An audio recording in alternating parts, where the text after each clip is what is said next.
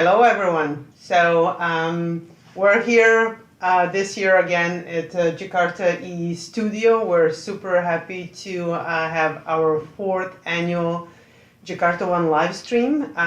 We're today actually here in a kind of the full crew here. Ivar is here, Shabnam is here, and Tanya is here, representative of Jakarta working group. We're super excited to see such a great number of people dialing into our conference. We're going to have a great day. It is still dark and early here in Ottawa. We are about to hit 6 o'clock in the morning. The weather is kind of a little bit weird, but we would love to hear from you. Where are you dialing in from, and how is the weather with you? Like it's around zero or a little bit under zero right now in Ottawa, but it's not snowing, which is good news. And we're all pumped up to talk to you today about Jakarta E. And today we're actually not only on Crowdcast, we're streaming live on YouTube, Facebook, Twitter, and also maybe even LinkedIn later. So we're everywhere today. Yeah, and I'm really happy to be here this year with you guys. Last year, because I had a 1-year-old son at home, and I actually want to give a shout out to all parents, especially moms with young kids in our community that are traveling a lot for conferences and so on. So yeah, I think it's not easy, but I'm happy to be here. Yeah, and we're super excited to have Shabnam here. And if you think it's only 3 of us making this magic happen, that is totally wrong. We have a lot of help from the crew behind the scenes. We have Ian here, who is helping us with producing of this event and making all the graphical elements and video elements for this conference. We have Serena, who is helping organize this event and preparing the speakers for their sessions. We also have Jacob, who is doing the digital media coverage, and as well we have Sam, who is helping with additional organizational things, and also helping Serena. So hopefully throughout the day you will have a chance to meet them all in one way or another. But we just didn't want to miss the opportunity to thank them as well. And of course, finally, the most important part, we want to thank our community. So today we're going to have a great speakers for our technical sessions. We're super excited to have a program committee who actually selected these talks. We also have the industry keynote speakers. Super excited to have them as well. They're also representatives of their, excuse me, of Jakarta EE working group members. And finally, we will have a keynote by one and only and ours, Mike Milinkovic, and he will also hopefully let us know how are we doing as a community from his perspective. And in addition to all this technical content by all these amazing speakers, we're also during this day going to get hungry, aren't we? Oh. So and we haven't had breakfast yet. No. So we are in snack mode. And in this edition of the Jakarta One live stream, we want to have Jakarta branded snacks. So whenever you're in the kitchen doing something, create the sailing boat with whatever food you're eating or snacking on, and take a picture, send it to us, and we will have great prizes for that. Yeah. We want to award creativity of any kind, even the snack kind. Yes. So I don't know. I think that is it for today. We will for this, not for today. Studio session. Sorry, for this studio session. Right. Obviously not awake yet. For this studio session, and we're. We should probably mention that between each session, we will be back here. Not everybody, all of us, all the time, but we will be here, talk about some topics associated with the sessions or something else, the community, anything. So do not go away when the speaker leaves. Watching. Just stay on the stream, and we will be here and try to entertain you as best we can. Yeah, with some interesting topics. If there are any questions or anything that you would like us to try to cover, please put it in the chat, and we'll do our best to answer it either during the studio sessions or at a later date. I should also mention that we have some polls. You can see them on basically on Crowdcast, and so feel free to go through them and answer them, because your opinion matters to us. So we're watching for those, and then we can discuss them later throughout the day. Yeah, and now I think it's time to go into what we're really here for. Yeah. And the first thing we're going to hear is Rudy talking about the new features in Jakarta EE Core Profile. So we're excited about this talk and looking forward to see what Rudy are talking about. Yeah.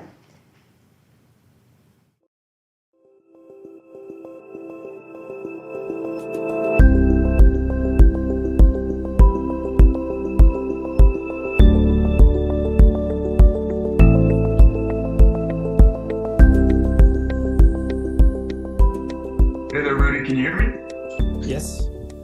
Awesome. So you'll be live in just a second here. I'll feed you in. Just give me 1 second.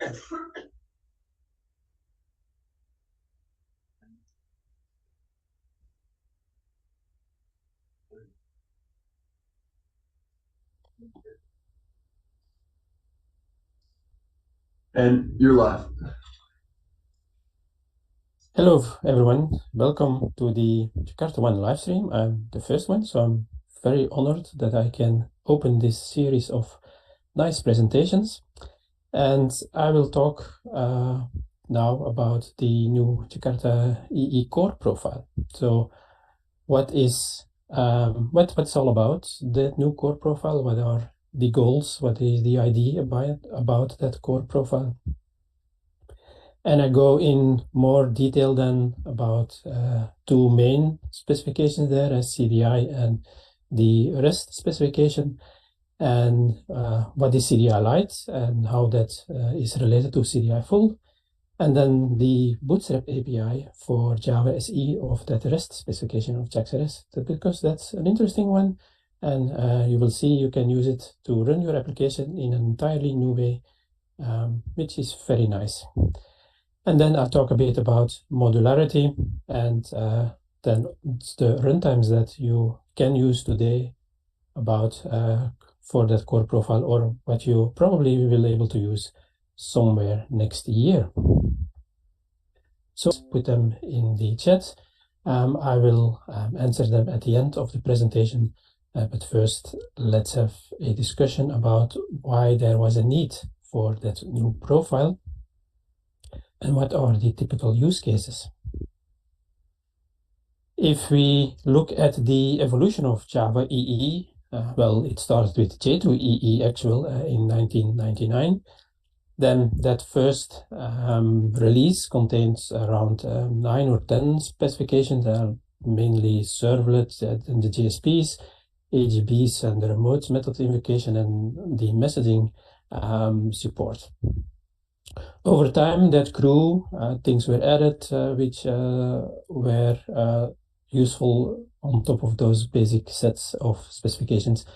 World changed, so annotations came in, for instance, with Java E5s, with JSF and JPA for database access, etc., etc. So in 2009, there was already quite a lot of specifications with the addition of JAX-RS and CDI. So, and it became clear that not everyone needed all the specifications for each application. There were two large group HTTP-based applications and others where you can use like SOAP and remote calls, etc. So then there was a decision the first time to make a split for that web profile, so that you have a subset of all the specifications and that you can have a product, a runtime, which only offers that web profile. time went by again, and we have then Java EE8. They moved to Jakarta, the Eclipse Foundation, and the addition of microprofile to cover for that period where there was no opportunity to change those Java EE codebase. So now we are in 2022, and we are again at the point where we see that that web profile should have been split into different profiles. So a subset of web profile which is geared towards a certain set of applications. So that's the reason why we have core profile now. Because if you see, for example, the micro profile specification, this is based on several of the Jakarta ones, the CDI, the REST ones, and the JSON mainly. And then on top of them, the micro profile ones. So it's not using all the web profile specifications. So it was a bit of a different or a difficult relationship with web profile. It was not easy to have certification for microprofile, for example, because there were no individual tests, only for the web profile as a whole. So that's one of the reasons why there is now that core profile, which is then a subset of web profile, which covers those specifications of the specifications that are used within microprofile, so that it can clearly be based on something nicely aligned.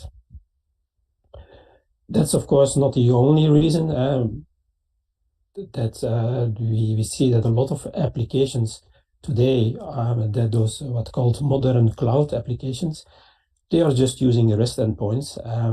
So you don't need all the specifications of the web profile. So it made sense that there was a new profile, which was a slimmed down version of web profile, so that you can have more easily microservices, because they are smaller, and the smaller the better. That's probably for those kind of applications in a certain way, of course, and don't create a single class as a microservice, of course. Also, other things which are specified in that spec document for the core profile as goals is that there is a mentioning of ahead of time compilation to reduce the startup. There are several ways, of course, to reduce startup. Ahead of time is one of them, and it gets a lot of attention these days, so that's also probably the reason why it is mentioned there. But also modularization, because since we have now only a basic set of specifications where you probably lack a few things, so you need to build your environment, your runtime more in a modular way. You need to mix and match, or you should have that possibility to mix and match what you need. And we will have a few nice examples of that later on in this presentation. So these are the web profile ones, just to give you an idea what is there.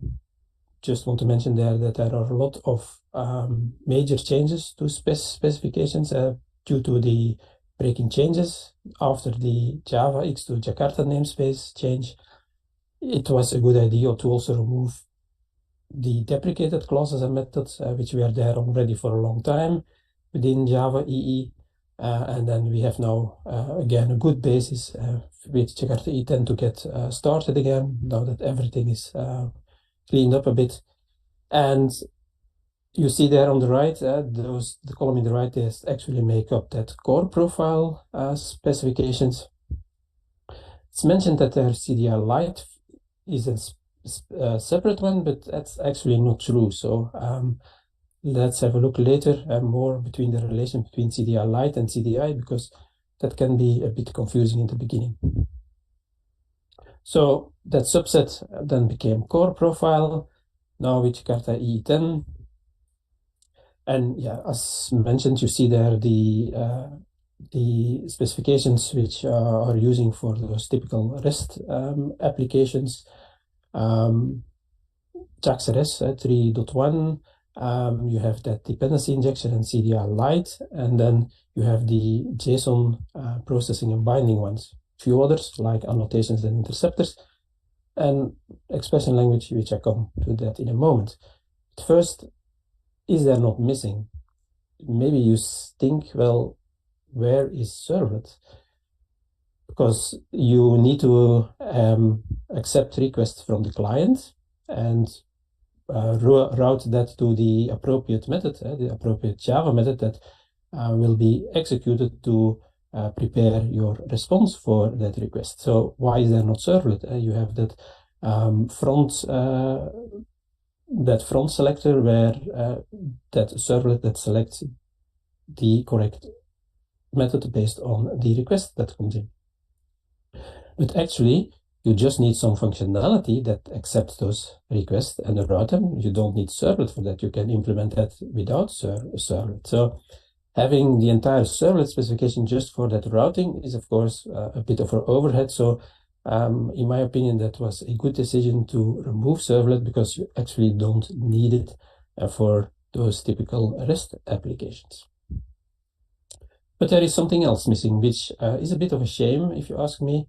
Config did not make it. It was not ready for the release plan. When the release plan was created and voted on, there was config. So the idea that at last we would have something like config in Jakarta. It was already started even in the Java EE times. Then it was put on hold. The microprofile came in with the config one. So that are solutions, but config is also, for example, needed or can be used, very useful for other specifications, security linked with JSPs and JSF, which is not there in the core profile. So why is that then there here marked as optional, but it is there in the core profile? I'll explain that in a moment when I discuss CDI and CDI Lite, then that becomes clear where expression language is there. If we look at the page, there is a page on the Eclipse website which lists the compatible products. So at the launch of Jakarta EE10, there were 3 products already that passed all the testing. At that time, they were alpha and beta versions from OpenLiberty, Payara Server, and Wildfly. They passed the TCK test, so they are listed at from day one at that page. They have, of course, not really, they are, of course, not really core products, because if you look at them, they are web profile based products or even full based, so not really the core profile. So I'll explain that also a bit more in detail later, but yeah, from a sense of point from those products, it makes, of course, sense, because if you pass the entire TCK set for the web profile, then since the core profile is a subset of web, then it's of course easy to also pass the core TCK test. So yes, it makes sense that they are listed here because they are actually compatible, but they are not really core profile products, but more on that later and some alternatives and other examples.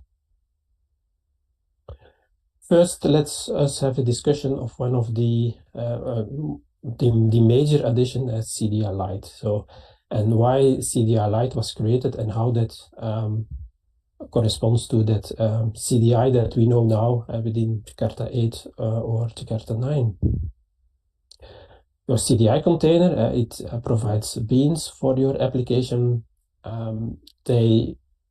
That container needs to get this information, the metadata, which beans should it provide, etc. somehow, and it does that for the moment with CDI full or the current CDI implementations. It does that at startup time. So it does a scanning of the class path. You have the opportunity then with those producer methods, for example, and you have also the extensions, extensions that you can use to programmatically create some beans or change annotations, etc. It's nice, that works, but of course it takes a bit of time of startup, and in the light of we always need faster and faster startup times, maybe that can be changed, that we move that scanning, that definition of that of those metadata for CDI beans, we can maybe move that to the build phase. We can move that up front so that our application starts up faster. That is possible, but of course there is one important rule about it. At build time, you need to have then the complete set of classes which will be available at runtime. With the JVM, you can add classes at runtime, you can add dependencies at runtime, which are not there during build time. So JVM handles that perfectly, but of course, if you add then things at runtime, then you need to make sure that they are also known at build time so that the scanning can happen there, that the creation of the metadata can be done there. So CDI Lite was then the idea of moving that identification of the CDI beans to build time.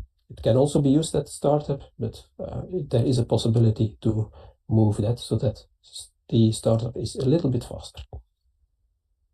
Initially, there was also the mention that CDI Lite was needed for native compilation because that would make it easier. But actually, that's not a valid reason because, for instance, with CDI full, you can, with Weld, an implementation of the current CDI with 9 and 10 now, you can already have native compilation. One example is Helidon MP, which using just a CDI full implementation, which allows you to do native compilation. So CDI Lite probably makes it easier to have that native compilation, and you have less reflection and those kind of things, which makes it easier to have native compilation. But actually, it's not a requirement for CDI Lite to have it as a separate thing. That native compilation, it makes it easier. That's true. So what is then CDI Lite? Well, everything what is available in CDI, they split it up in either CDI Lite or CDI full. And CDI full, of course, contains everything what is in CDI Lite. And CDI Lite is then the part of CDI that makes sense for core profile. For example, what is not in CDI Lite is the session scope and conversation scope, which is, I guess, normal because that REST endpoint way of working, that's stateless, so you don't need sessions, you don't need conversations. Some things are also not available in CDI Lite, like, for instance, those decorator and specializes ways of defining your CDI beans. That's also not available. And there are a few additions, like that build compatible extension, which is an alternative for the extension, which is kept in the CDI full, but replaced by build compatible extensions in CDI Lite to make that scanning and that the definition of CDI metadata for your beans to make that available during build time. And also we have a split of bean manager and bean container. I come to that in a moment. But the relation is a bit awkward in the sense that CDI Lite is just a part of CDI. CDI full is just a part of CDI. So there is no separate specification. There are no separate artifacts. More on that in a moment and why that can be an issue. First, bean manager, you probably are familiar with the bean manager at some point. You always use, for some specific cases, the bean manager, not that much as a developer, but sometimes you make use of it. All the methods in that interface are now split up. Some of them are kept in the bean manager, and some are moved to a new interface, which is called bean container. And bean container extends bean manager. So bean container contains all the methods that are supported by CDI Lite.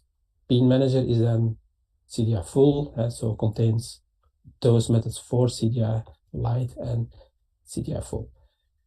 So bean manager, you should not use it in core profile because it might not be implemented, as I show you in a moment. But you can then replace your access to that bean manager through that CDI current. You can just get the bean container and from that same CDI current, and then you can launch the methods on those on that interface.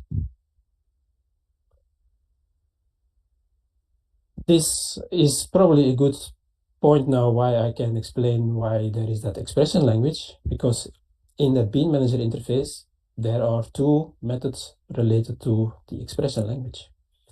They are there because of the need that CDI beans need to be resolved from EL expressions. So that expression factory wrapping and that resolver are for that reason there. Since they are still there in that bean manager interface, that means you need that expression language API, which contain those interfaces and classes, also within core profile, because otherwise you have a link, you are missing classes. Bean manager is optional in CDI Lite. It does not need to be supported, but due to it being there in that CDI API, you need to have that expression language API also there, but then also as optional, of course. It's not required to support it. Because also the usage, maybe in there are some use cases that you can make use of it in the config or in the upcoming config that you are using expressions there, but other than that, the usage is rather limited in a core profile as we know it today. Then that build compatible extension is something completely new. It replaces the extension which we have still in CDI full, but it works in a similar way. So with extensions you had some methods that you annotated where you have some parameters that are annotated that observes those events, events that happens during the startup of the CDI container. Now we have that build compatible extension interface, also marker interface, where we can annotate a few methods that indicate the phase in which the phase of the startup in which that method needs to be executed. So it is a replacement, but it's not a one-to-one replacement, so it is working in a slightly different way to allow those methods to be executed during build time and creation of some metadata, or even creation of additional classes, synthetic classes, to help the container at startup to get those things done faster. So what are those 5 phases? First of all, you have the discovery phase. It's not that important probably for most of you. It just adds the possibility to add a few annotations that will be used later on in the discovery, etc. For instance, you can create an annotation which is not a qualifier, but then you can indicate that it should be considered as an annotation and those kind of things. But the second phase is more interesting, at the enhancement phase, which allows you to do some transformations of annotations. So I have created a little example for that. We all know qualifiers. For instance, we have here an instrument interface, and we have the different types of actual CDI beans which implement that interface, but they all have a specific type. So we need to use a qualifier here when we inject this instrument, because there are 3 or 4 beans which match it. So we need to have a discriminator, a label for that bean. But qualifiers always mean we are going to inject something. So the standard CDI specification requires that you also annotate or make use of the @inject in combination with the qualifier. But qualifier on its own already says that we are going to do an inject. So maybe we can forget that inject here in this case of that qualifier by creating a extension which makes use of that enhancement phase. So it's here that build compatible extension interface. I annotate a method here that you can, the name you can choose. There are a few parameters allowed, types of parameters, and in this case I'm saying that every CDI bean of type object or one of its subtypes, which means everything, I want to get a call to this method for each of his fields in those classes. And then I can check for all those individual fields, I can check the annotations on them, and if one of them is a qualifier, I'm adding the @inject programmatically to that to the metadata. So that means although I don't have that @inject, I can run my application here on Java SE.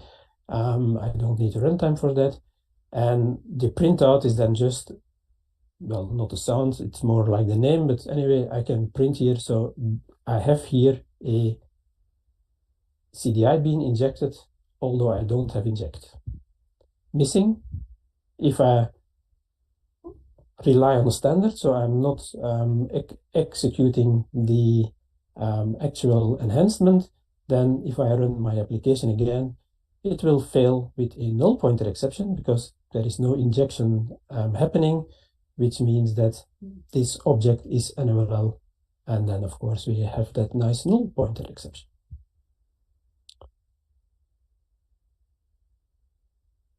That's the second phase. The third phase is the registration phase, where you get access, where you can get a notification of all the CDI beans which are already available in the container or the metadata about the beans. See an example of that. It's not the most, it's not the best example because you can also use, of course, a CDI producer method for that. For example, for creating a SLF4J logger implementation for a certain bean. Normally, yeah, you do that through a statement, logger factory get logger, but you can also then, of course, do that through injection. Instead of a CDI producer, I'm using here now that synthesis phase as an example, so that you say that you are providing at some point a implementation of that logger class, and you need to give that bean a name. You need to define the scope. I'm using here the dependent scope because the logger will be different for each injection point, and I need to specify the class that will be used to create that bean. And that class need to be implementing a certain interface, which then has that create method, where I can look up, in the case of a dependent, which is here the case, I can look up that injection point, and when I have that injection point, I can get the declaring class and can use that as the logger name. So I can, through this CDI system now, also with those extensions, I can create a proper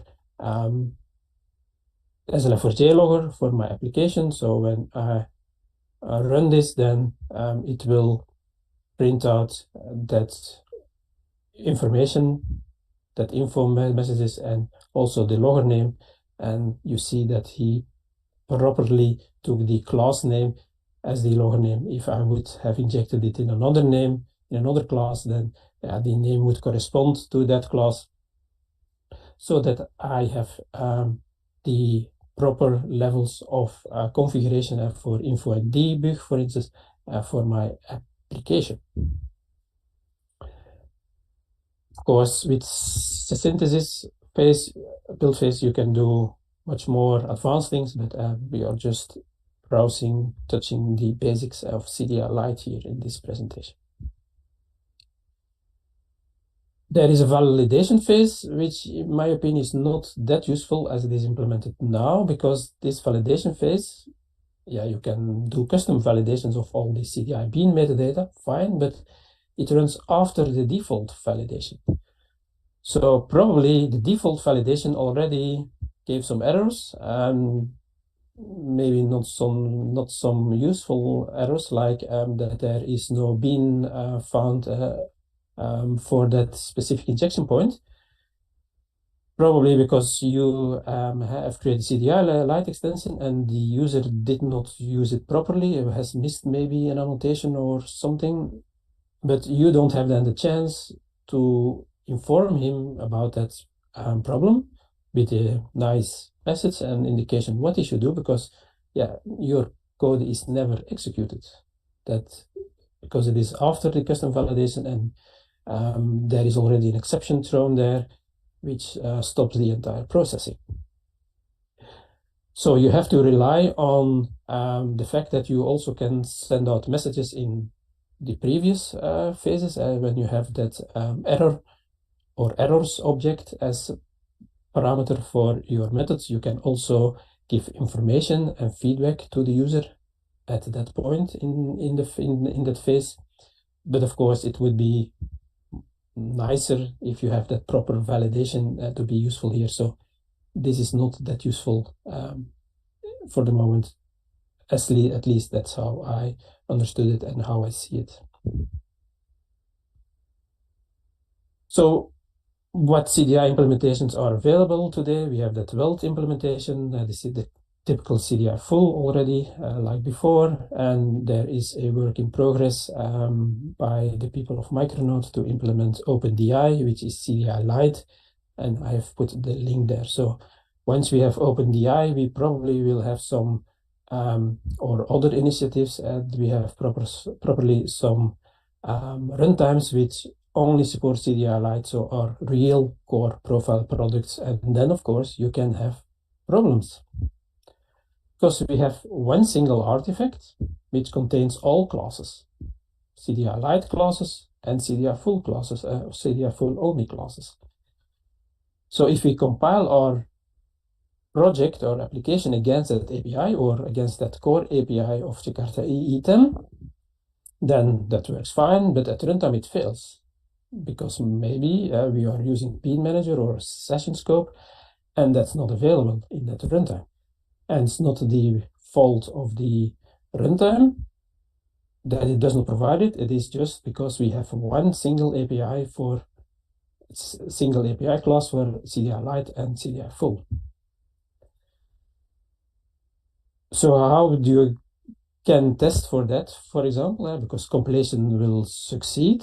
Probably you want to have some checking, some reassurance that it also works at runtime.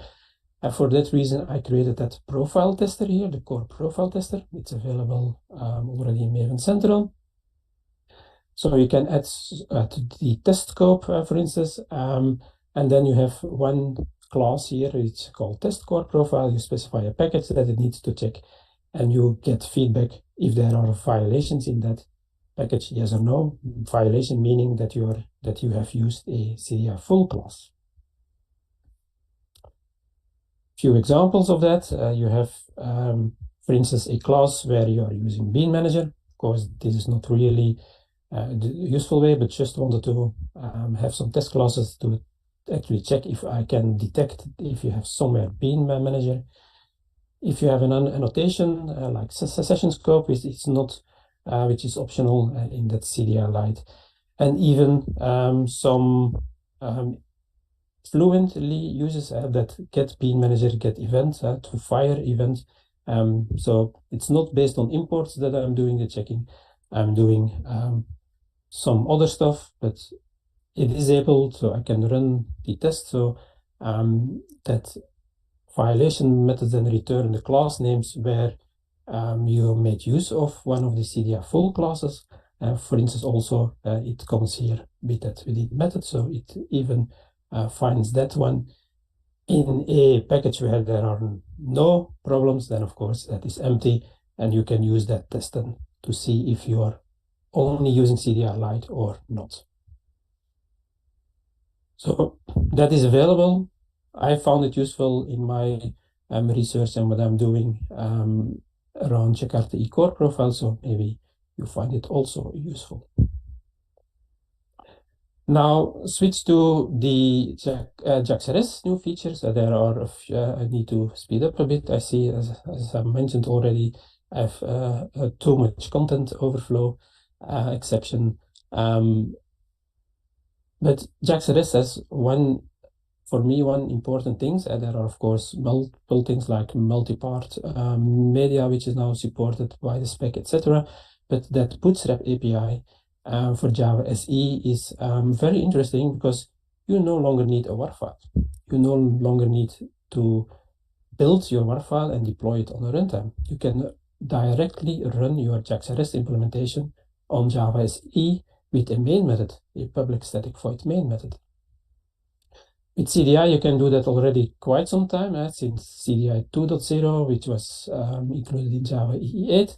So actually, with this API available on SE, JAX-RS and CDI, you can run your application as a classic SE method, and you're in the do-it-yourself way mode, as you have with, for instance, Spring Boot, where you also run your application and you build on top of a core. You include those dependencies that you need, so you create your optimal environment.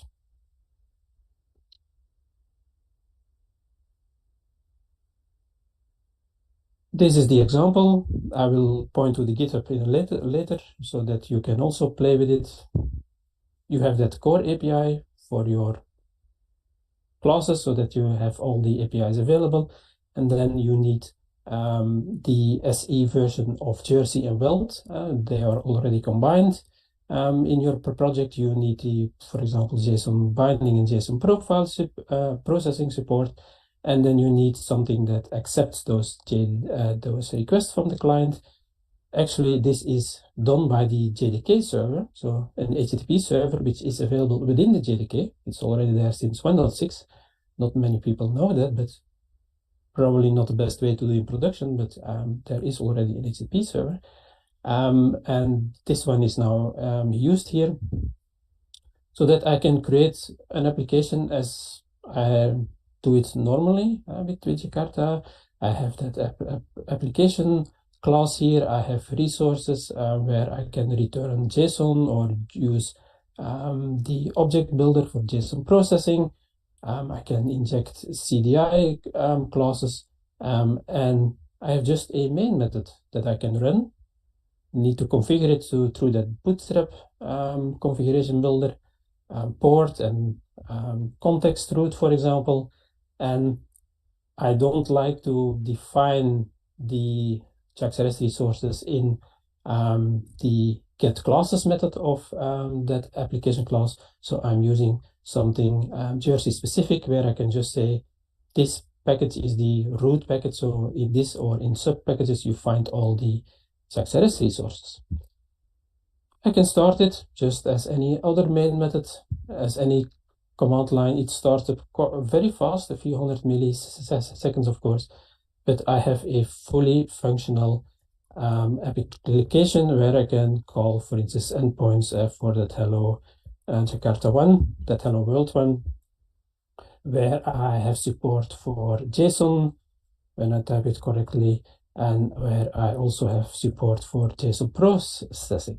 So that's all there just on a main method, which then brings, of course, a lot of new ways and possibilities for the users to build their own optimized version of what they need and no longer rely on runtimes.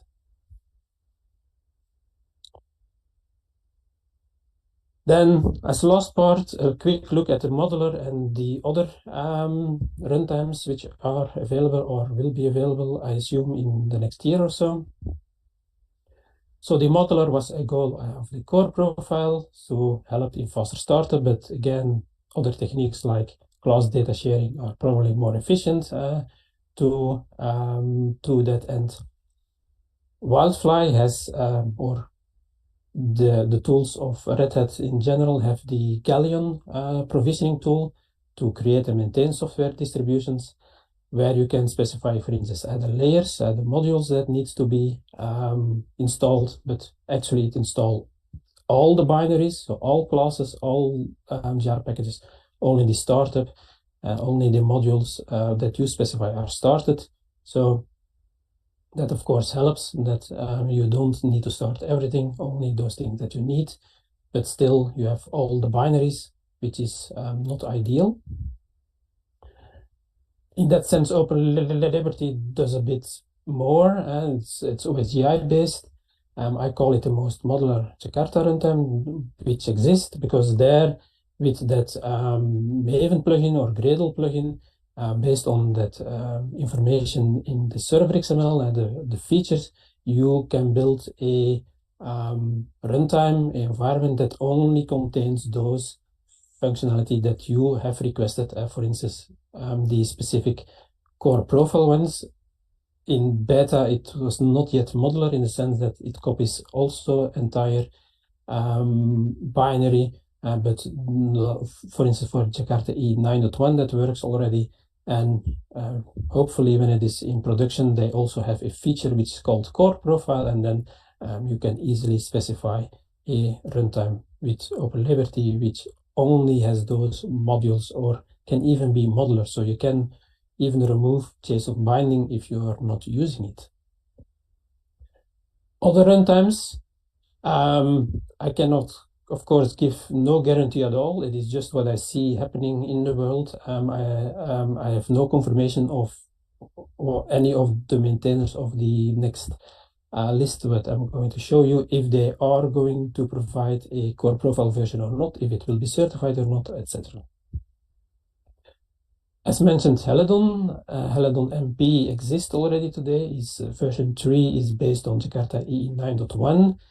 That Helidon MP is more or less the micro profile it is a micro profile specification, so it is more or less aligned with that core profile. It is also very modular, even with the micro profile specs you can add them individually. So that's a very good candidate if they maybe create a 3.1 which will be Jakarta E10, and then you have a highly modular native compilation available by default, which runs on JDK 17 core profile product. Quarkus announced a few weeks ago that they have started the development of the version 3, which will have support for the Jakarta namespace, so I assume it will be Jakarta E10 then. Again, they are already now very modular and support native compilation, so that will stay, I guess, and it will run on JDK 11, they announced. So that's another good candidate for a core profile product, because also they have their custom implementation of CDI, so that will probably a CDI light one, so a real core profile product then. Micronauts, I mentioned already with that OpenDI, so they are working on that. So I assume that they will have also at some point a version which has then the Jakarta namespace, and Micronaut 3 for the moment is based on the Java X namespace, still Jakarta E8. There, or at least I could not find, for instance, that the JSON processing was supported. So, but I assume that will be added then also. They also have a very modular approach and native compilation, so that's also another possible candidate. This one, Piranha Cloud, has already a version available, which is called Piranha Cloud Core Profile. Since September, they support those specifications of the core profile on JDK 17. Although it is a single artifact, which also includes, as part of the servlet specification, EL expression and bean validation. But although it is a single artifact, it is very small. So I guess that's then not a problem, that it is not really a modular one in that sense. And then, as I mentioned, my own playground, just to get to know that core profile and the capabilities of that running on the as a Java SE program and on the public static void main. I have a version alpha available, which is Jakarta core profile, so E10. It's also highly modular, and there also no native compilation by default. You can configure it, but it's not provided by default. It works on JDK 11. And the nice thing is that it supports the entire Scala of that Jakarta EE, so you can use it as a runtime where you point it to a WAR file. You can even do remote deployment, like in a server mode, but you can also use it in a Java SE way, where it makes use of the same core, which is pure service loader, and the different modules. So there it achieves this highly modular functionality from it, and there are extensions for example, config and security already. So the conclusion, core profile is typical for those REST-based applications. They should be small and modular and support native compilation. We are not there yet, but I guess that will come in the when there is more experience and more development around core profile. But you can easily create your own runtime. So actually, you can do it all yourself. You don't need those products from those vendors anymore. You can do it yourself. But I'm expecting like something like 5 to 10 supporting products by the end of next year. Challenges, of course, there are missing a few critical elements like config as mentioned, but also security and data access. Jakarta data is probably a good point for that, which is in progress, and watch out for CDI Lite pitfalls. This is the link to the GitHub repo. So you can find there all the repositories and the examples. Not sure if there are any questions.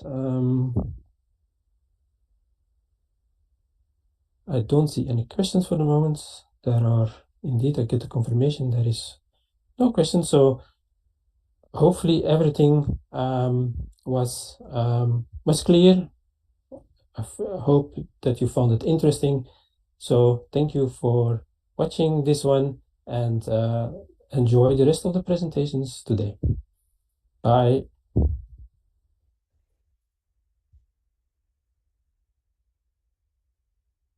You know, about 30 seconds before you're on. Thank you so much, Rudy. Yeah, it was a pleasure. Thank you for the invitation. Okay. See you later. Bye Yep. for now. Bye.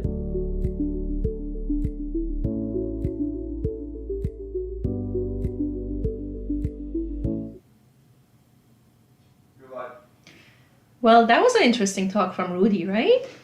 Yeah, it was. And a fun fact about Rudy is actually he was the opening talk at last year's Jakarta One live stream as well. So he's kind of our opening speaker now. Yeah, it's becoming a tradition, right? Yeah, it is. So I think let's talk a little bit about Jakarta E10, especially since it's a major release and it was only launched on September 22nd. And we actually have a page that lists all the features and highlights around E10. And then also you can see the list of the updated specifications on that page. It's on our website. And so yeah, let's talk about that a little bit. Yeah, and why not show a short little video about the features in Jakarta E10? Yeah, that's a good idea. Let's start with that.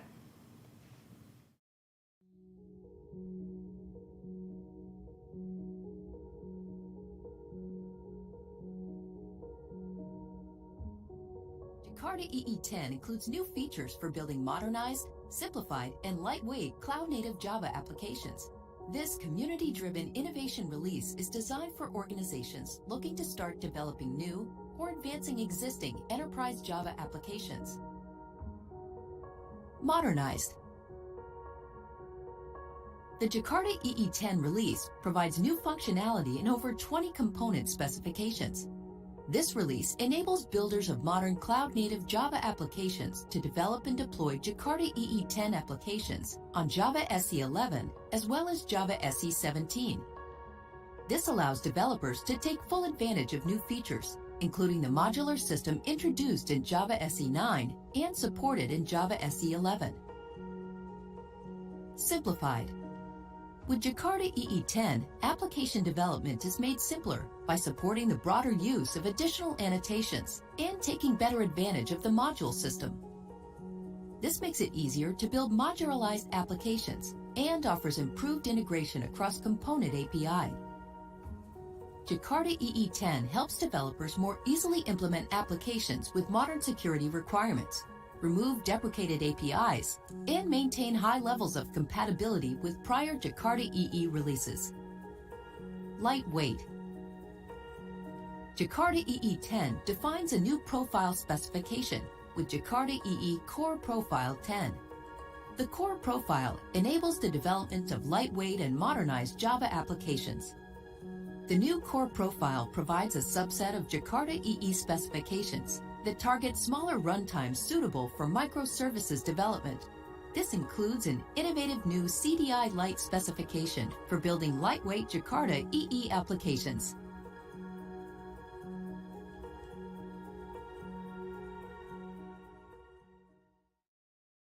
Well, if you're interested to rewatch that video, you can actually find it on the Jakarta E10 release page, and it's also on our YouTube channel. But Ivar, what do you think is the most interesting feature and highlight of the Jakarta E10 release? Oh, that's a tough question. It's so many features, you know. And what Rudy introduced the core profile, which is obviously the major thing of Jakarta E10. So that is, of course, one of my favorite features. But there are also other good stuff in the other specifications. Like, for example, I'll just pick a couple. And Jakarta REST introduces a SE Bootstrap API, which is fairly useful, I guess. So that's a pretty cool feature. There are new things happening in concurrency, and concurrency was actually moved into the web profile. So it used to be only available in the platform before, but now it's available in the web profile as well. And we have security, which introduced the support for OpenID Connect, which is a nice feature. And there is more, but we have to go on, you know. So and I'm just one person. So why don't we listen to what our community members say about their favorite features in Jakarta E10. So let's roll that video. That'll be great.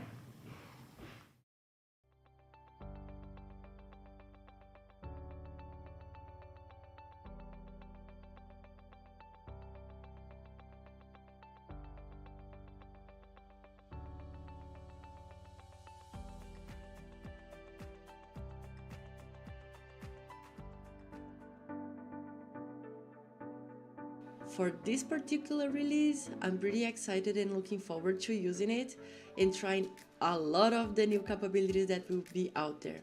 I'm also glad to see that vendors are already moving towards its adoption and towards implementing it so that we can have a larger ecosystem, more users, and also a more mature platform. Jakarta E10 is a really important release for maybe for all the community, all the developers that we create Java enterprise applications.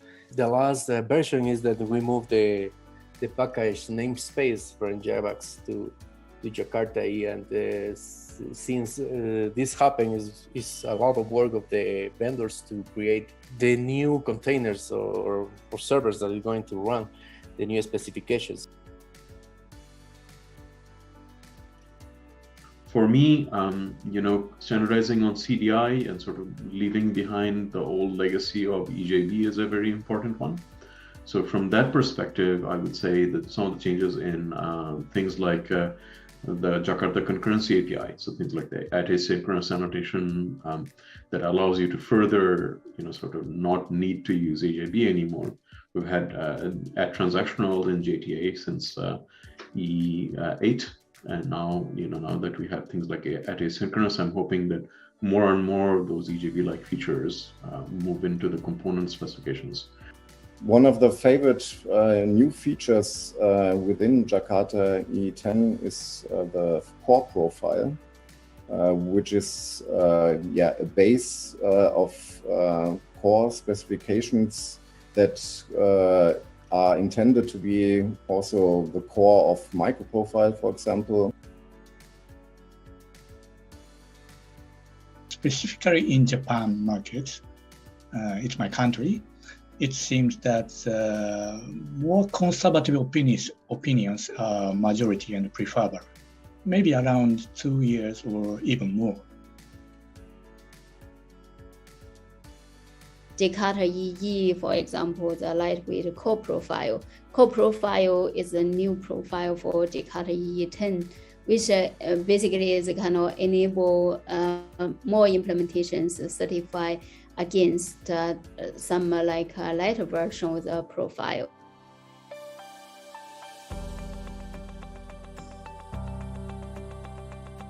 こんにちは、日本の皆さん。まもなくジャカルタ E10 が、リリースされます。エクリプスファンデーションにジャカルタ E が移管されてから、いくつかリリースはあるんですけども、初の、本格的なリリースとなりました。大家赶快的看一看 Jakarta E10 and 使用 Jakarta E10. Oi, tudo bom? Você viu que o Jakarta E10 já tá para sair? Pois é, mais de metade das especificações vai ter Major Release, então tem muita funcionalidade que vinha assim, sendo pedida aí na comunidade para ser parte da plataforma que vai estar lá, e tem até especificação nova, que nem o CDI Lite, hein? Então fica ligado que eu acho que você vai gostar. Jakarta EE is het platform voor Cloud Native Java. En hoe cool is het dat jij daar ook aan kunt bijdragen?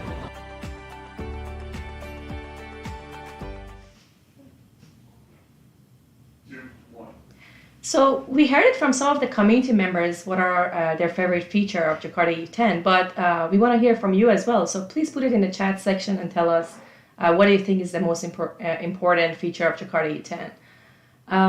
So Ivar, now that we have some time, what should we talk about? Yeah, let's. You mentioned the polls. Oh yes. So yeah, do answer the polls in the crowdcast. And if you're not on crowdcast, if you're on Twitter or YouTube or Facebook, yes, where we're streaming live right now, go into crowdcast because that's where the polls are. Yeah, and feel free to add your questions in the chat section, or if you have an ask a question section on crowdcast, you can always add your questions, and if the speakers don't have enough time to reply to that, they can always just answer it there directly, right? Yeah, and we also, the speakers will be in the chat in crowdcast after their session, so you can ask questions anytime. That's true. Yeah. And if you have anything questions for us in the studio, you can always put it in the chat, and we will bring it up in one of the studio sessions. That's true. That comes later. We will definitely do that. Okay. Yeah, and make sure to create your Jakarta E snack and tweet or send us the image in some way or the other. Yes, and we can just announce the winner of the competition actually. Let's see. And I see there are some out there, but they're mostly coming from Tanya. She's back here creating snacks for us now. So maybe as we speak. Yeah, maybe in some of the studio session we will eat the snack as well. Yeah, true. Yeah, we're going to enjoy those. Yeah. Okay. So yeah, and when we talk about Jakarta E and we talk about enterprise Java, and you usually come into the term about cloud native Java as well. Right. And that is a term that is so easily to misunderstand, or everybody has a different interpretation about it. So yeah. So Shabna, what's your take on cloud native Java? Actually, I might have a misunderstanding, so let's listen to the next talk from Rostam and Anna Maria and basically see if we can have a better understanding. Their talk is about actually misunderstanding cloud native Java, so why not listen to that? Yeah, that's a good idea. Yeah, perfect.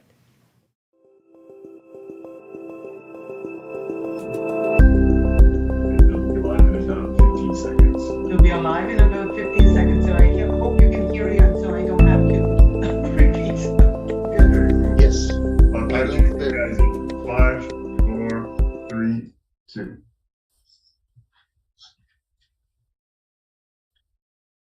All right. Let's get started. Yes.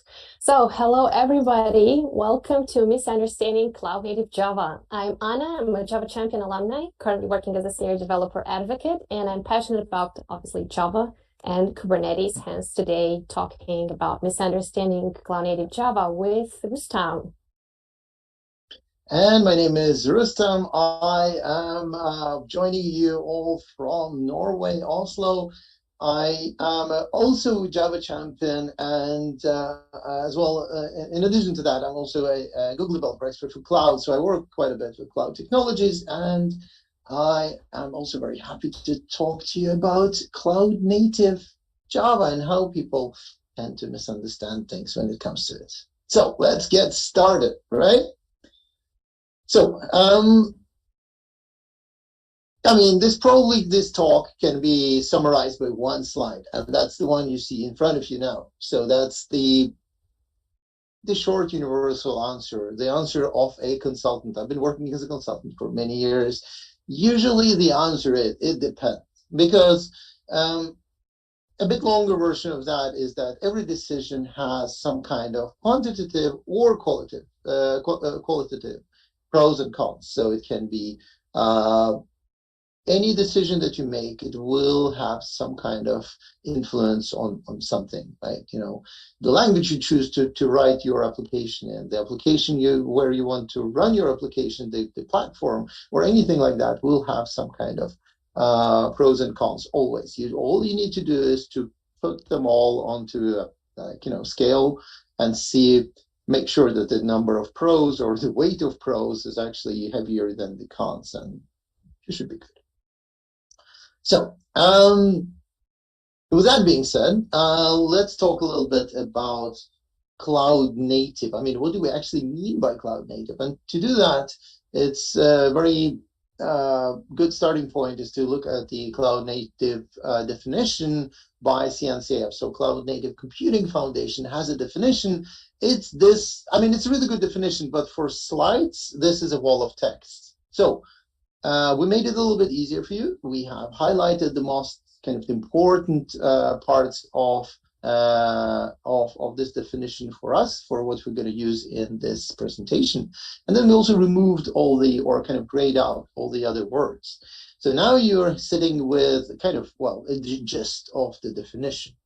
To make it a little bit more easier to digest, we also added a little bit of separation of what we're talking about. So we'll talk a little bit about what we're building when we talk about cloud native applications, like what do we actually build, how do we do that, and why do we want to do that. And like when you try to convince someone to do something, or when you're trying to, I don't know, sell something to someone, I mean, I don't mean to sell it for money or something, but sell an idea or convince someone, you should probably start with you go with why, and then you go to how, and then you actually say and then you actually say what. Because if you're going to say, I'm going to build you a scalable application, people would be like, why? But if you do do you really want robust automation and things being predictable, less toil, that are able to change frequently and all this, and people will be like, well, that maybe, yeah. And then, okay, how can I get there? It's like, well, then you need containers and service meshes and microservices and all this.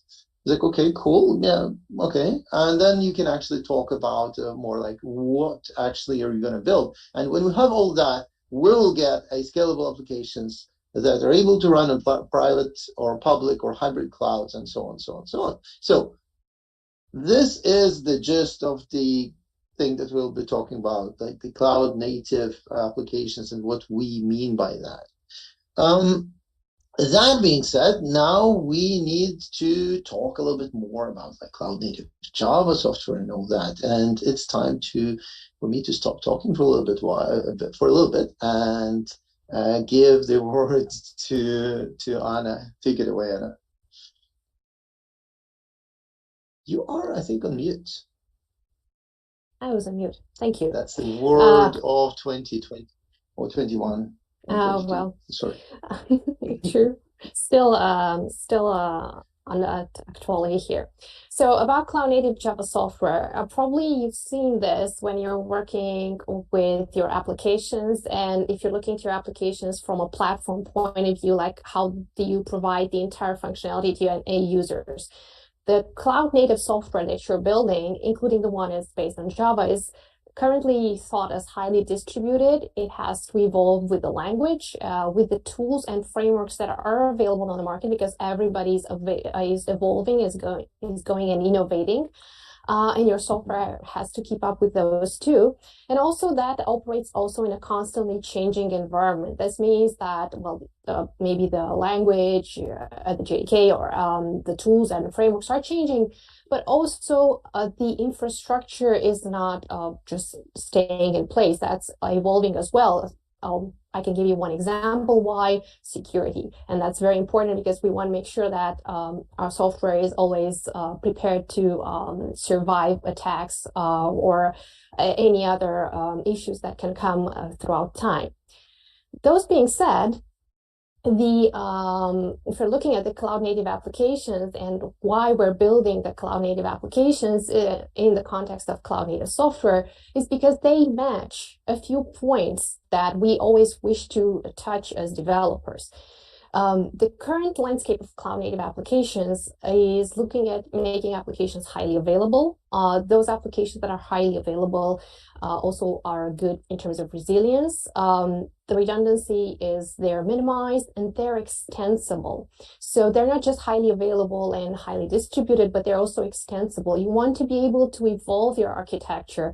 And that's why we are distributing and splitting the concerns of the architectures nowadays with so many tools and frameworks so that we can build something that's extensible through time and we don't rewrite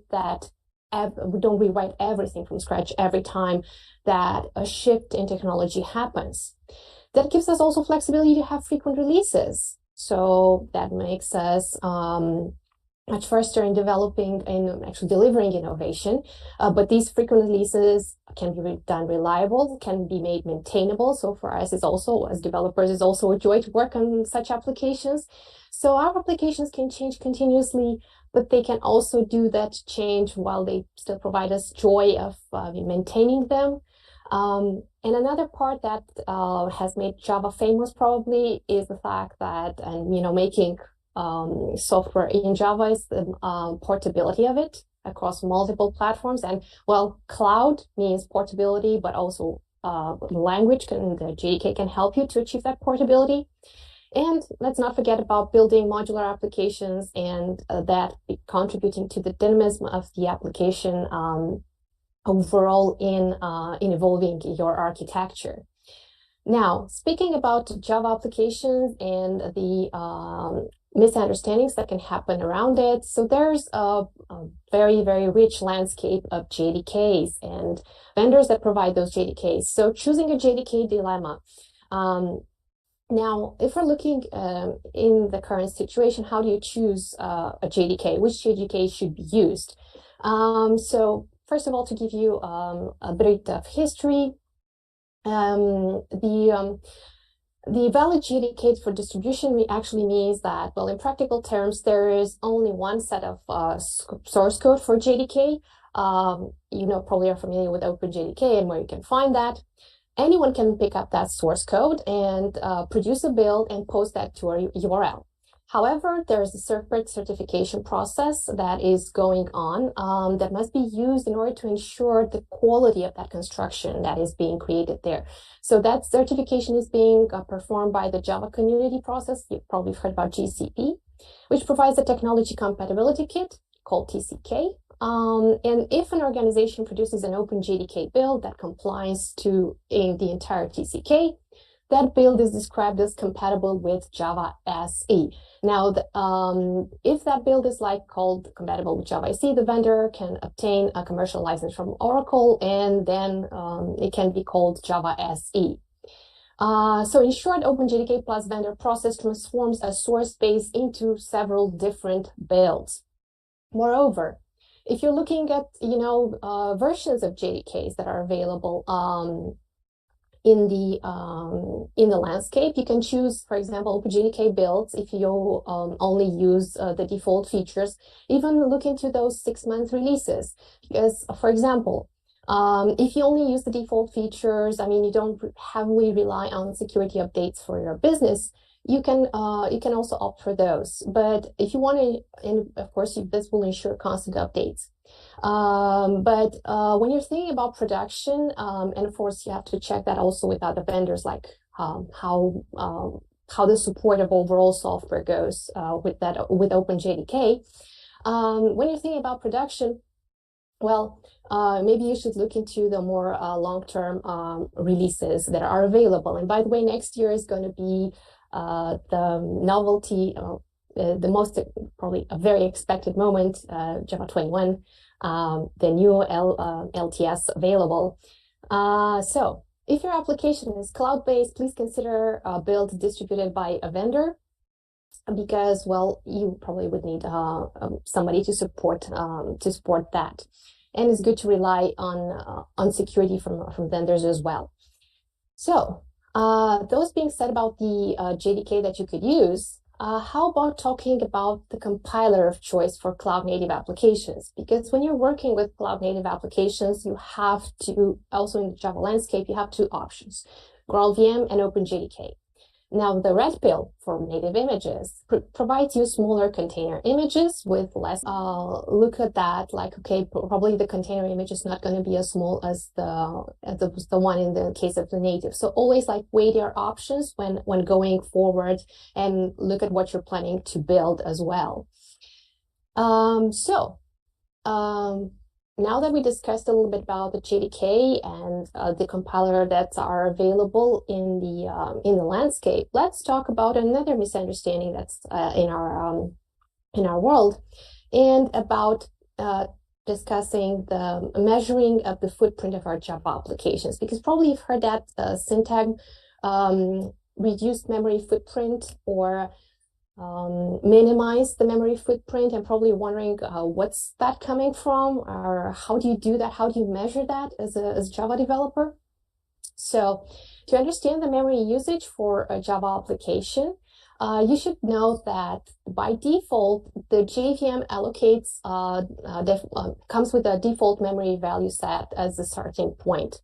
That one can be fine-tuned afterwards. Like, well, the JVM uses a default garbage collector implementation, and you can fine-tune the GC that you're choosing, the garbage collector that you're choosing. And based on that, your JVM will choose a different memory value at starting point. So always think about when you want to fine-tune something, you can start with the defaults, but if you feel that, okay, you can improve, or maybe like, look, what can be done better, look into the other garbage collector options available and see how your application performs with those set. Moreover, you should know that, well, the JVM is running your application, and besides that default memory that is being set, the resident set size memory is that portion that includes memory allocated from shared libraries, because those are also set in the memory, and includes also the heap and the stack memory. Although that most of the time for the measuring of memory, we use RSS to look, the memory footprint is this small. You should know that it's not just RSS when it comes to memory. For example, there can be cases when the same shared libraries can be duplicated or counted in different processes. So it might be the case it's not all the time the accurate measurement for our application. But by looking at how to measure memory at this point, it's the reliable estimate, to say so, in order to have that memory footprint estimated. So in a nutshell, if you want to use, if you want to view the native memory that you're using in your JVM, you can enable something called native memory tracking, NMT feature. And you can also look into the container level and log and trace how the memory is being used and how the JVM interacts with the container as well, by using the xlog OS container, OS plus container set to trace. These are very useful instructions to be set, but you should be aware that when you are enabling NMT, you're also adding some overhead to the overall, when you're enabling NMT, and also you're printing the NMT statistics and all this, if you're using that for a long term, and also send a couple of diagnostic commands to your JVM for a longer period of time, that can affect your performance and can have an overhead over the overall performance of your application. But you can also measure the memory in containers, so you can get information about how your application performs, like in performance tests, with having those flags set. But you can also measure the memory in containers by using the command docker top, the one that you have there. So it's always good to like measure at the level of JVM and the application running on JVM, but also measure the application encapsulated inside the container as well. So you can see which portion does what and how much it consumes at every level of integration. And those being said, because I mentioned tests, always stress your application with tests, because that's how you can gain information how your application is performing under high load demand. And also you can gain information how the application will behave when the demand decreases. You want to be able to scale, you want to be able to support a lot of demand, but you also want to be able to cool down really, really fast so that you're not overspending memory and CPU when there is not the case. So speaking about, cool down and, scaling up and scaling down, Rustam, what can you tell us about the faster startups? Why do those matter? Yeah, that is a very good question too. I mean, it is back in the days when I started my developer career, developing Java applications, like, I don't know, 15, 16, something like that years ago, it was not really a big thing, right? Because you would just deploy everything on a application server. Maybe you would just open the website or like the call web service or whatever once just to warm it up. And then it would just run there, right? Until you have to restart it again. You did not have this kind of spinning up and down things. You didn't have things like, I don't know, we're going to talk more about that, but I'm going to mention it anyway now. Things like serverless, things like, that all some things that basically imply that you'll be spinning up and down your containers at much, much, much faster rates than you used to do that. And that is an important thing because your application needs to be able to start quickly because so there are actually two things that we talk about, right? Because there is a time that your application, your container takes time to spin up, and the time your application actually is ready to receive stuff inside that container. So the two different things that we really need to keep in mind as well. But in general, I mean, kind of the obvious thing, stating the obvious here, but the sooner your application starts, the sooner it can receive requests. The sooner users are happy, the less they have to wait, the more they are like, eager to stay with you and not going to some other solution website, whatever their application is doing. So measuring the startup time is important, and you measure to the first request, because that will actually tell you how long your application is actually starting. Because if the container is spinning up really fast, but you have a huge, ginormous monolith of an application, just like an elephant put into a tiny little container that I usually call that, it still will take that quite a bit of time for that elephant to turn around and actually, start juggling, the data or whatever that application should be doing. And that really sucks. I mean, your container's up, your application is not, and it still takes quite some time before it's able to receive the application. So important point here, measure time to first request or first response. Another thing is that you have to be careful when checking for external dependencies and readiness in your probe. So you have a probe, you have a readiness probe that will tell you that exactly what I'm saying, like the time when the application is ready. But then you have all these other things that are connected to it, and maybe you don't need to load all these at the same time. Maybe you can you can optimize. So the point is, long story short, is try to optimize the startup of your application as much as possible. Try to keep all the third-party things outside unless you have to have them inside, and initialize them, maybe lazy load them or kind of initialize them at later points, and so on, so on, so on. You really need to, if you're going from something that used to be running on-prem without scaling up and down so much, if you're going into the world of cloud native, you probably need to take a little, at least like pre-flight check kind of box that, okay, I have thought about startup times of my applications. I mean, maybe you don't have to do something, maybe you need to rewrite quite a bit, it depends. But at least think about that. That's a really, really nice thing to keep in mind. Speaking of probes and speaking of, so now we talked about like the startup time and readiness of an application, but there is also something that comes afterwards. So when your application is running, now you should be able to keep your kind of hand on a pulse and just checking that your application is doing well, and everything is happy inside that container.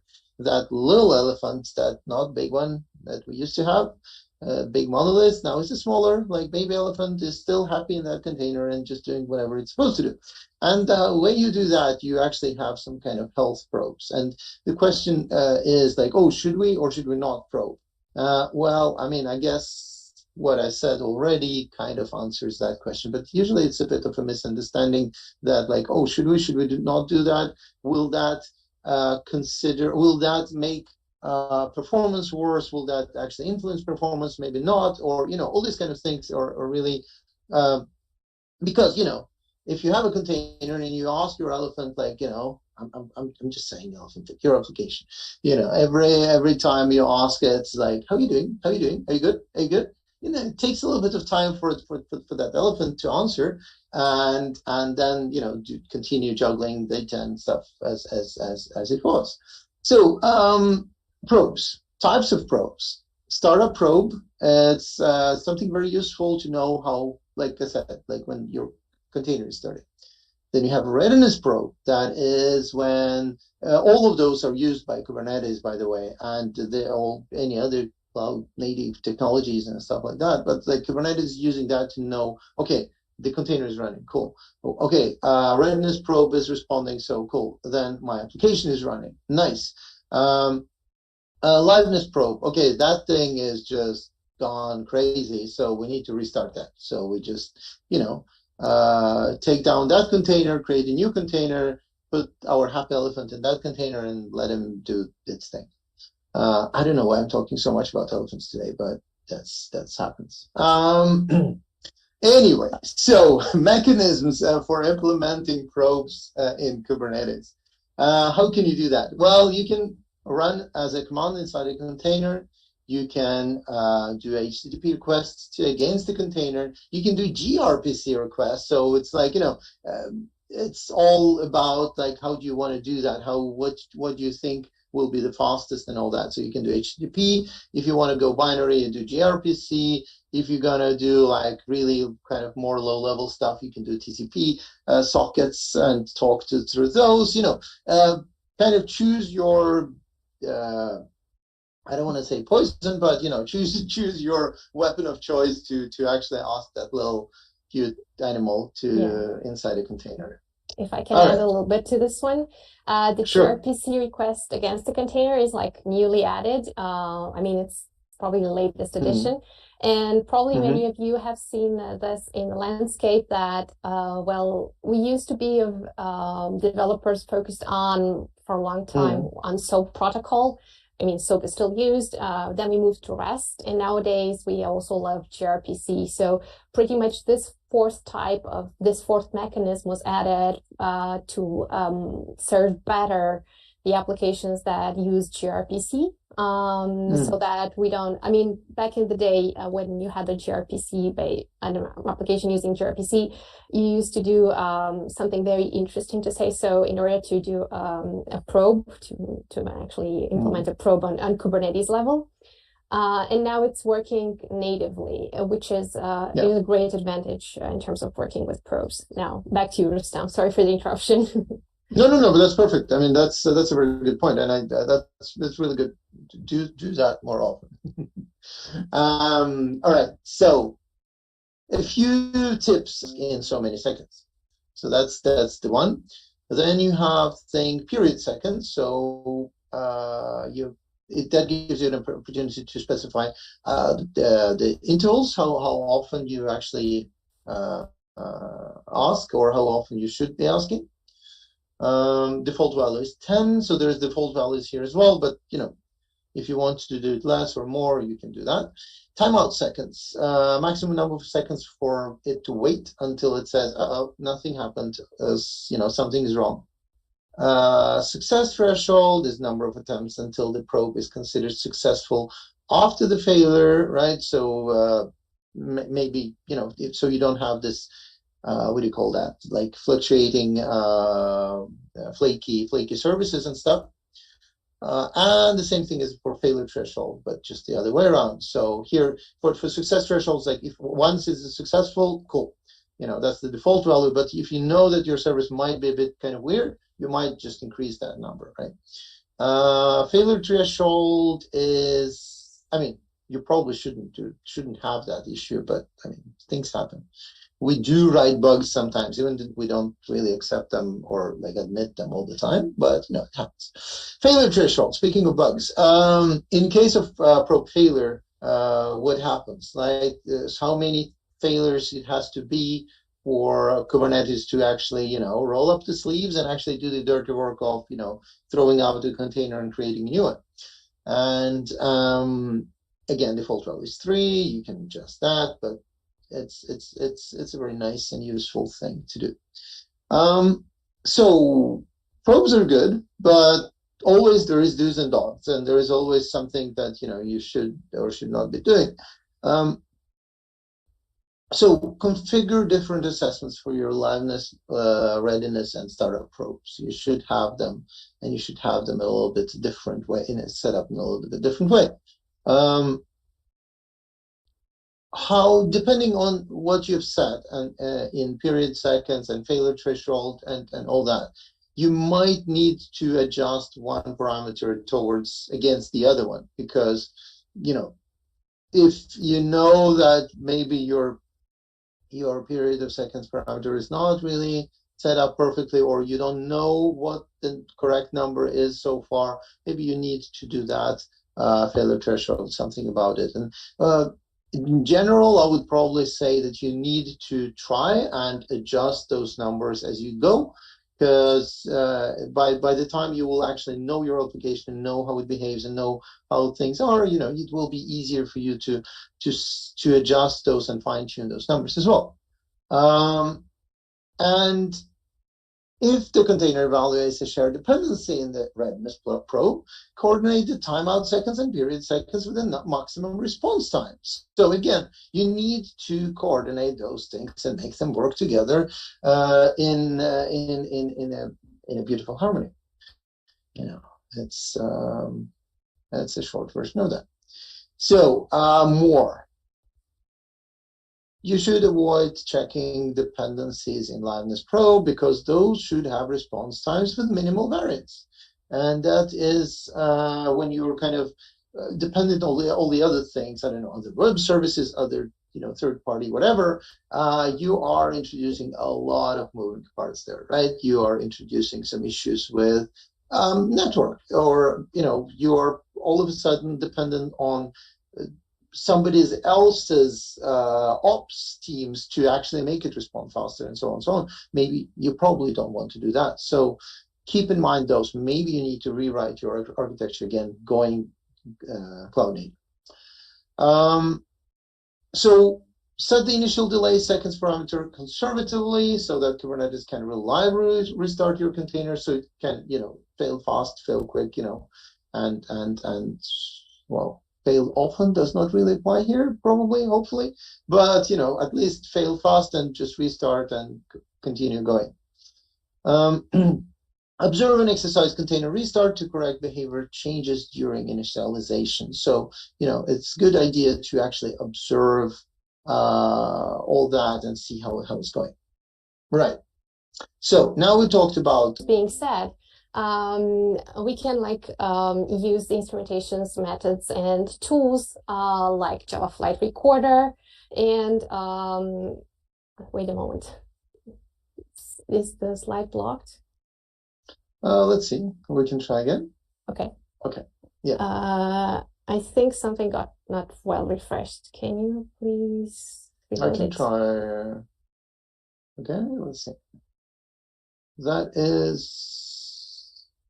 Okay, because that was not the title. But anyway, it doesn't matter. Yeah. So the title is not that one. I don't know what happened. The things that I want to say is you can use the instrumentation methods included in the JDK. So there are a few JDK tools that come shipped with the JDK version.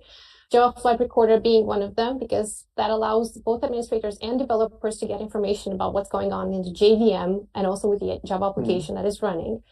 You can use other tools like command line tools that are shipped with the JDK. There are more than 20 tools that you can use punctually when you're like observing your application, but you can also use those in your automated tests to run and see how your application is behaving from monitoring from the application side upwards. And last but not least, look at Open Telemetry, because that's the overall protocol and specification that can help you to inspect and correlate the application with the infrastructure telemetry. As we're thinking about cloud native Java, we're thinking about like applications, Java-based applications that are running in containers. So we always have to think about the performance and what's going on with our application from application level, but also with containers level. And the problem sometimes, or the issues that, or the facts that can be improved regarding our applications sometimes can rely in the configuration side. That, of course, heavily depends on the infrastructure. So just as a summary, you should always collect, of course, logs, because logs help you when debugging. Also metrics, because metrics tell you how well your application behaved, but also tell you maybe act as a proof that you can do things better, and think about what to improve and actually compare, like, for example, mentioned earlier, the garbage collector configuration. Try to see how are your metrics when different garbage collectors are being fine-tuned.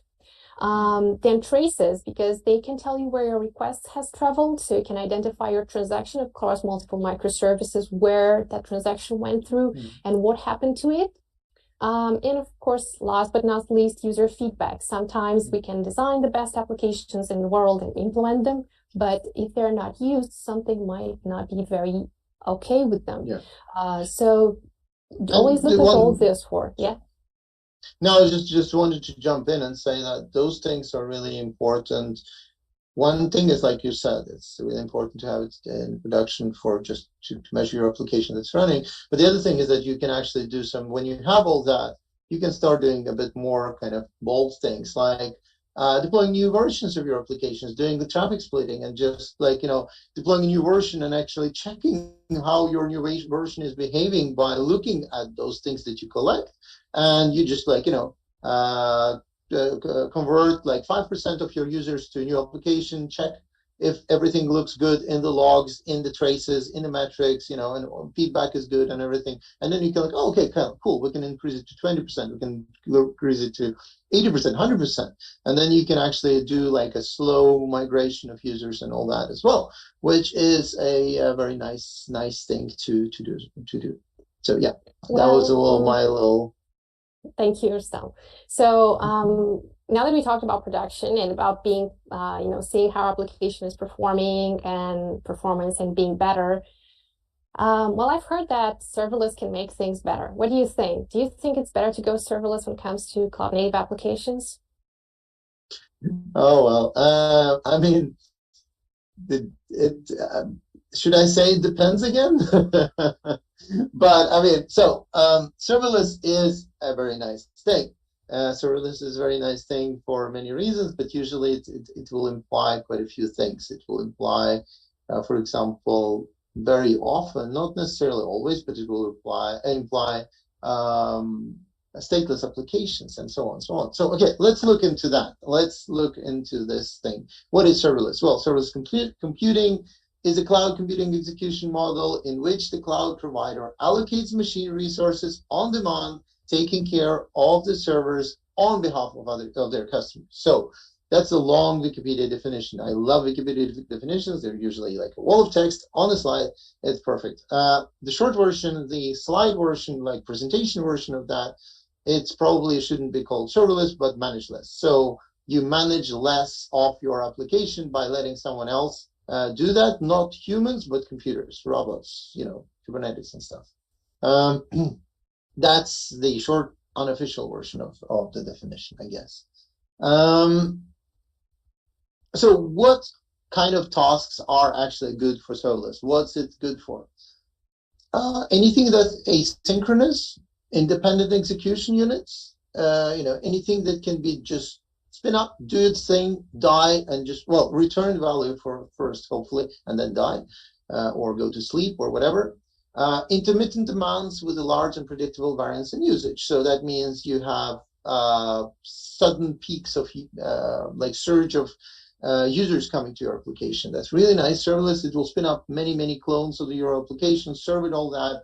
When the users are gone, when the kind of the peak is over, it scales down, slims down to a little smaller pool and keeps on running. So nobody noticed anything. Everybody's happy. Your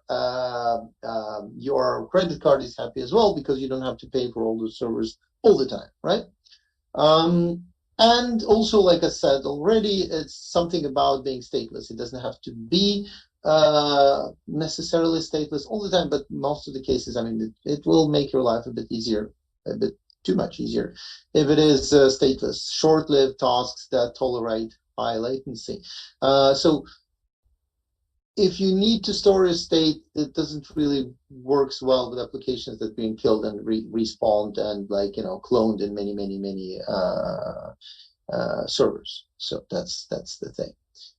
Another thing that people usually talk about is that, oh, serverless. Yeah, I've heard about this serverless. It's the product X on a cloud Y, and then you're like, it's not. It's really not. It can be open source tools. It can be specific tools that are specific to a specific cloud, but also it can be not necessarily also just an application running platform as well, or way of running your applications. It can be, for example, I don't know, there is even data warehouses that can be serverless, where you just put your data, you put your everything, it kind of scales up and down, don't really notice anything, but it just serves you data. So often we think about it as a way of running applications, and let's do that, but there is more than that as well, just so you know that as well. These techniques enable loosely coupled systems that are resilient, manageable, and observable. And it is does not have to be on specific cloud.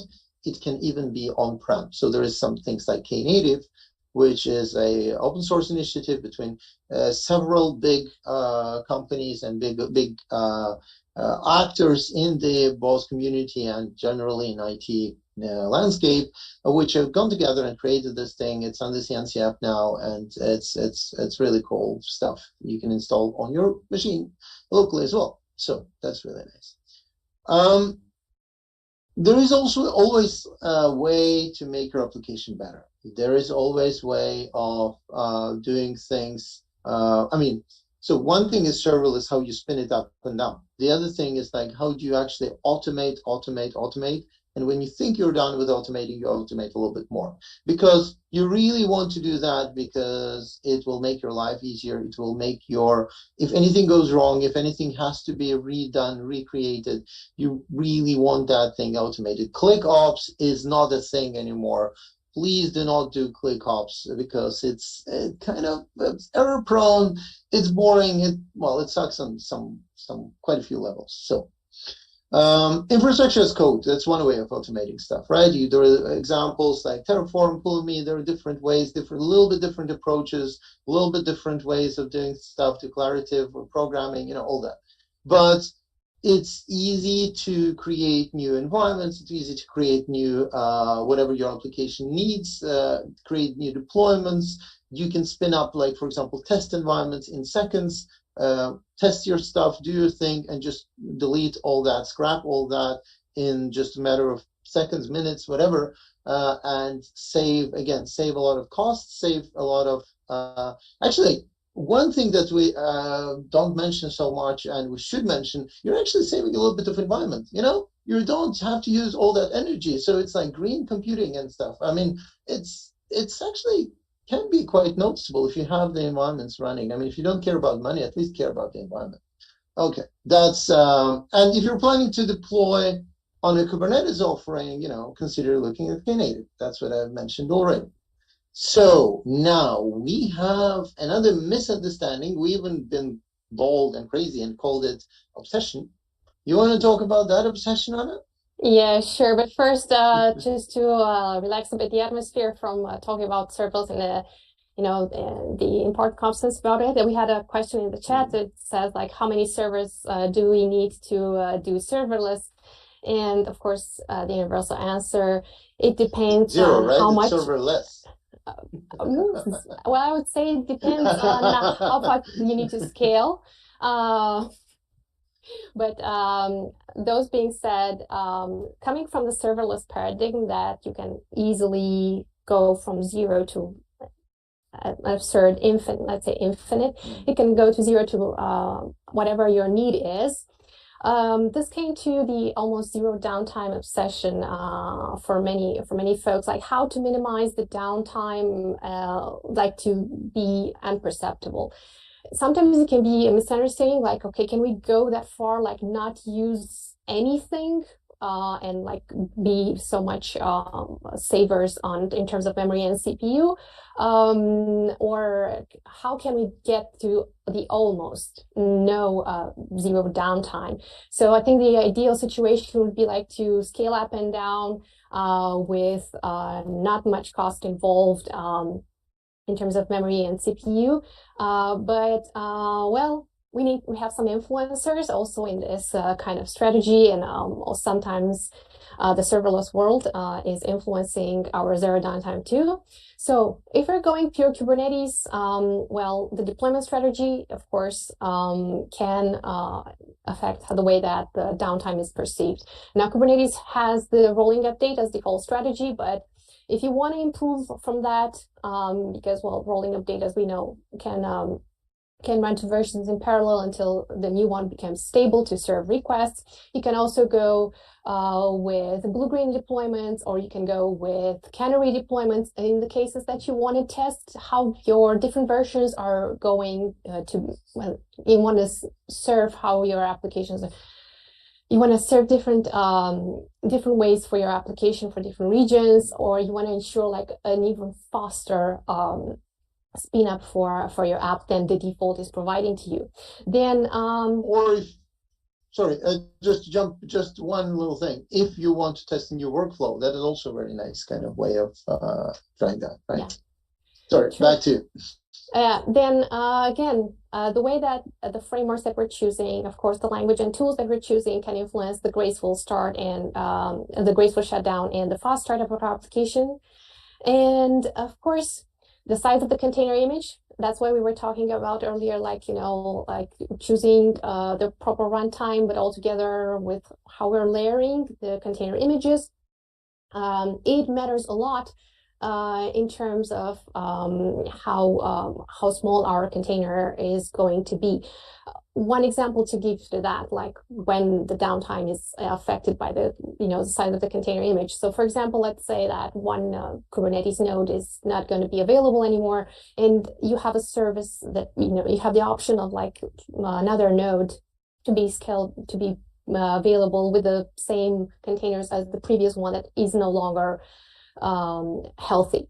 In that case, the container image is downloaded again. So there's some time spent on that. So the size of the container image is going to be influencing what's going on there. Maybe for you it's imperceptible, but it can add up to those little timings in time.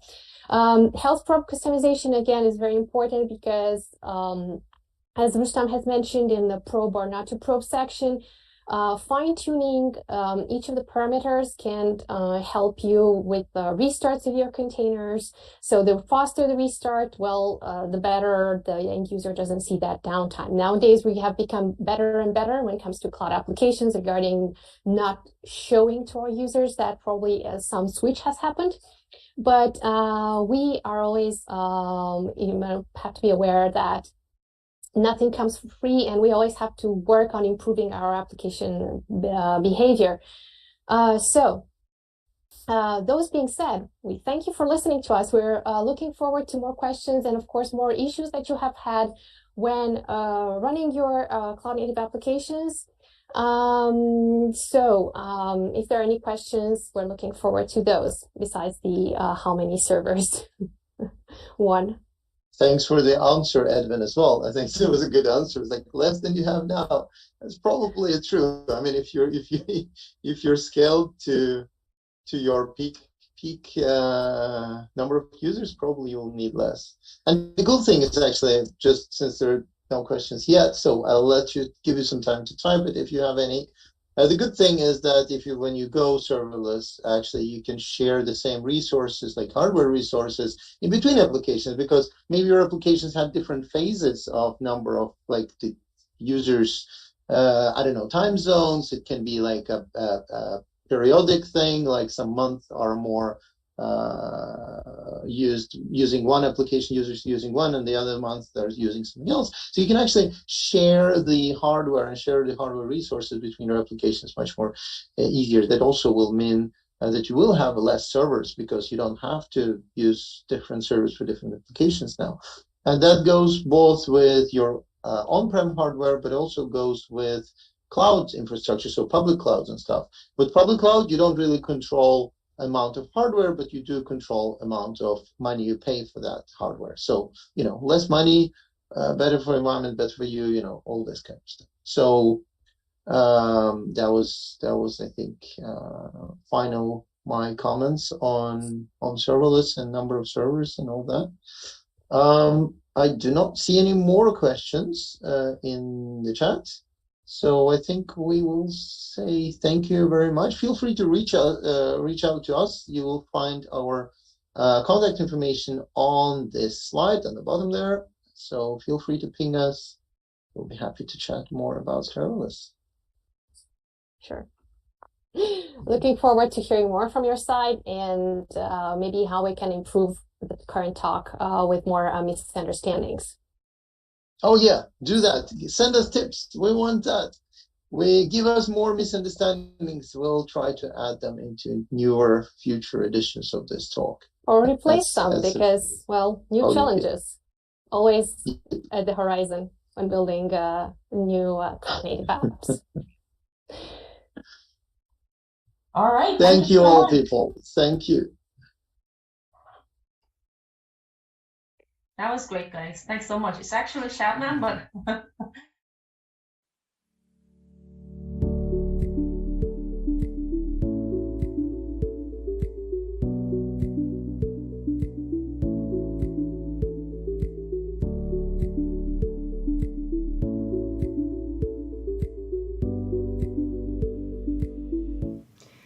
And we're back in Studio Jakarta, this time with Ivar and myself. So let's see. So what did we learn from the misunderstanding of Cloud Native Java session? This is what I learned.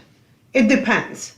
Have you learned anything, Ivar? I think it has something to do with elephants. Oh yeah, the zoo thing. Yeah. Yeah. So it seems that elephants are becoming smaller and smaller to fit into...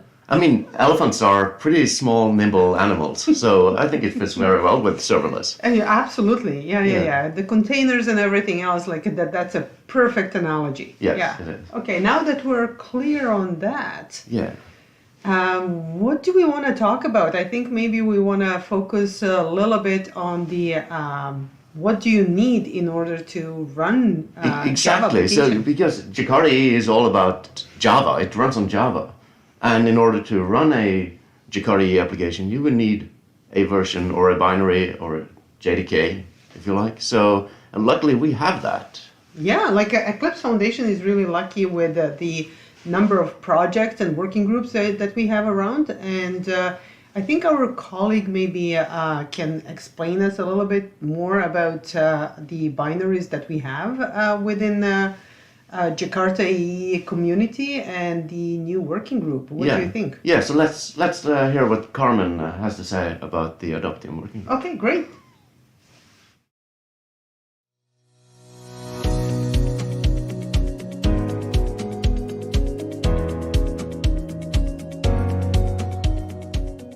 Hello, Jakarta EE community. I'm Carmen Delgado, Adoptium Community Manager. Being here and introducing myself to your community is a pleasure for me.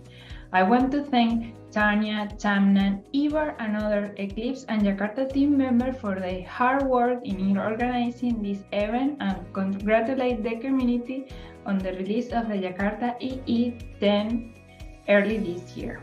I hope you're having a great time at this edition of Jakarta One live stream sessions, and thanks for staying around.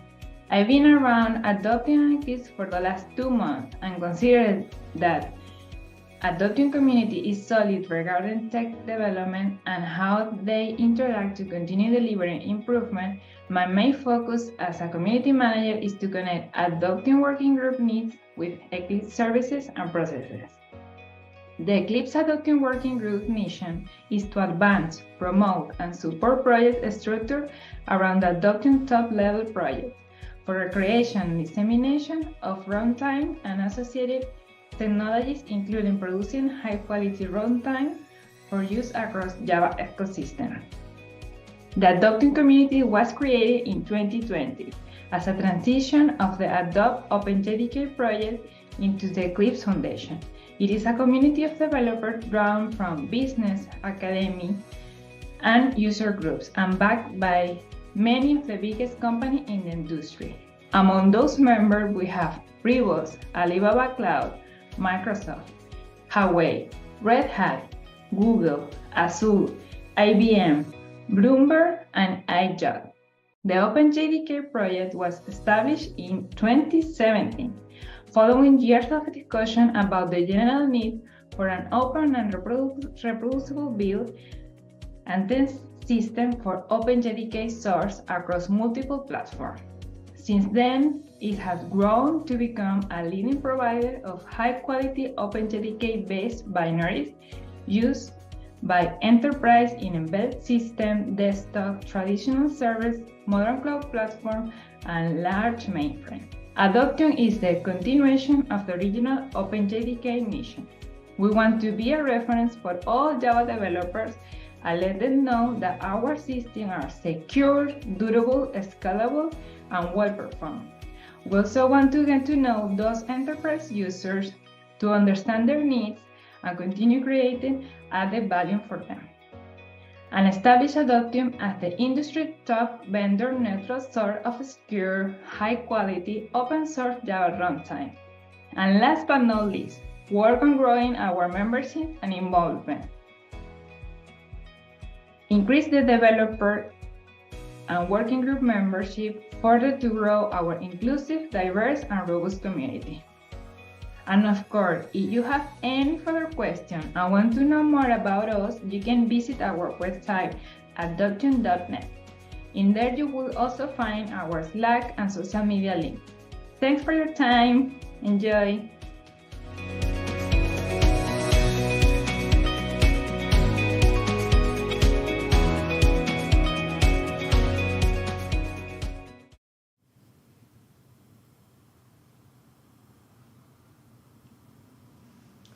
And seems we're back. So thank you so much, Carmen, for the summary of what Adoptium is. So let me see, have I learned anything from Carmen? So here is what I learned. I learned that Adoptium is a working group, and it's taking care of the governance and the link between what community needs and versus what Eclipse Foundation policies are, and is enabling the technical people to do the technical part.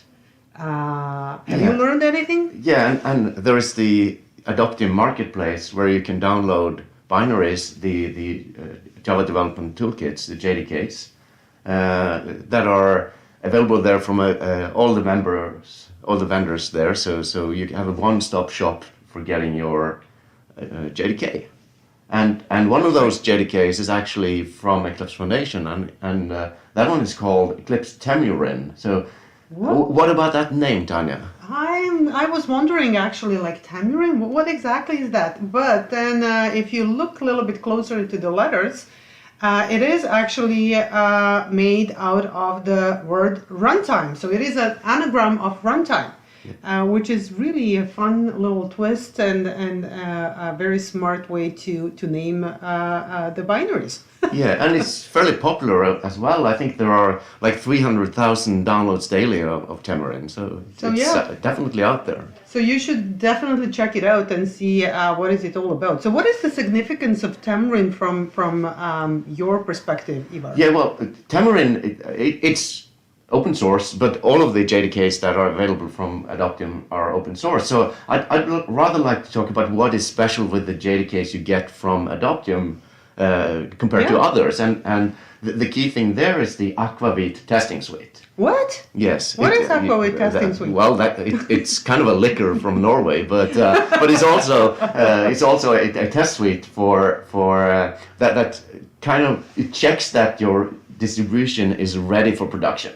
So it tests for test for security, for performance, resilience, endurance. So it basically checks and verifies that this particular binary or distribution of the OpenJDK is production ready. Okay, so that is in addition to the regular TCK testing that is happening for the Java SE. Exactly, yeah, and of course you can go to the Adoptium website, the marketplace, and get your downloads there. And it's a myriad of platforms. You can download the JDK to run from anything from a Raspberry Pi to a MacBook or a Linux or Windows or any platform out there. So you can get your particular runtime. And not only that, it's also available through an API. So all the popular package managers like SDK Man or Homebrew or whatever you're using to get your favorite development tools from, Adoptium JDKs are available there as well. Okay, so that explains, I believe, why it is so popular and so cool. Yeah. Okay, so are there any other projects within Adoptium Working Group? My understanding is that there are. Oh yes, there are lots of projects. I don't even know about all of them, but I think we've covered the most important ones. Yeah. And I think maybe we should also mention, since we're kind of running out of time for this studio, that we should mention that we have got a question whether the slides would be made available afterwards, and they will. We will put them out there, so you will get the videos, the slides, and everything. Yes, absolutely. And don't forget that we're streaming on different platforms, so if Crowdcast is not your thing, I'm sure that Twitter or Facebook or YouTube is something that you use. So please check there or invite your friends to join us. Yeah, and also participate in the polls. We see that people are answering the questions we put out there. We will also add to this polls, I guess, during the show. So just make sure to check back and answer the ones we haven't answered yet. So I think it's now time to introduce our next talk, and considering that we kind of went over some of the Jakarta 10 features and some of the concepts of the cloud native, we covered even the binaries, and let's now build our application. And what is the best thing to do is to call Martin to talk to us about Maven. Yeah. So why don't we just jump on that talk and then we'll chat later again. Maybe he will tell us when Maven 4 is coming. Well, let's see. That's an interesting question.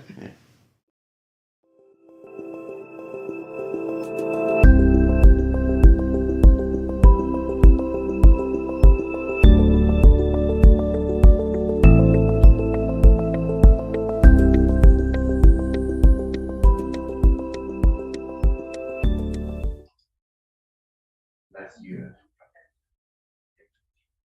Is it copy? Yeah. Yeah. Is it not gonna? Yes. Yeah, but you see, it doesn't have anything.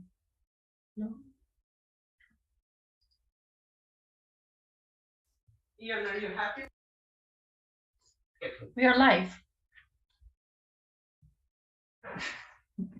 Yeah, the mic on. Yeah. Can you hear me? You're live, Martin. Yeah, thank you. I can perfectly hear you. I was waiting for the countdown, I'm sorry. Let me start by sharing the screen. Yep. So, nice to meet you all. Thank you for joining me.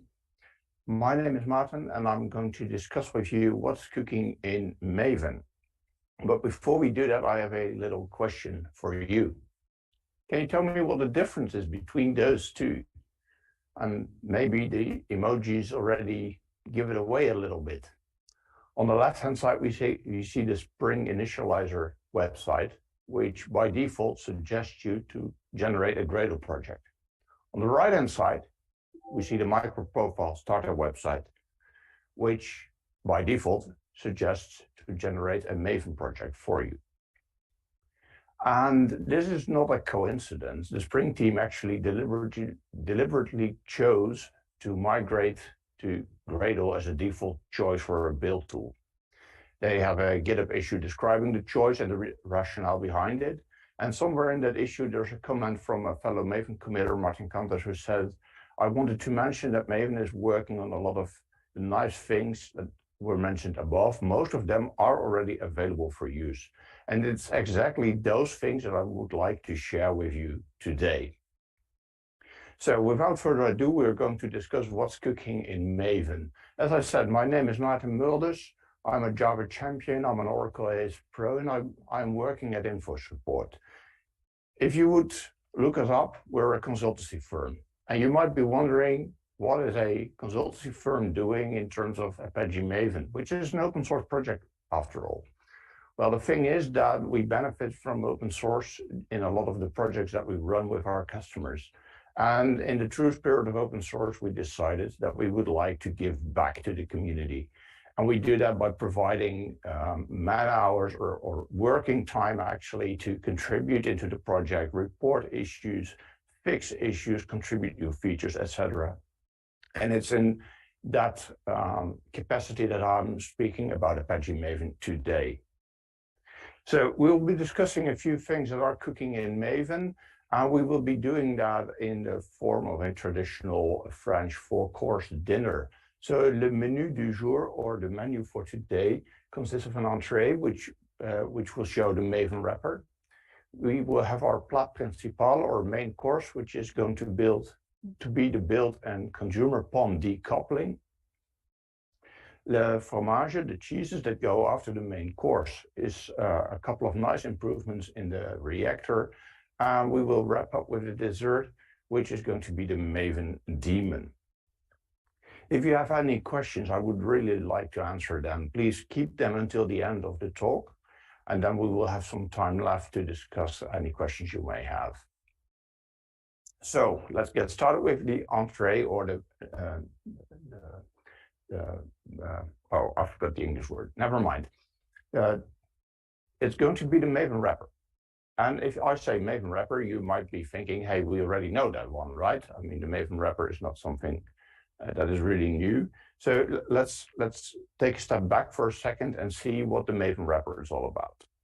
The Maven wrapper is actually a little utility that helps us ensure that the users of our open source project, or actually our project in general, have everything that they need so they can build a project. And typically the version of Maven does not really make a big difference, but in some cases it may. And maybe we don't even want to force our users to download Maven upfront. That's where we can use Maven wrapper, because Maven wrapper will actually download Maven even if the user does not have it installed. The Maven wrapper is a shell script which runs on Linux, macOS, Solaris. It even runs on Windows. Can you imagine that?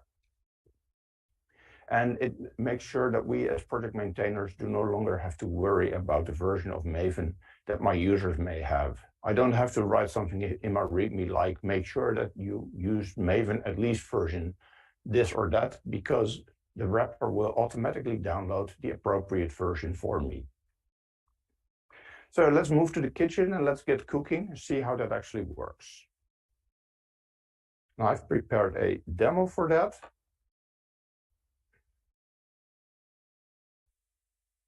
Here we have a project, which is nothing too special. In fact, I can actually open it in an editor And we can see that we have a pom.xml which just says, well, use Java 17, and there's nothing special in terms of the project except for that. So what can we do here? We can actually generate the wrapper script, and we used to be doing that using Maven. Wait, there's a quick way to do that. We can just say, run the Takari wrapper for me. And it runs the Takari Maven wrapper plugin, which generates a wrapper for us. This is what we had for years already. It will generate a Maven wrapper folder. It will generate mvnw and mvnw.cmd. But as I said, this is the Takari wrapper. And the thing that is changed now is that we have ported that, or actually moved that into the umbrella of the Apache Software Foundation. So let's remove the generated wrapper stuff, and let's generate the wrapper again, this time using another helper script, which will just say run wrapper column wrapper and use Maven 386. Well, again, it says build success, which is great. And we can see again that we have a Maven W script, a Maven WCMD, and a .mvn folder.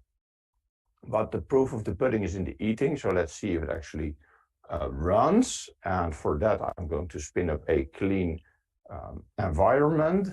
Well, that works actually better if Docker is running. So let's wait a second for that to boot.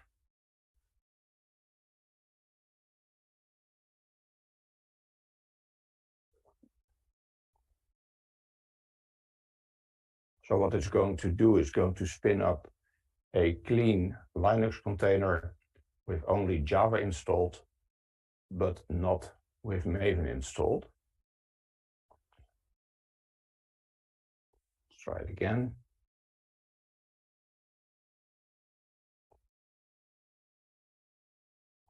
There it is. No, it's still not there. Too bad. Still booting.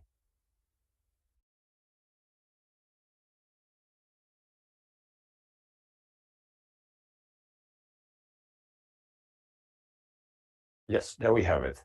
So just to double check, we have Java installed with version 17, but we do not have Maven installed, because if we run mvn, we cannot run that.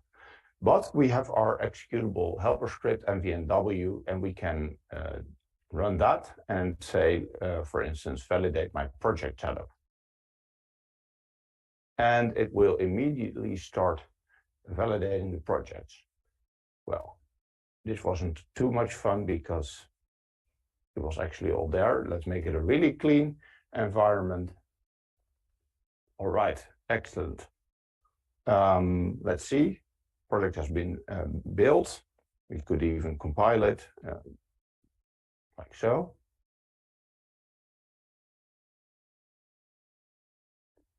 We can see that it downloads everything which is expected, because we did not have Maven installed up front. Now, how does that work? It works because here in the M2 folder that we know for its repository, we will also find the wrapper folder, which contains a distributions folder, which then contains the version of Maven that we expect to be there. And then finally, we have a bin folder, and that shows us the clean Maven installation that has been downloaded. We could remove that. We could run the project again with the mvnw wrapper. And then again, Maven is going to be downloaded. And even when I did not have Maven installed, I can still run Maven because that prerequisite is going to be downloaded for me. So as I said, this isn't too much of a rocket science. It's something that has been there already, but it required to use an external plugin. Now it's part of Maven itself. We'll ship with, it will actually be easier to invoke, because rather than running IO Takari column wrapper, we can run Maven wrapper at the end of the day. But later, more about that later in the talk. This was just to get started, to boost up our appetite a little bit. The main course for today is going to be the build and consumer POM decoupling. And this is a rather technical improvement that we brought into Maven, but it's really essential, as we will see in a minute. So what does it do? The build consumer POM decoupling, as the name already suggests, will decouple the POM that we have in version control from the POM that lives in a repository. So the POM that gets deployed to your local repository or to a company repository like Artifactory or whatever, or even to Maven Central.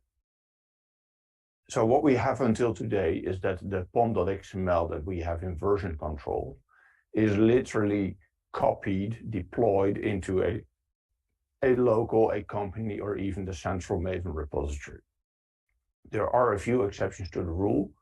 If we would use, for instance, the Maven Flatten plugin, a few transformations can be done to get from the project structure that lives here until the POM that is deployed up there. But generally speaking, it's the very same file. And this is actually something that poses a few interesting problems. So what the build and consumer POM decoupling does for us is that it says, well, the POM that we deploy no longer has to be the very same file as the file that lives in your project structure. So why is this interesting? Well, this actually is the first step on the road to transform the POM that we know today. Let's imagine for a second that we have Maven 6. And in Maven 6, the structure of the POM is completely different from the POM that we know today and that we have today. If I would be using Maven 6 to build my project, and I would be deploying the very same POM file that lives in my project structure to Maven Central, it would mean that whoever is going to download that project from Maven Central is going to get a POM that works on Maven 6. But if they are on Maven 5 or 4 or 3 or even 2, as for today, there are still people using Maven 2, and well, that's fine because it's a very stable product. It would mean that they will get a POM.xml from Central that their tool simply doesn't understand. And that's going to be quite a problem for them because their tool will say, there's an invalid POM. I can't process this dependency or this plugin. So by saying the POM that we have on disk is not the same as the POM that gets deployed, it allows us to say, well, our project uses, let's say, Maven 6. But before we deploy the POM to Maven Central, let's transform it to make sure that it is valid even back until Maven 3 or 2 or whatever we choose to. And this is a very important step because if we would not do this, it would simply be impossible to change the structure of the POM that we have today.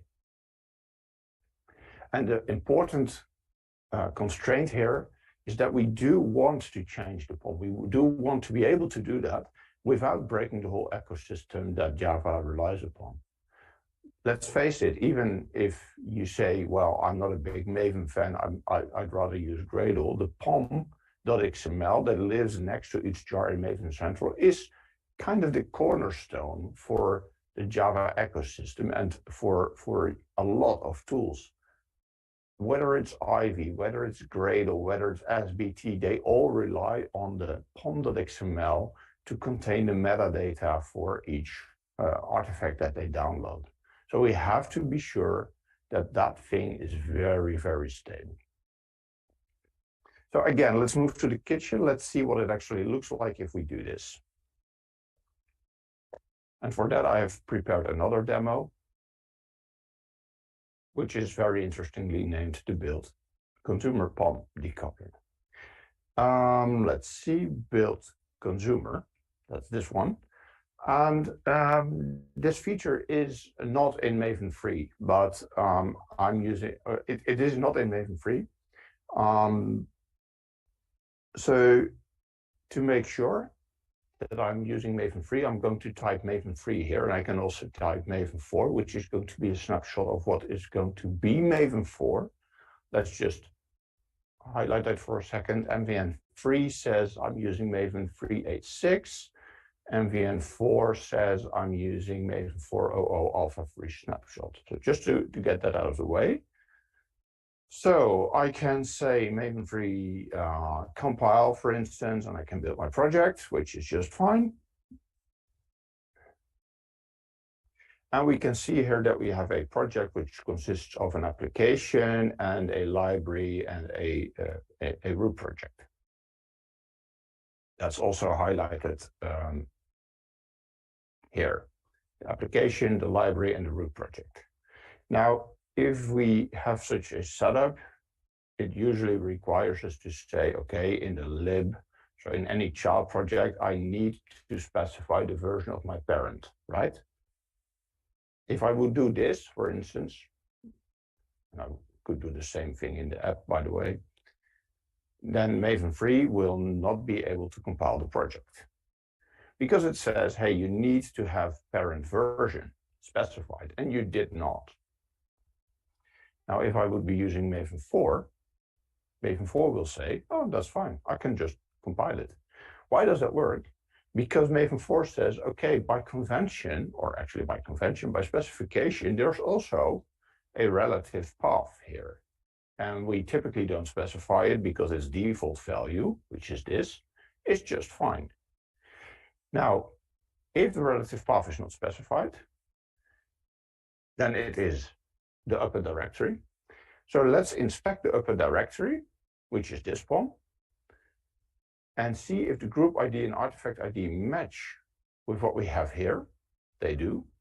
So then the version doesn't really matter. You could still specify the version to actually pin it, but if you want your child modules to version in the same way as your parent module, then you can just leave it out. You could even say, hey, I have a dependency on another module in my project. And here again, we always need to specify the version, even if the dependency to that other module is the same version as this module. Well, with Maven 4, we no longer have to do that.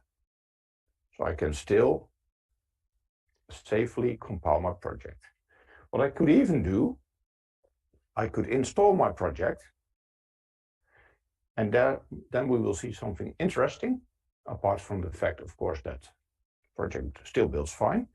We can inspect the pom.xml here that just got deployed. And we will see that it still has the version in the parent reference and the version in the app to lib dependency. So I did not specify them in the pom.xml that I have in version control for my project. But when I deploy it to my local repository or to Maven Central for that matter, then the build consumer POM decoupling will actually fill in the gaps, fill in the blanks, and make sure that the POM is still valid for Maven 3 or Maven 2 for that matter. So I'm using a newer version of Maven here to build the project, but any consumer of my project who is not on Maven 4 yet can still safely use the artifacts that I have published. And that in a nutshell is what the build consumer POM decoupling does. We can also see that without installing, by the way, we can say help effective POM, and it will do the same thing. It will output the effective pom.xml, and there we will also see, if we browse up a little bit, the version for the parent specified and the version for our dependency is specified as well.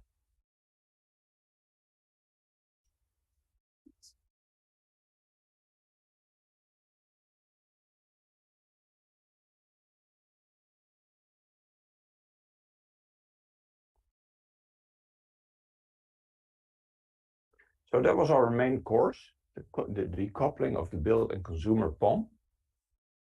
It's time to move to the fromage, the cheeses.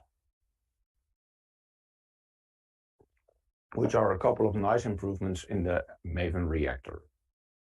So what is the Maven reactor? The Maven reactor is actually the part of Maven that inspects your workspace, so the folder you're currently in, inspects the project, builds up the structure, builds up, so to say, the mental model of what your project structure looks like.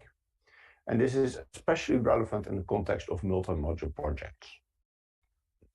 Now, the thing is, when it was built into Maven 3, there were a few things left, well, not implemented yet, let's put it that way.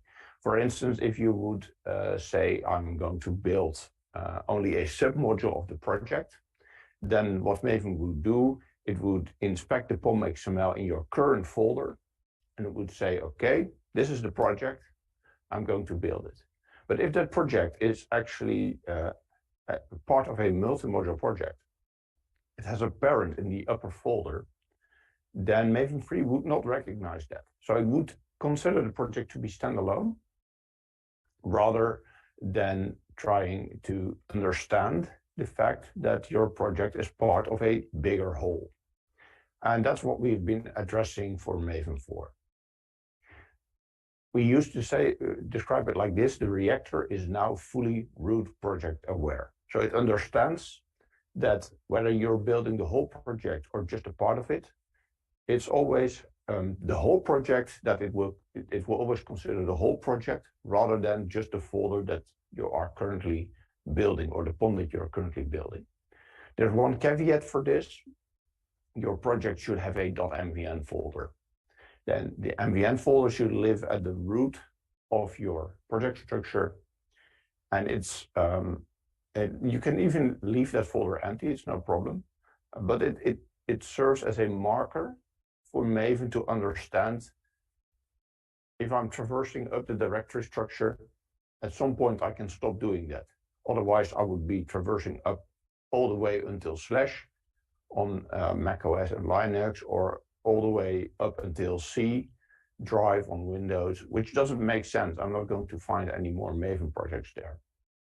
This folder .mvn is the marker. This is the root folder of the project. And inside that folder, you can put additional files, jvm.config, maven.args. The Maven wrapper actually lives there. But even if you don't use any of these, you can have the folder and just keep it empty. Make sure it's checked into version control so that others will benefit from that as well. And why is this important?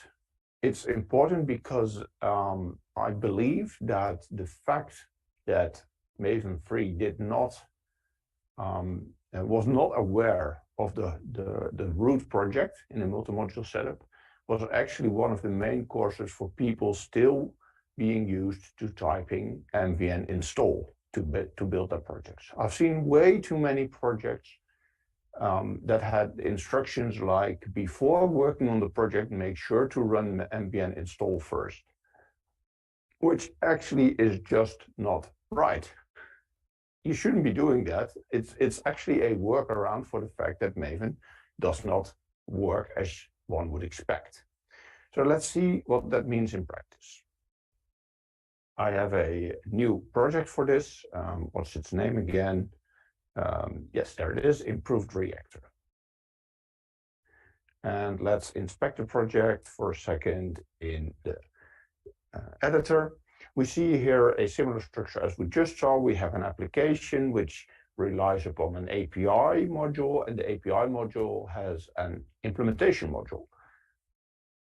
Now, let's try to see what that means in practice. The coffee shop app uses a particular API, and the API is implemented by that other project, that other module. Fine. If I would be building the project with Maven 3,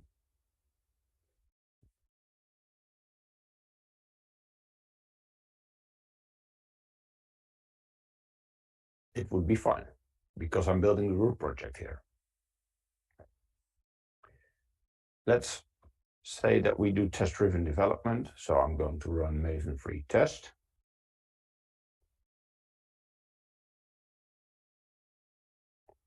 Now I'm greeted with a failing test case. Well, that makes sense. If we do test-driven development, we start a test. We start by writing the test, and then we try to make the test green. This test is red, so we have to fix it. Makes perfect sense. And the test that we are talking about is the bean burner impl test. Let's pick it up. It's over there, the test folder. There we have it. And we have a bean grinder. We throw in some beans and we expect that we get something back, but we do not. Why do we not get something back? Test is failing. It's probably because we haven't implemented it yet. Well, doesn't have to be hard. We can just return some object and then at least our test will be green, right? Because the result is now no longer a null value. Well, Maven is very helpful to us. It says you can correct the problem and then you can resume the build. Well, let's try to do that. Let's try to resume the build. -RF for resume from, and I can resume from the coffee shop impl module.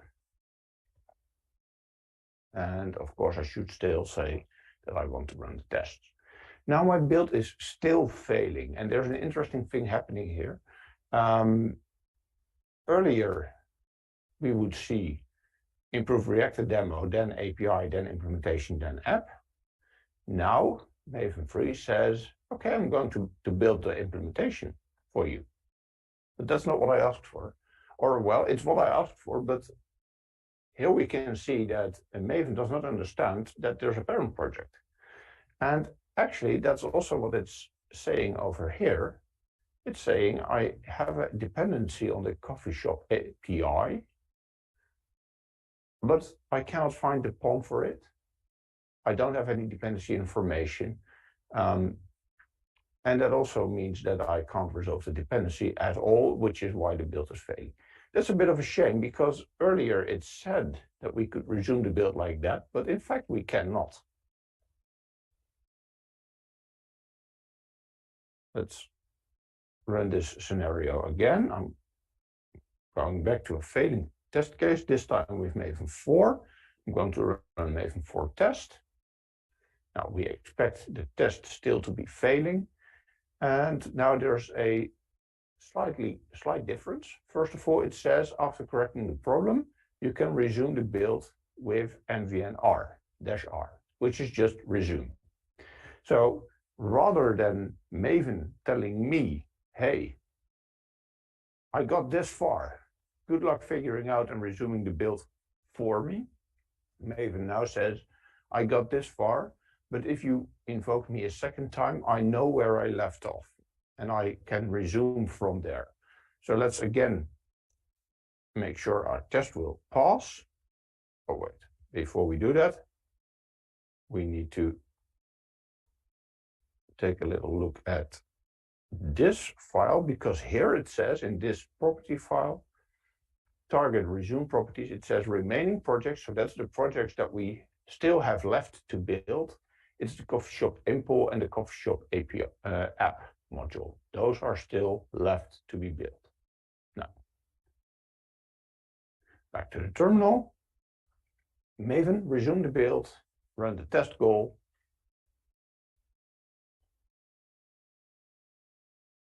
And it says, all right, build success. I've managed to build and test the implementation and build and test the app itself. As I said, it remembers where to resume from based on that resume properties file. But the more important thing is where Maven first would say, okay, this is the project that you want to build. Let me try to build it. It now first builds the model of the whole project. So the multi-module project, including the parent, including all the other modules in the project. And then it strips off what has already been done, leaving what is left to be done, then starts to build them. But if you then have a dependency from, let's say, implementation on API, it says, okay, even though I'm not going to build the API, I do know where to find it because it's in the folder next to this one. And I can resolve the dependency from there. Before, with Maven 3, this was not the case, and that's why many project instructions still say you need to run Maven install first. Because with Maven install, it will install this API module in the local repository. That's the M2 repository folder under your user directory. And from there, I'm going to resolve it during the build.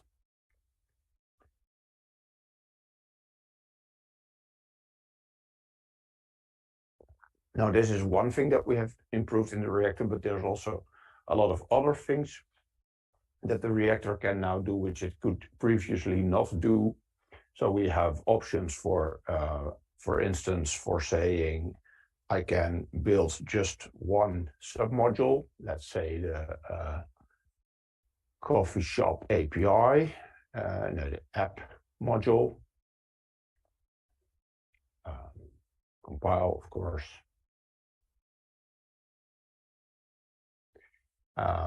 I could do that with or without and also make switch. This was there before, but again, it would not understand if I have a dependency from the app on the implementation. It would say, I don't understand how that is going to be, how that needs to be built. With Maven 4, it says, okay, I can actually resume that dependency inside the project, and I can build it even without saying AM. AM stands for also make, which means that if I do this, Maven 3 builds the coffee shop app module with also make, it would compile both the API and the implementation and the app, would compile all three of it. Whereas with Maven 4, if I do this, it will build only the app, and it will resolve the API and the implementation without building them.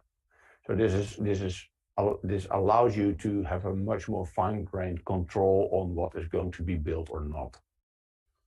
We have profile activation, which now also works for profiles that may or may not be there.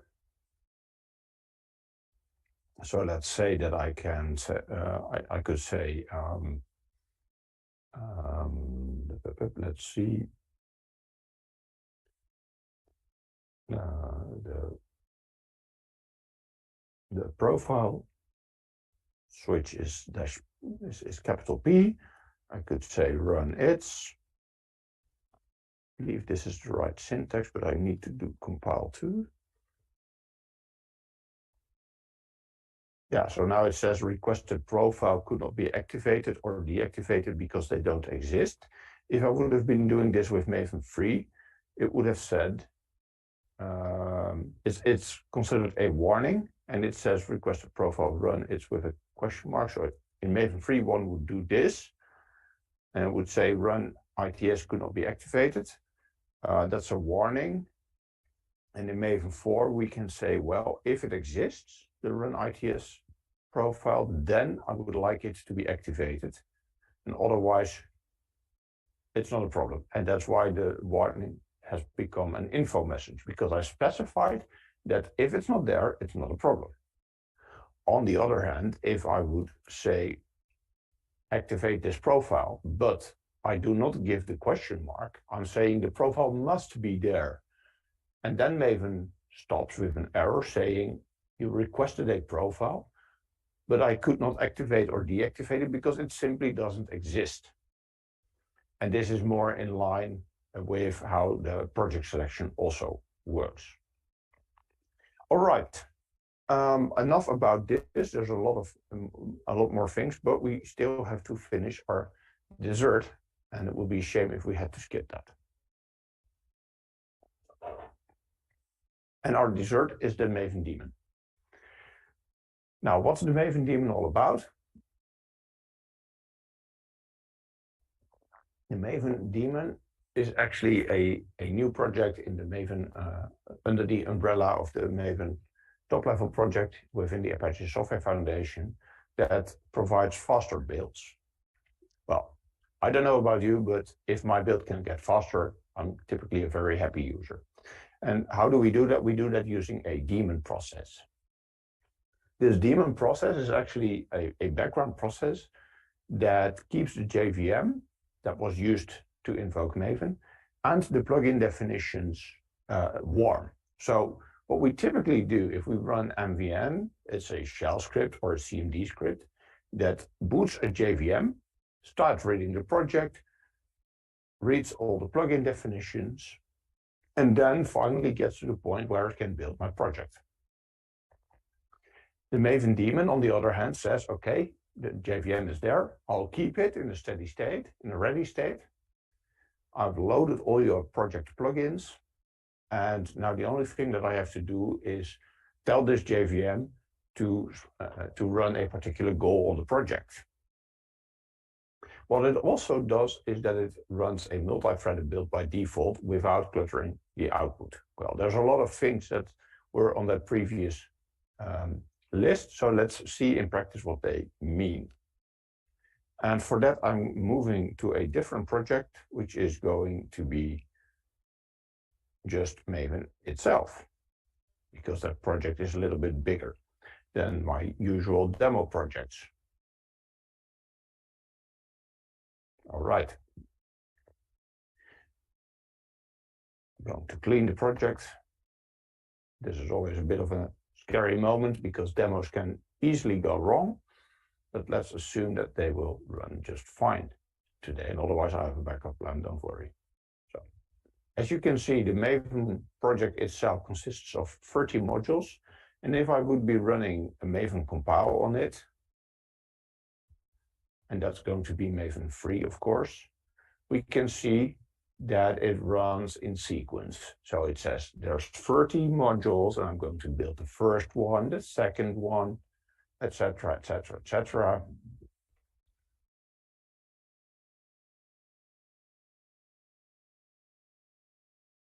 Oh, that's a bit of a shame. We have a build failure here.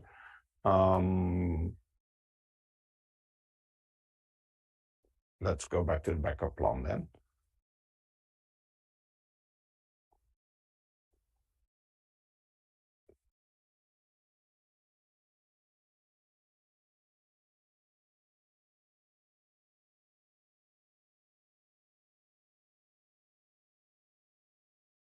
Same thing, but with a different project.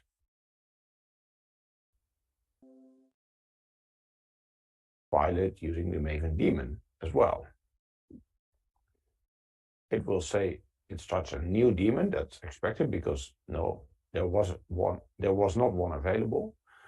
The project is now built in 4 seconds. Okay, that's maybe a bit of cheating. So let's clean the project and let's compile it again using the Maven daemon. 1 second still. Well, 0.15 seconds. Let's clean it again. Let's build it again using the Maven daemon. 1 second. That's just to be sure. Let's clean it again and now use a regular Maven, so not the daemon, and compile it again.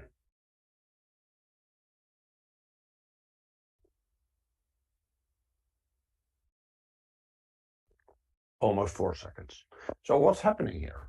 The thing is, first of all, Maven daemon keeps a JVM warm. And as we know, booting a JVM can easily take a second or something.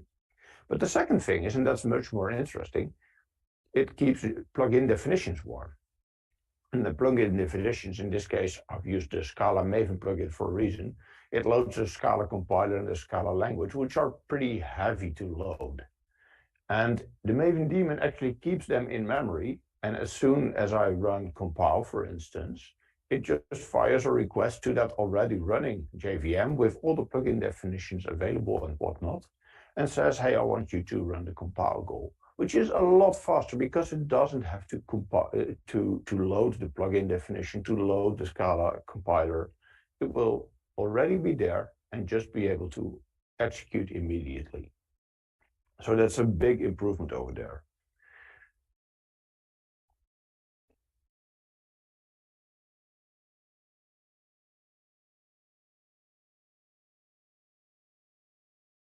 What we can do, by the way, is we can inspect the status of the Maven daemon. We can see that one daemon is waiting idly for us to execute a new build request, and it uses this particular Java runtime. Now, as you can see, I'm invoking mvnd rather than mvn. And the difference here is that mvnd is actually a client executable, which will take my request to run, for instance, the compile call, and fires it against this daemon that is running over there on process 49799, rather than booting up the JVM as I described earlier. So we've had 4 courses. It's time for a little wrap up, actually. And then we have some time for questions left. And the first thing, a question that I often get asked when I do this talk is, okay, when can we use all of this? And that's why I want to discuss some timelines with you. So the Maven wrapper is already available today. It's as simple as that. You can start using it and benefit from that in your projects. The decoupling of the build POM and the consumer POM is something that will ship in Maven 4. The feature is done from a technical perspective. It's just something that we cannot reasonably backport into Maven 3. Even if we wanted to, we don't have the time for it. But it's also from a technical perspective, it's such a big change inside Maven that we decided it must go into the next major version of Maven. It also is a big change in the sense that some plugins that you use in your build may need updating or replacement. That's because where we previously said the pom.xml that you have in your directory, that's the one that we are going to, for instance, sign or upload. And plugins need to be aware of the fact that now they need to sign or upload a different file.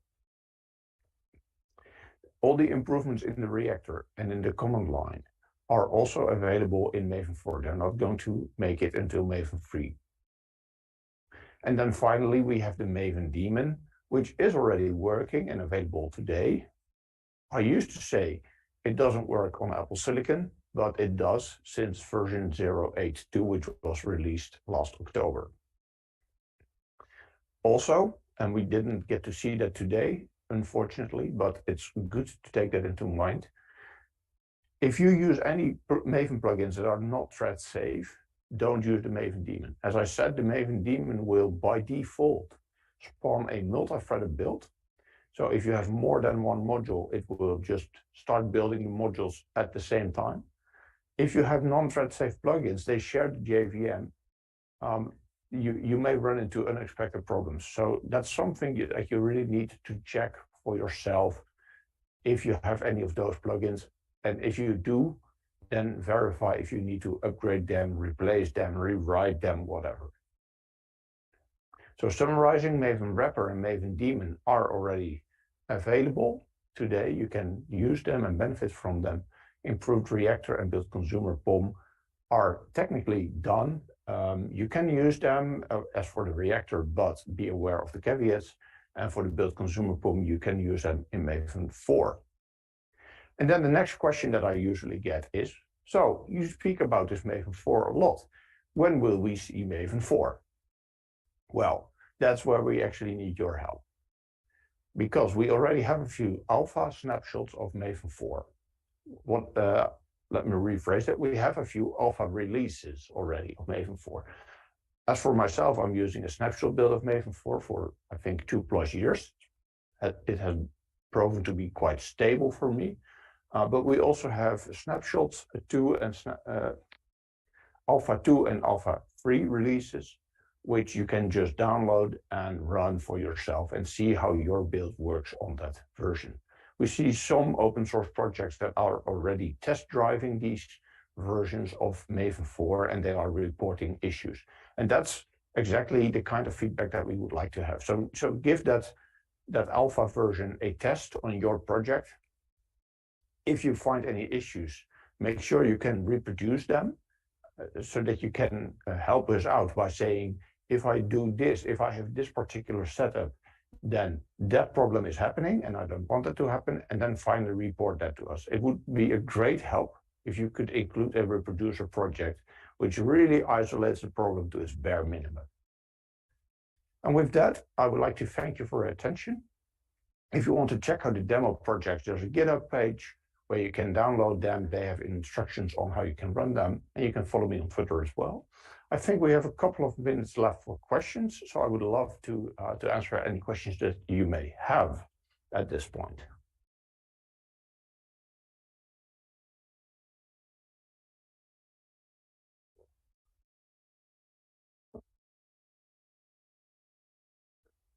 I'm moving to the chat.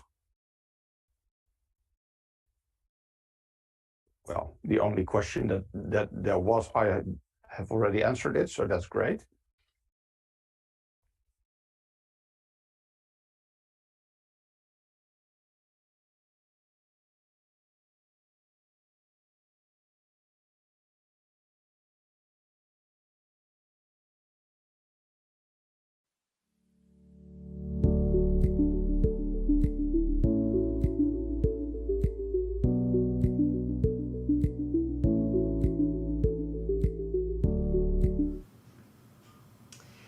And we're back in the Studio Jakarta EE. So it is fantastic that now we know how to use Maven and how we can build our applications.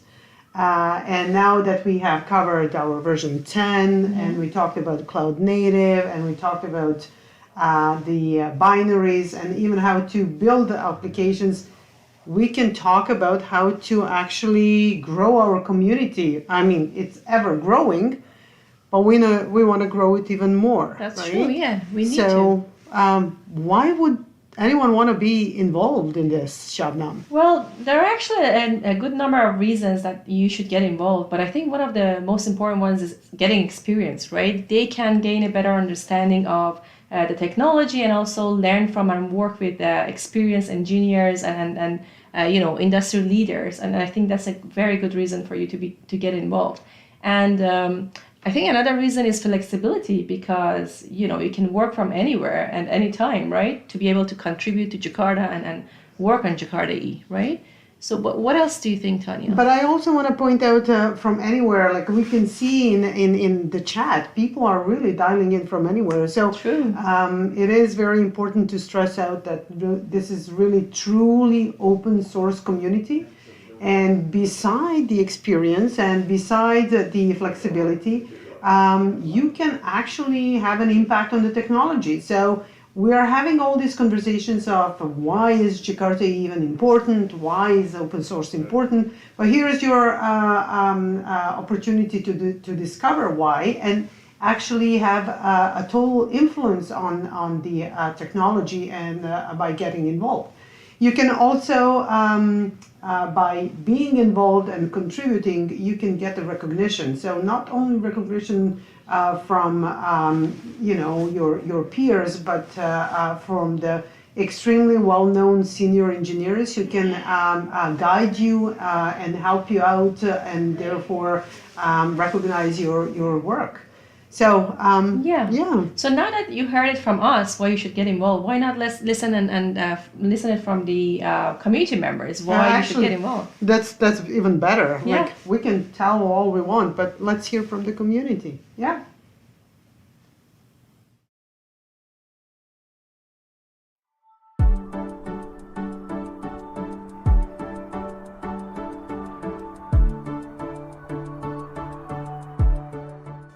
Mostly the community around it. Committing is providing code, but for me that's a pinpoint to talk about it, meet people, grow my personal understanding of software development in general. So it's much broader than just providing code, but being a committer therefore is, there's more to it than just being a developer, I guess. This is a technology that really means a lot to me, which is why I've been involved for 10 or 15 years with it. For me, this is a foundational technology that really makes Java, helps make Java what it is. Without it, the entire Java ecosystem wouldn't be as vibrant and as strong. So really, I consider it a very much a privilege, in terms of being involved in this community and being able to commit to this technology. Now, what do I enjoy the most? Obviously, it's the sense of purpose of why I'm doing it. But other than that, actually, I've been in a number of different communities over the years, different open source communities and open standards communities. The Jakarta community actually is significantly more open and more professional and more cordial. And I think that really has a lot to do with how the Eclipse Foundation runs it, as well as the core committee that started it. So all in all, I think if you're a professional developer and you're looking for sort of a nice, cordial place to contribute, I think Jakarta is a really good place for that. It's my job, is it?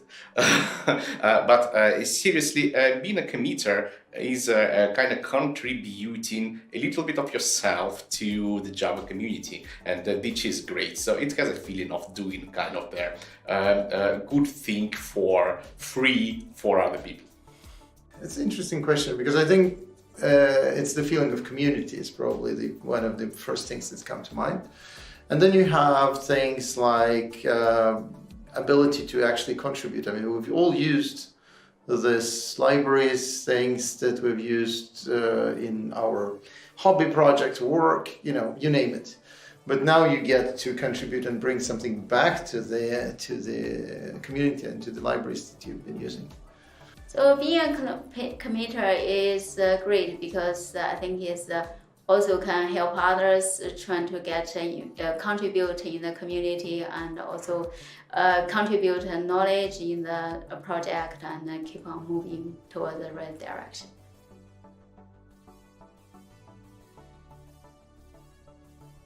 Right, of course there are challenges, especially in Jakarta. Releasing Jakarta, it's already a challenge. So each release of Jakarta is a really big task, which needs to be coordinated and distributed between all the participants. And possibly that communication bit is the most complicated challenge, because people are working in different specs, have their own timelines, have some other tasks, and it's difficult to combine all of this to build one big product. And we've done it already 4 times, right? So I think we're successful here. Another challenge I can say is, for instance, people are splitting TCK project into moving some bits related to specifications into specification itself. So there is no complexity. People don't need to know about the complexity of a whole TCK project. They need to know only about TCKs of some particular specs. It was a challenging task, but interesting. I think the biggest challenge is time. So finding time to do that. I think it's kind of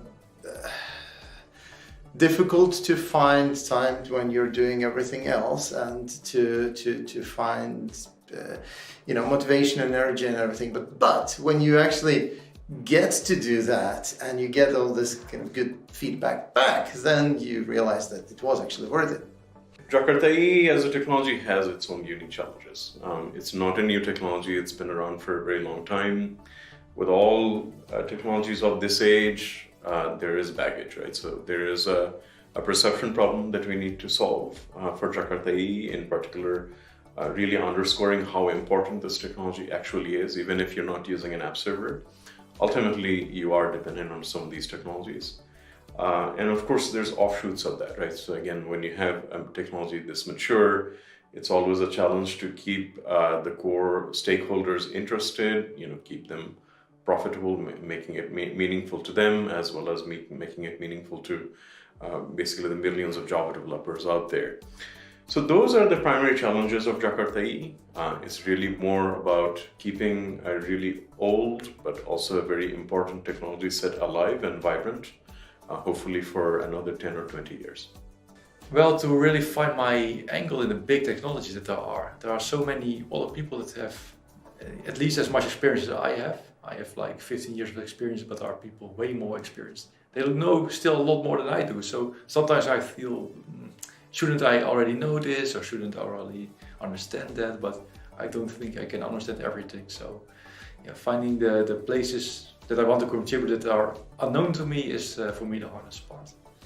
So I don't think there's a lot kind of challenges being as a committer. So basically, I think is being the committer is a great, like basically you can like merge some other people's pull requests, or feel like help others to get involved, become a committer.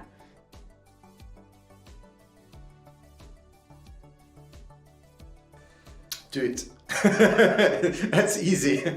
Well, I explained why already. So it is a very, very giving thing. It's a very nice thing to be able to contribute back. So just do it. If you're thinking about doing it, should I do it, should I not? Just do it and see what it gives you back. And if you like it, just continue doing that. All right. So don't be scared. Don't be scared. It looks scary to become a committer because there are other people and they are stars, and it's kind of, will I fit there? Will they like me, or this kind of stuff? So don't be scared. We actually encourage people to get committers because they will help us delivering projects. I highly recommend people to become a committer first, and they need to contribute to the project, and then is kind of once you become a committer, so basically you can get more involved and influence the direction because you have the the right to do the vote and etc. I think it's a great opportunity for all. Yeah, you should. Like I said, it helps you grow as a developer, as a person, because there's more to it than just providing code. You meet people, your network grows, your understanding grows. It's really a valuable exercise, and it shouldn't take a lot of time. You can put as much time in it as you like, of course, but it should be doable next to your job or part of your job even, which is better, of course. There's many different bits of advice you could give. There's not a particular one, but the one that I would give is just get started. Right? There's a lot of different ways of contributing to something like Jakarta. There's many different facets. Something as simple as simply writing a blog entry, or delivering a talk at your local job, or even at your company or at a conference, all the way to actually leading a specification and delivering a specification. There's an extremely large set of things that all need contribution. So I think as a committer, my general advice would be, if you're interested in this technology, and I hope many developers out there are, you can basically get started wherever it is that's convenient, and then learn your way. There's a large ecosystem of different things going on, and then eventually you will find your place. And there's a lot of people that will help you contribute and help you find precisely what is that place and what is it that you would really like to contribute.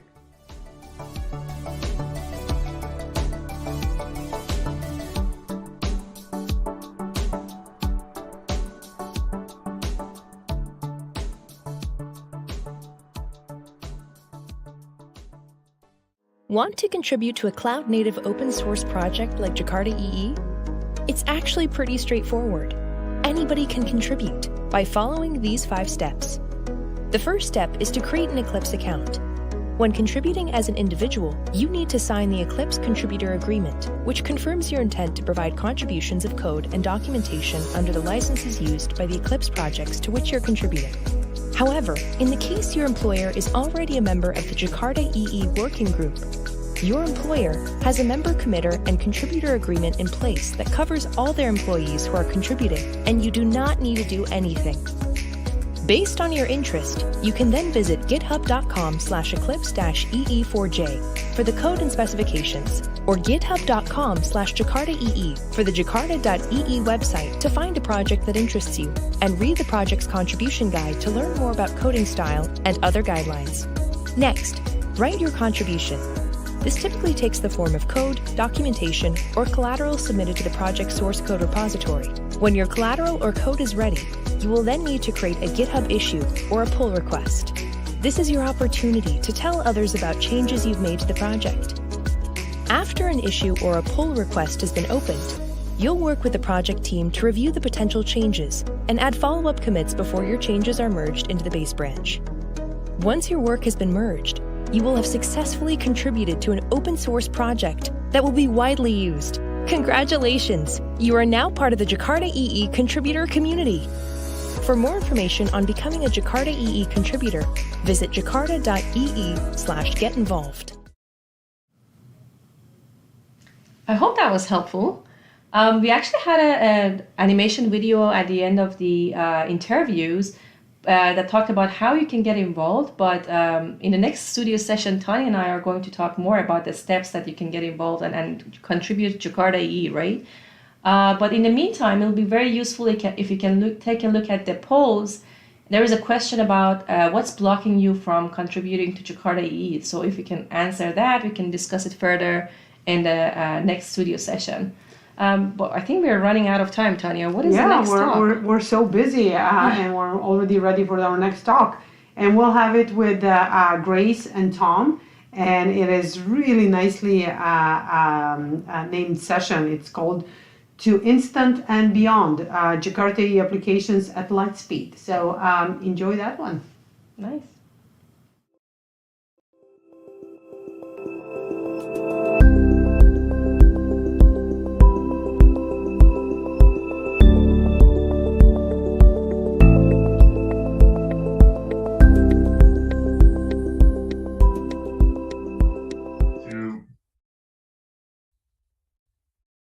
Hi everyone, and thanks for joining our session today. It's great to join the Jakarta One live stream. So excited to be here.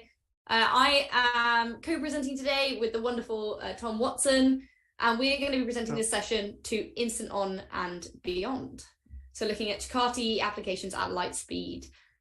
So a bit about who we are. We are a software engineer and developer advocate at IBM. We're actually based in different countries, so a very global live stream today. I'm based in the UK and Tom is based in the US. And a lot of what we do in our day-to-day work is really focusing on open source technologies around sort of cloud native Java projects, tools, technologies, etc. So we're going to be talking a bit about some of them today in this presentation and how we can use those to really effectively develop and deploy Jakarta EE applications very, very quickly, very, very rapidly. So let's take a look first at sort of why we care about any of this, why are we even bothering to look at effectively deploying Java and Jakarta EE into the cloud in an efficient manner. And really this all stems from the fact that Java is a very popular and well-loved language. And that's down to a number of different reasons, really. The first is, it's a language that is very easy to read and write. We have a really vast, rich ecosystem of various different APIs that we can call upon and utilize when designing and developing our applications. But not only that, it's also the community around this language as well. We've got such a fantastic community that's really established and active, and it includes, JUGs, so Java user groups. You've also got the Java Champions sort of platform or program. You've also got specific Java conferences like this one, and also others in person and online, and specific Java newsletters, podcasts, blogs, etc. So it really is a really vibrant and active community that helps to keep this language so very much loved and used within our industry. As well as that, we have fantastic libraries, and that's not just proprietary. We also have loads of open source, and many of that is being discussed at this event today, including things like Jakarta EE. So it's fantastic to have such a vast array of open source libraries as well as proprietary support as well. And in addition to this, things like platform independence, the fact that it can run on various different operating systems, and its really long history of supporting enterprise applications.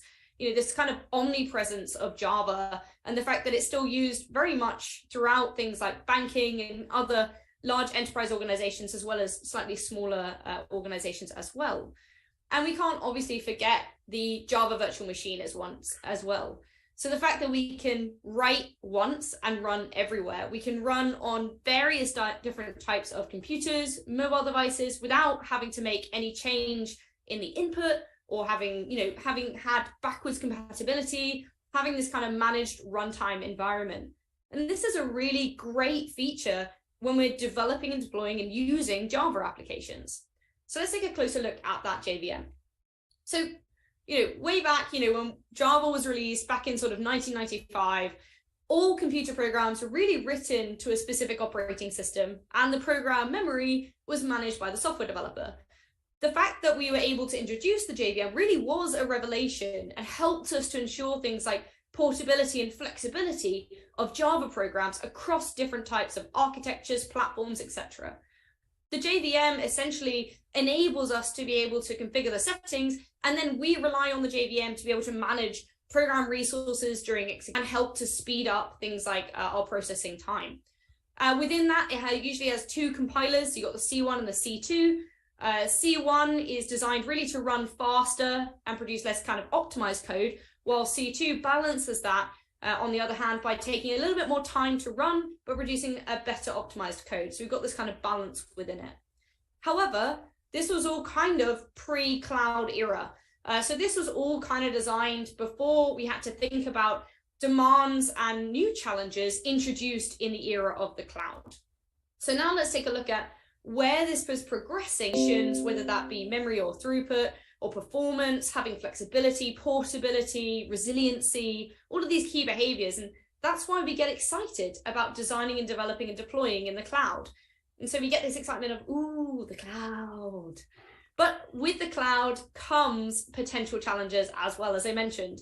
And it has shifted the way that we need to be considering sort of the demands that are placed on our applications. Next slide, please, Tom. Thanks. So some of those challenges include the fact that, the JVM was originally designed with sort of portability and flexibility in mind. But that meant that bytecodes were essentially being loaded lazily and optimized while the application was still running. The result of this was essentially much slower startup times, but we still got that high peak throughput. The cloud, however, really has shifted this demand and shifted that in the performance characteristics of JVMs. So it's now changed the way in which we need to be considering how we develop and deploy applications, and not just developing and deploying, but also how we run the applications in the cloud. So for example, when we're running a microservice architecture in the cloud, there are different demands on the JVM as opposed to running a more traditional on-prem setup kind of thing. And these differences can also have economic implications as well. You can see from the graphs on the right what a more traditional profile would look like. And the fact that we have this sort of gap between the two really results in higher costs for us when running it in the cloud. And what we really want is something more like the bottom graph there. And it's led to us sort of considering things like, do we need to go towards more serverless style computing? How do we think about our cloud economics in terms of trying to be as economical as possible while still ensuring that throughput and performance, and really designing our JVMs and our applications for the cloud?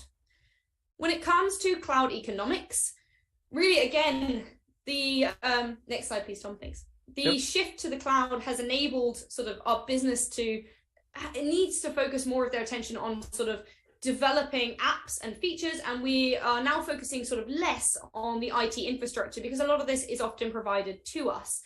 Now, whilst this has been a very beneficial move, it does mean that we now have to optimize for costs in a slightly different way.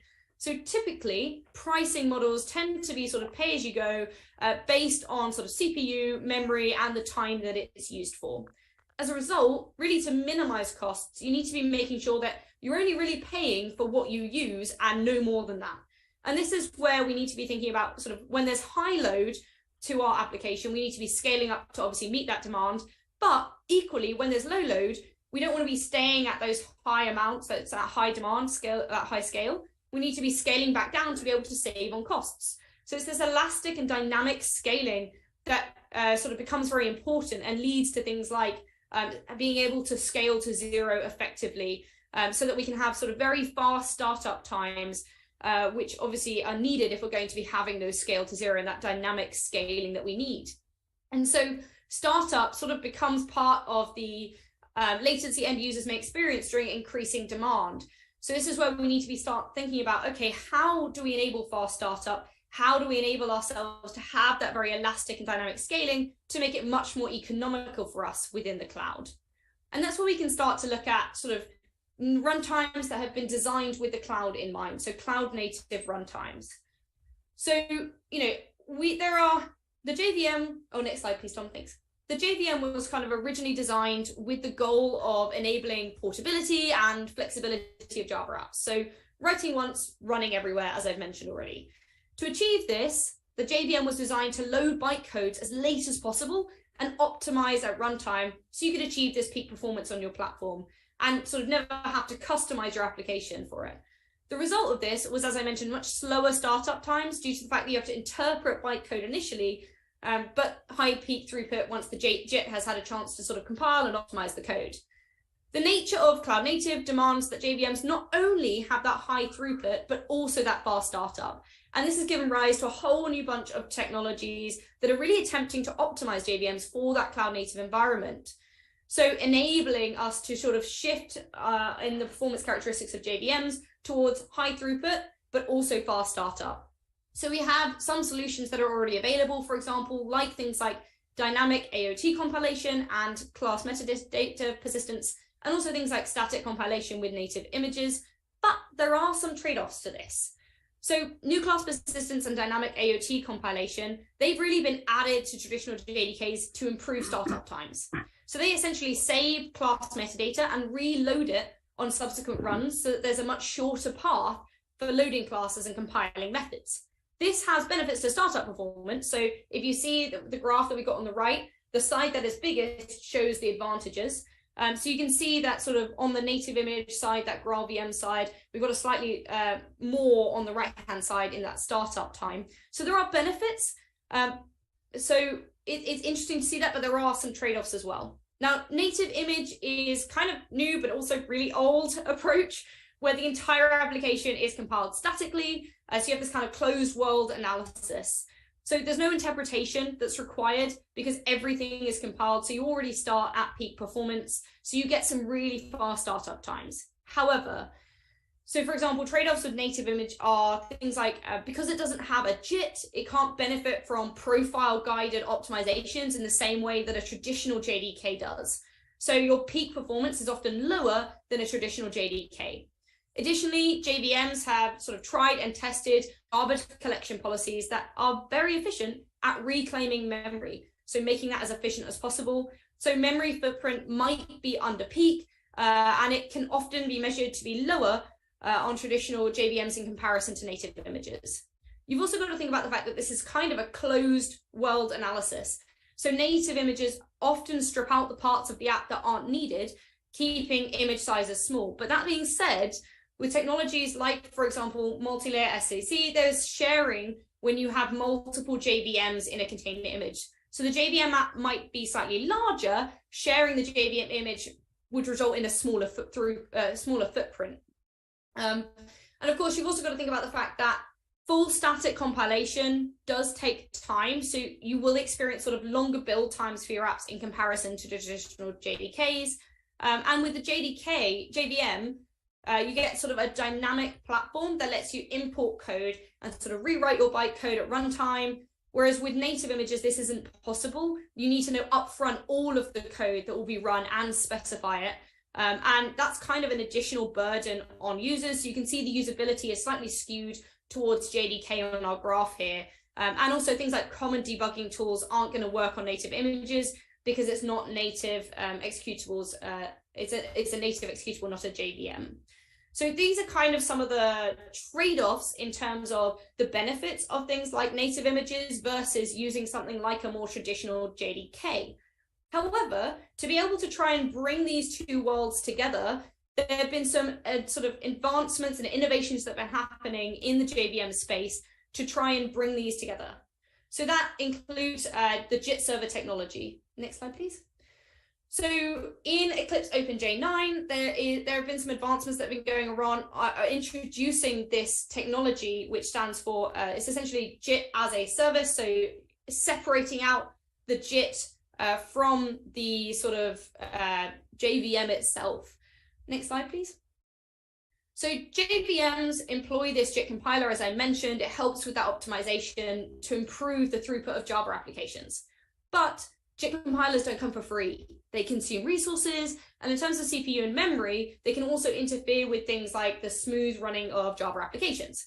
So we were kind of looking for a solution of well, wouldn't it be nice to keep all of the advantages of dynamic compilation, but eliminate some of its disadvantages? And this is kind of where the JIT server technology came in.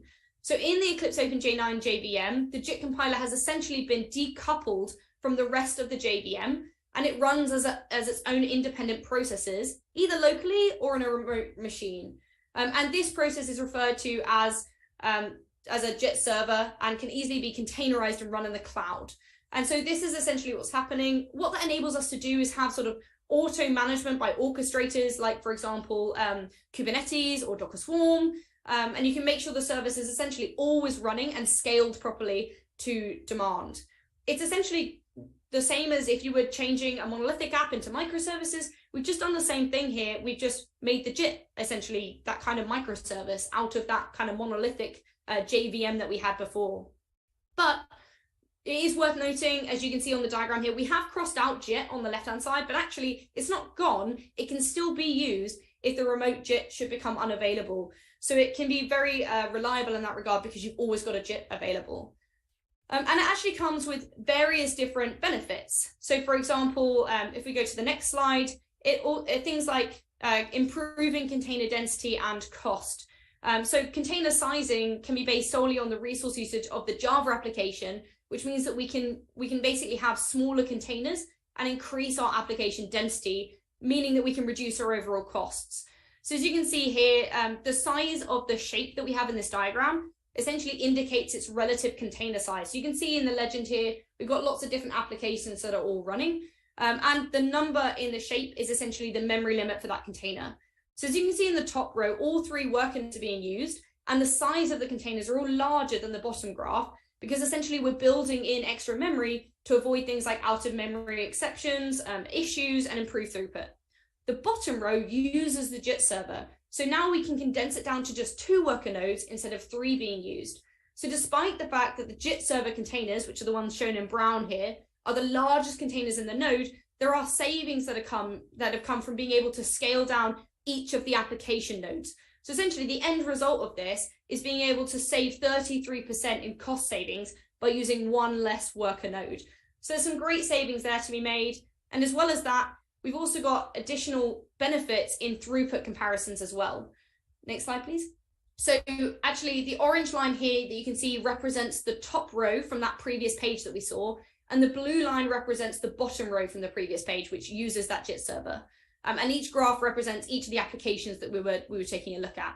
And you can see that performance is pretty even, despite the fact that the JIT server is working with less worker node CPUs. The small blue lags are kind of likely caused by noisy neighbor effects due to all the apps that are loaded up at the same time. But you can see the performance is pretty much equal with less costs and less worker nodes, which is a great sort of benefit to using this. Obviously, there are alternatives that you can take a look at, for example, like AOT compilation that I mentioned. Next slide, please. And that's essentially ahead of time compilation using native images. Next slide, please. And this is kind of picked up by things like GraalVM, for example. It's the approach they use. And this is where you're essentially transforming the program into machine code before you execute. But as I mentioned, there are pros and cons. Next slide, please. So really, it's about sort of looking at the pros and cons, but perhaps there's some way of being able to have the benefits of both. So is there a way in which, just like when we looked at, introducing JIT in the first place to introduce that sort of faster startup for JVMs in the first place, is there a way that we could gain the benefits of AOT whilst not losing the benefits of JIT and JVM, of that full JVM, that dynamic compilation, to be able to have a chart that is sort of at the max for each of these various behaviors when we're looking at deploying our cloud native applications? And that's what we're going to be taking a look at through Tom's demo today with the Instant On technology. So I'll pass it over to Tom. Thanks, Grace. So yeah, the next topic that I'm going to use CRIU. But first, let's go into what CRIU is exactly. So it stands for Checkpoint Restore and User Space. This is an open source project. It's a Linux-only solution. So everything I'm talking about here is in the context of running on a Linux host. And in particular, we view this technology to be very interesting for doing containerized applications that are running in, like a Kubernetes environment or out on the cloud. So we're very much focusing this solution for that type of environment. But CRIU itself is a very general purpose tool, and what it enables is a snapshot or a checkpoint of a particular application or process. And when it's taking a snapshot, what CRIU does is it basically pauses the execution of the whole application so they can gather up all of the state for that particular process, and then it can store it down onto disk in a readable format. And at a later point, perhaps even on another machine, CRIU can read this data and then restore the process and get it back up and running from the exact point that it was when it paused it and took the snapshot. And from the running application's perspective, it doesn't actually feel like or know that it was stopped or had that gap between times whenever we did the checkpoint and did the restore. All of its state is there that was previously there, and it just picks up and can continue running. And the CRU restore is quite fast. It can happen in as much as 50 to 100 milliseconds on a really complicated application. But then at that point, we're up and running from that state. So if you bring that back into the Java context, whenever we're doing the checkpoint, all of your threads that we're running, all of your objects are created in your heap, and so on, all that stuff gets persisted and stored as the state of the process when we do the checkpoint. So then when we restore, all of that's there and we can get quickly up and running. But there are some challenges with that because anything that's run before the checkpoint may contain some state that you wouldn't necessarily want to restore over and over into individual instances. So these are some of the challenges that we were observing a couple of years back when we started thinking about, well, how can we make this really production ready? And so that's what's the effort of Liberty Instant On as well as Simaru Instant On, which I'll go into more details in a little bit. But once we have that proven and ready to go, we can start thinking about getting these applications up and running in 100 or 200 milliseconds. And then we can still really start applying that to these scale to zero scenarios that Grace had mentioned earlier. So we can get that cost savings whenever your applications have no traffic. We can really bring all those instances down to zero and then scale them up very quickly and avoid having any high latency for users waiting for your application to start. So here we're really just talking about a performance optimization. So we're really targeting that one aspect that Grace was mentioning, the startup time, trying to get that to be close to and compete well with the other kind of technologies that we're looking at, such as native compilation. And being able to do that, but also retain all the benefits of the full JVM. So the Open Liberty Instant On, it's been in beta now for over 2 months. Just yesterday, we released the third beta on it. So all these numbers and things I'm going to show next are using the Instant On Liberty beta as well as the Open J9 CRIU support.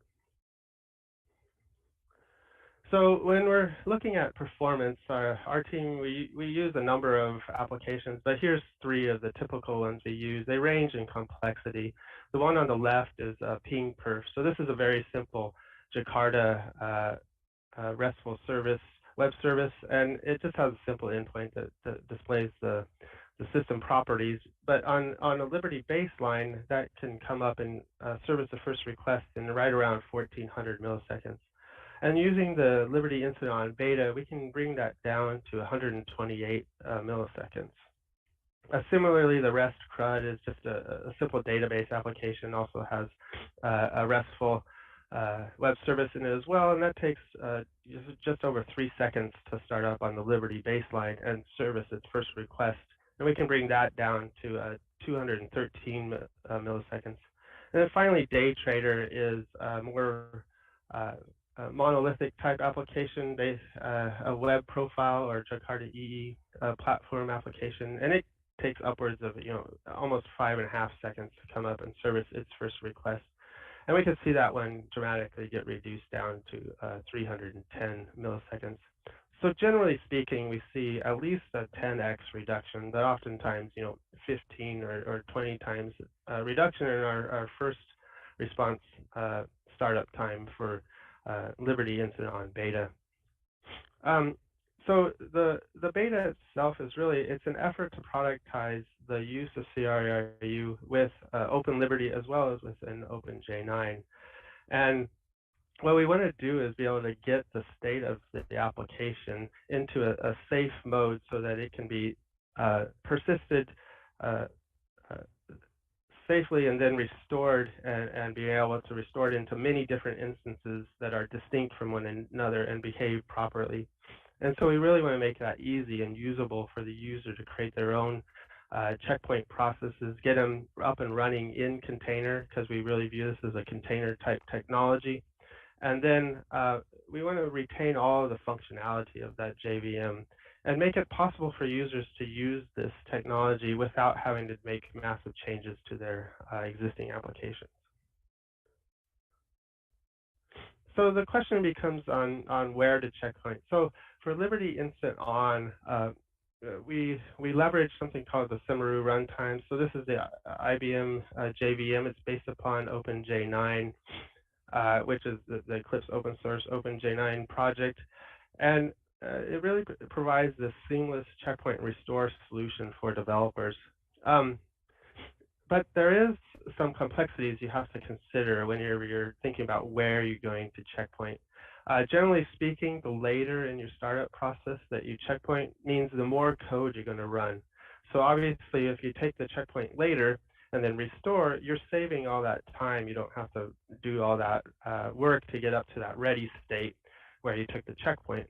But it does mean you ran more code. And the more code you run, the more considerations you have to take into account to make sure it's safe and ready and can be successfully restored into many different instances. So here we offer a few different what we call checkpoint phases in Open Liberty. So the very first one is called features. So those not familiar with the Open Liberty features is basically the point where Open Liberty is loading up the set of features that you've configured for your particular application. So it's a fit for purpose runtime. Depending on how much your application needs, you can only you can configure to only load the features you need, and therefore dramatically reducing the amount of resources needed to run your application. So this is the point where we've basically loaded up what you configured, but we haven't actually started processing any applications. So you can choose to take a checkpoint here, and then once servlets, or you have early start CDI beans, and other types of things that are offered by the various specifications where your application may start getting executed as soon as the servlet context or the application scope is created for the CDI being. This is where we start running application code. And then once all that has run and we reported the application started, this is where we take that final checkpoint. And that checkpoint is before we've opened up any ports to take incoming requests. So we don't allow any interaction outside of the Liberty runtime to happen while we're doing this particular checkpoint operation. So with that understanding, I'm going to go into a demo of building an application using Liberty Instant On. And I'm going to be using this Getting Started guide so on Open Liberty IO.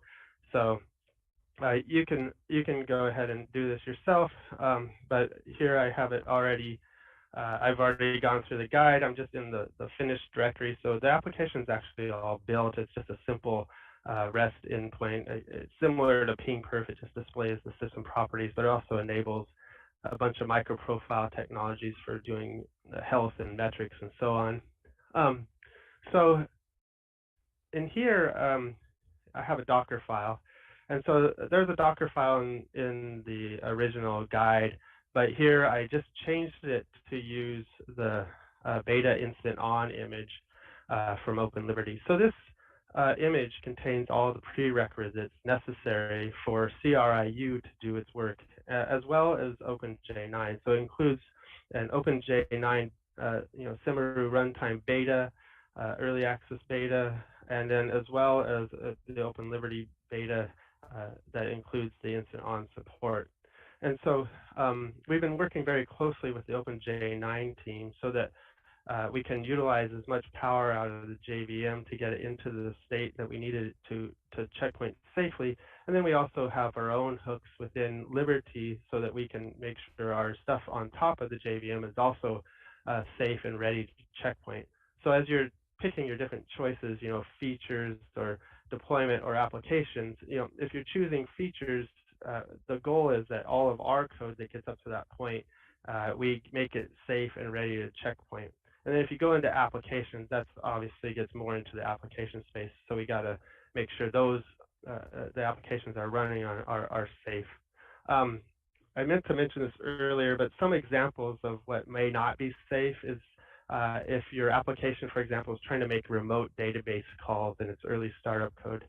These are things that you're not going to want to do while we're doing a checkpoint. And I'll get into that in a little bit more detail as I'm running through the demo. But this is just the basic Docker file for containerizing an Open Liberty application.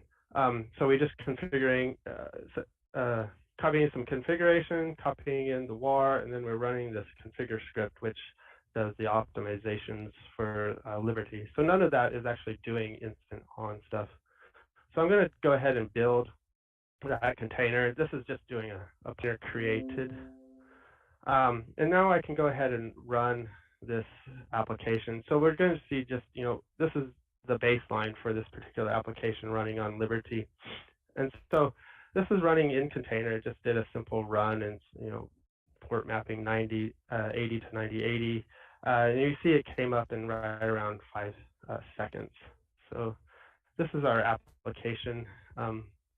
Here, up and running, and it has some metrics and the health and so on. This is the endpoint here that's just displaying the system properties. So it's a very simple application, but the main thing to point out is, this is our baseline, is right over 5 seconds to start.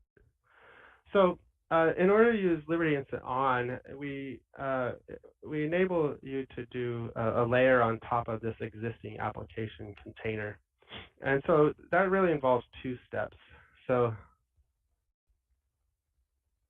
step 1 is performing the actual checkpoint. So the way we do that is actually running it in container. So here I'm going to just start up the container that I just created, but I'm going to pass it in environment variable checkpoint, and I'm going to tell it to checkpoint at applications. So this is going to checkpoint at that latest point in time. I will mention that I am using a privileged container here. That's just the easiest way to grant CRIU on the checkpoint side all the capabilities it needs to do the checkpoint. The resulting application image and process that gets restored doesn't need to run in a privileged container, and I'll get to that more when I'm actually running the end result. So let's go ahead and run this.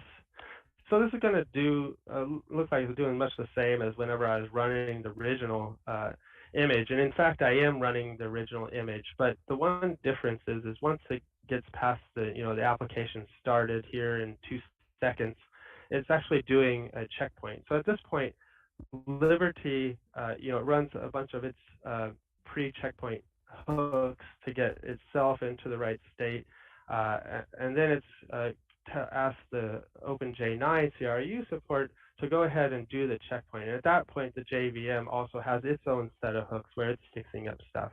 So some examples of things that it's fixing up are things like secure random and making sure that it can get those things all discovered so it can quickly reseed them on the restore side so that secure random remains sufficiently random for each of your restored instances. So that's important for things like security algorithms. We also do a number of other things while we're in this mode to keep it safe for checkpoint. Some of the JIT optimizations, we make sure that we do it in portable ways so that we can, any code that got JITted during this phase is still runnable, even if you change to like a different machine and doing a restore on a different machine. It does other things like making sure the heap is getting optimized, and we make sure we don't have a whole bunch of excessive amount of threads, because all those extra threads add to the state of the JVM. So at this point, we really try to compact down the runtime and get it so that that process image can be as small and as quick as possible to restore. So from this point, I have a stopped container. I tagged it as getting started checkpoint, and this stopped container contains the process data for that image, for that process that I just checkpointed here. But it's not a runnable application container image. So the next step is basically to commit that checkpoint container into an image. So here I'm just doing a podman commit command, and then I'm committing it to this getting started instant on. So just adding the instant on basically to the original getting started image. And finally, I'm just removing that container, because now that I've saved it off to the image, I don't actually need that stopped container anymore.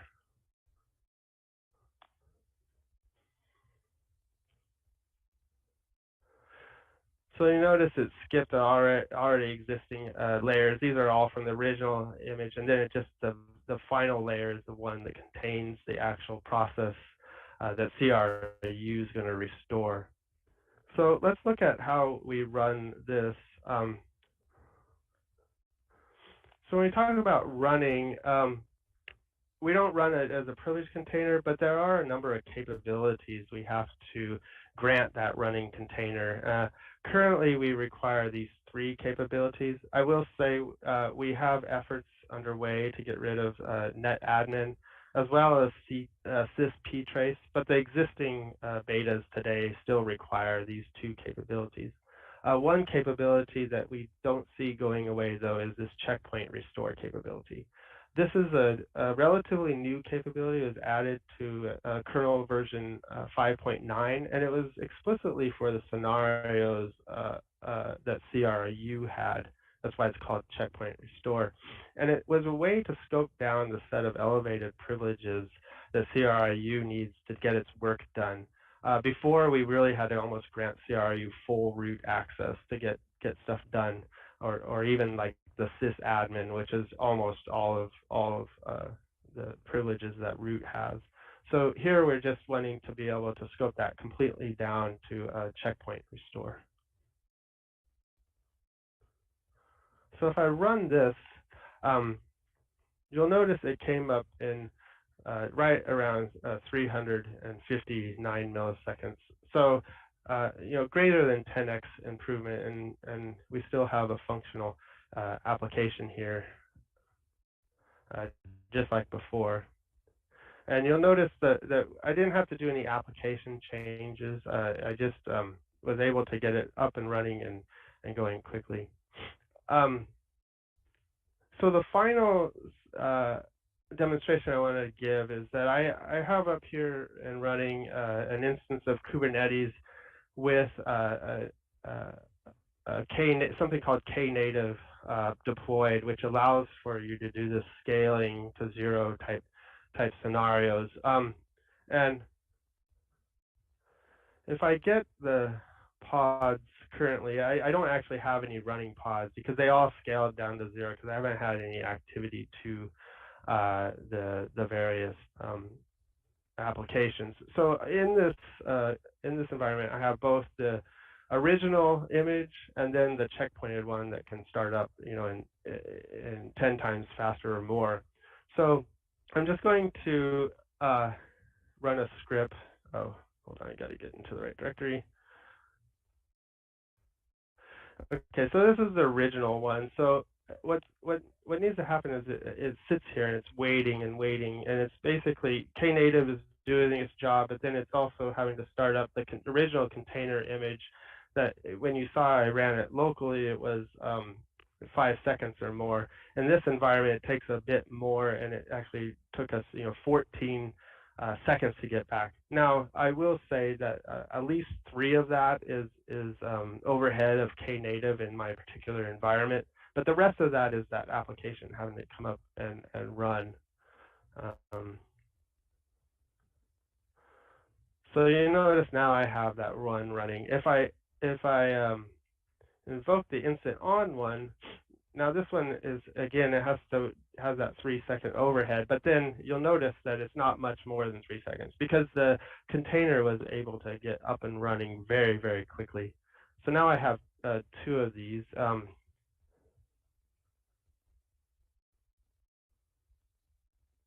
If I look at this one, this shows that that one started in 600 milliseconds. This is the original one. If it's hopefully still here, it might have already terminated because I have the thing set to terminate them quite quickly. Yeah, it's already gone.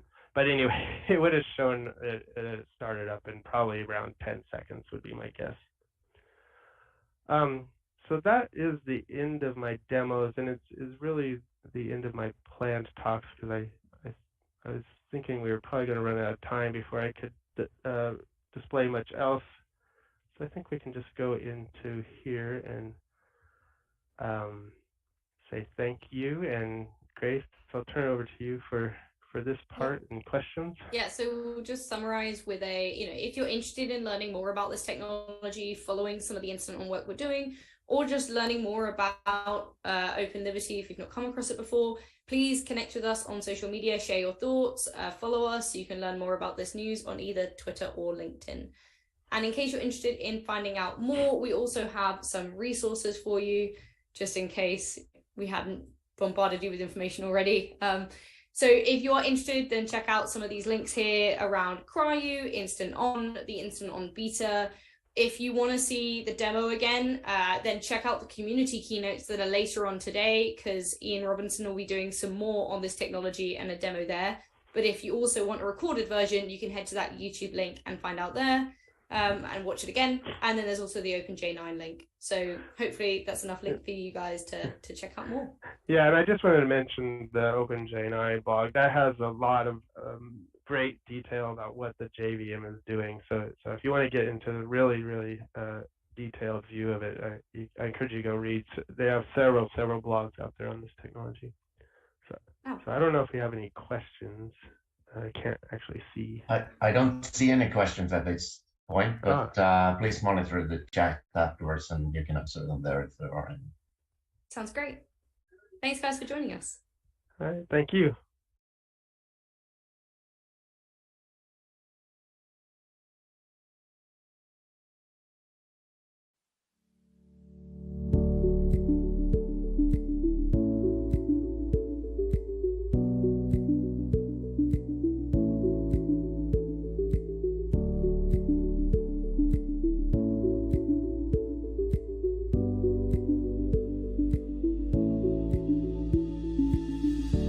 That was a great talk from Grace and Tom, right? Yeah, I know. It's amazing to hear them together presenting about what's going on with the Liberty. Yeah, but we didn't have enough time to finish our conversations around how community members can get involved and contribute to Jakarta. So maybe we can just continue that conversation. We actually have a Jakarta in the Jakarta webpage. We have the how to get involved, where you can watch the video if you're interested, the animator video, and then how to become a committer, how to become a contributor, and finding more details there. But Tanya, what do you think, and what can we add there? So let's just give it a minute and recognize or point out rather the poll questions that we have related to what's stopping you to become a contributor. And actually, we had a quick peek. Please continue to respond to that one. But it seems that the majority of the people are having a questions. We don't know how. The second one there is trouble convincing the manager. So let's start first with the first one and just kind of the recap on how to get involved.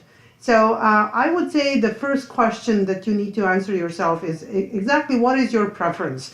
So look at the projects and specifications that we have under Jakarta EE. And if you go and browse all the specifications on our website, you will see options to look at the specifications or look at the implementations project, or even more so, just look on how to build an example that is showing how to use Jakarta EE.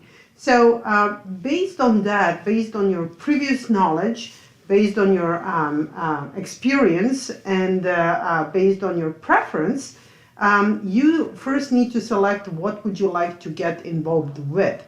And once you have that, you will realize that for each of these, there is a project team behind the scene that works on development of that project. So subscribe to that mailing address, send just a question, I would like to get involved, how can I help?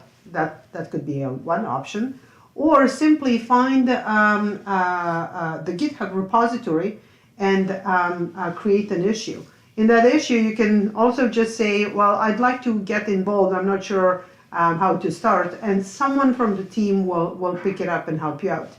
Another way to get involved is just send Shabnam or Tanya or your email. Let us know what and how would you like to get involved, and we'll help you out.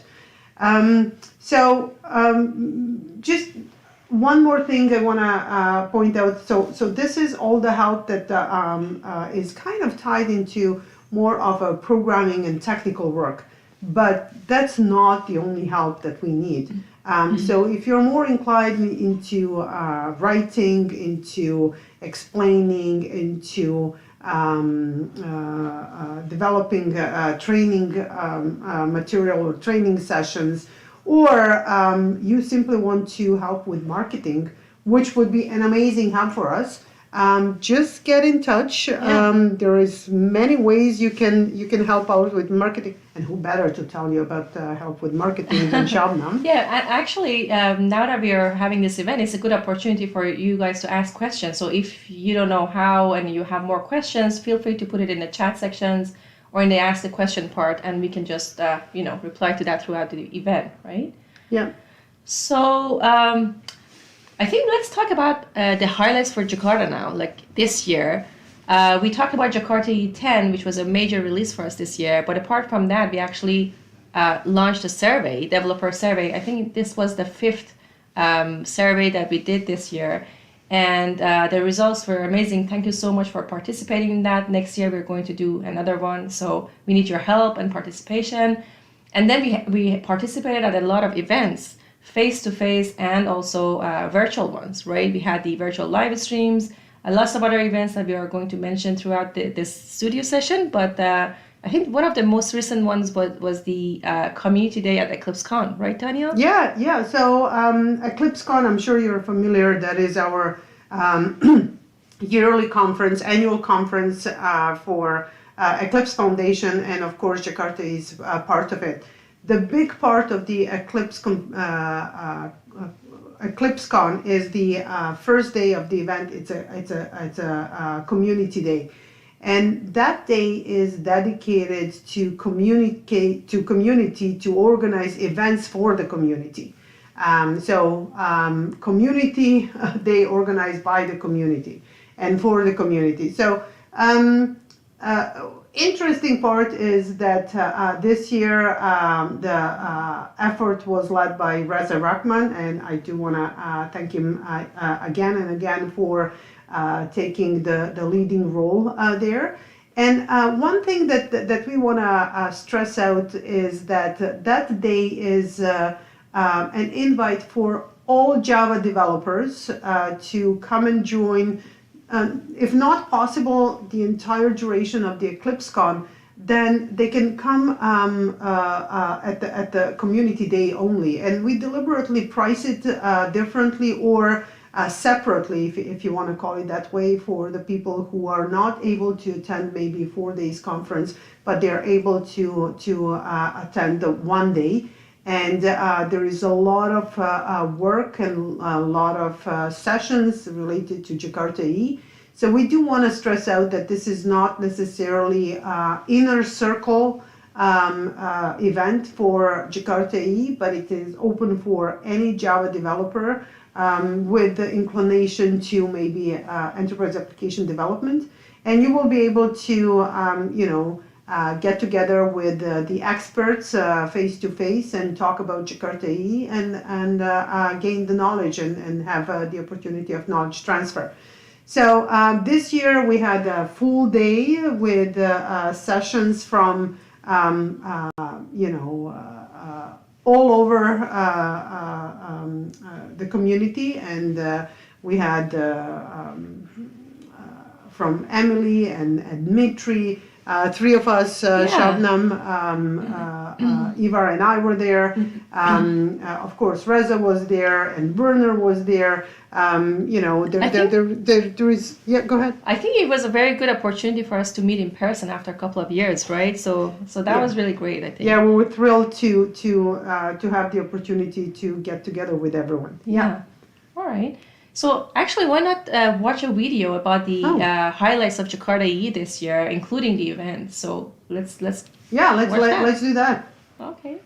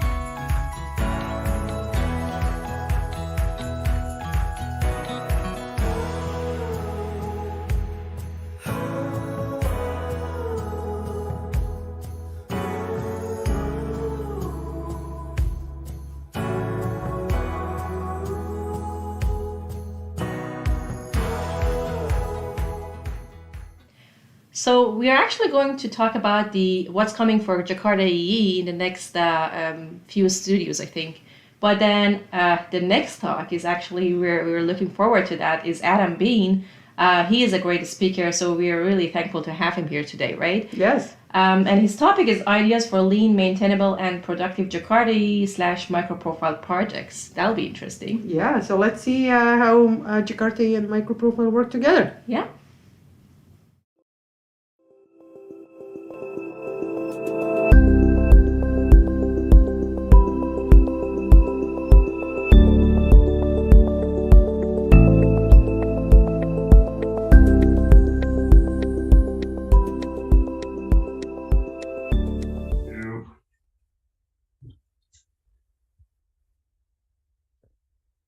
And one, I guess, right?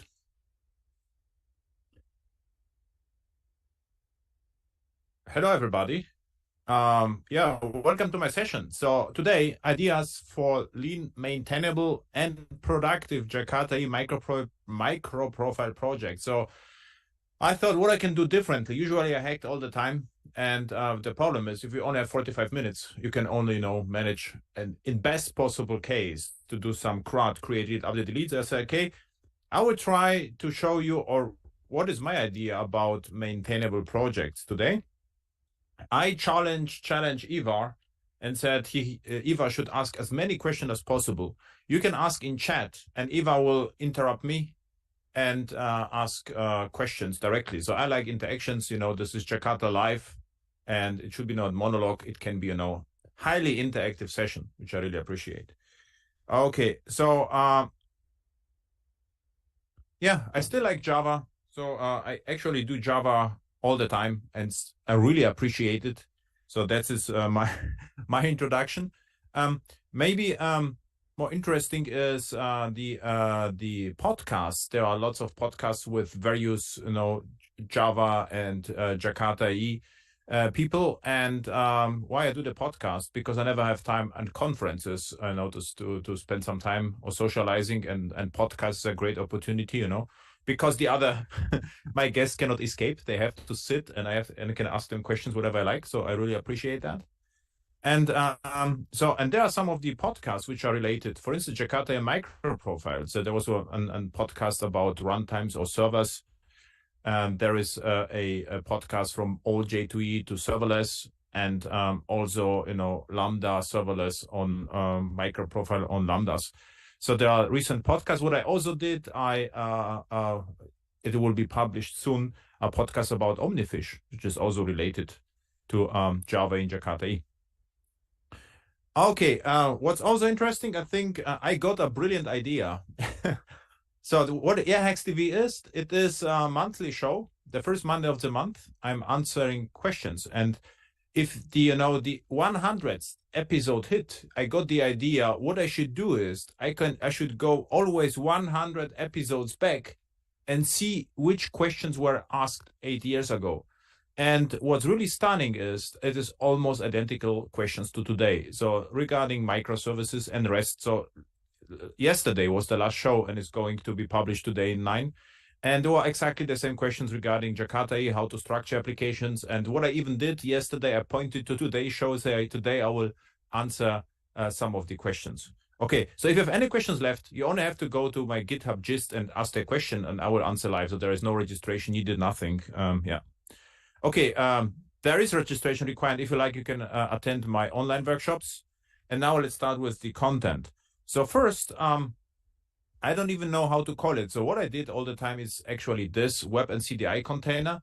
And this is how it, what I saw, I would say 10 years ago. Web was like JSF and JAX-RS. And Java application servers, what we also had, we had this yellow boxes are applications. So we had a shared deployment model. Why this? Because hardware was expensive. So my clients bought big hardware. On this hardware with one application server with lots of applications. So what happened then is, this is actually the model which I still see in the wild. So this is like Pyaras, Whiteflies, Open Liberties. What they are doing is, okay, nice. There is no more separation. There's actually, I optimized it already. I had one slide with web and CDI container. And now we have JAX-RS and CDI container, because I have to say, plain servlets or web frameworks, I'm not using them a lot anymore, or don't use them.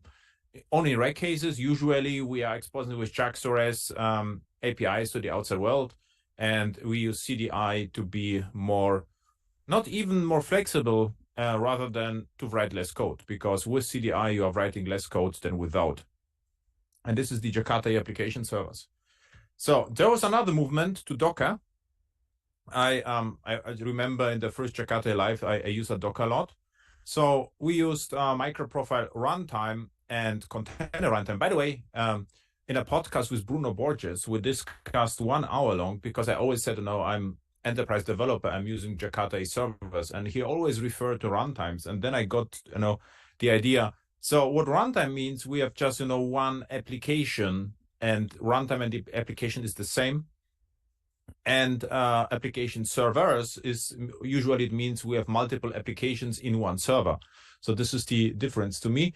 And what happens in the recent years is something like Quarkus or Helidon or Micronaut. What they are doing is they are optimizing a lot at build time.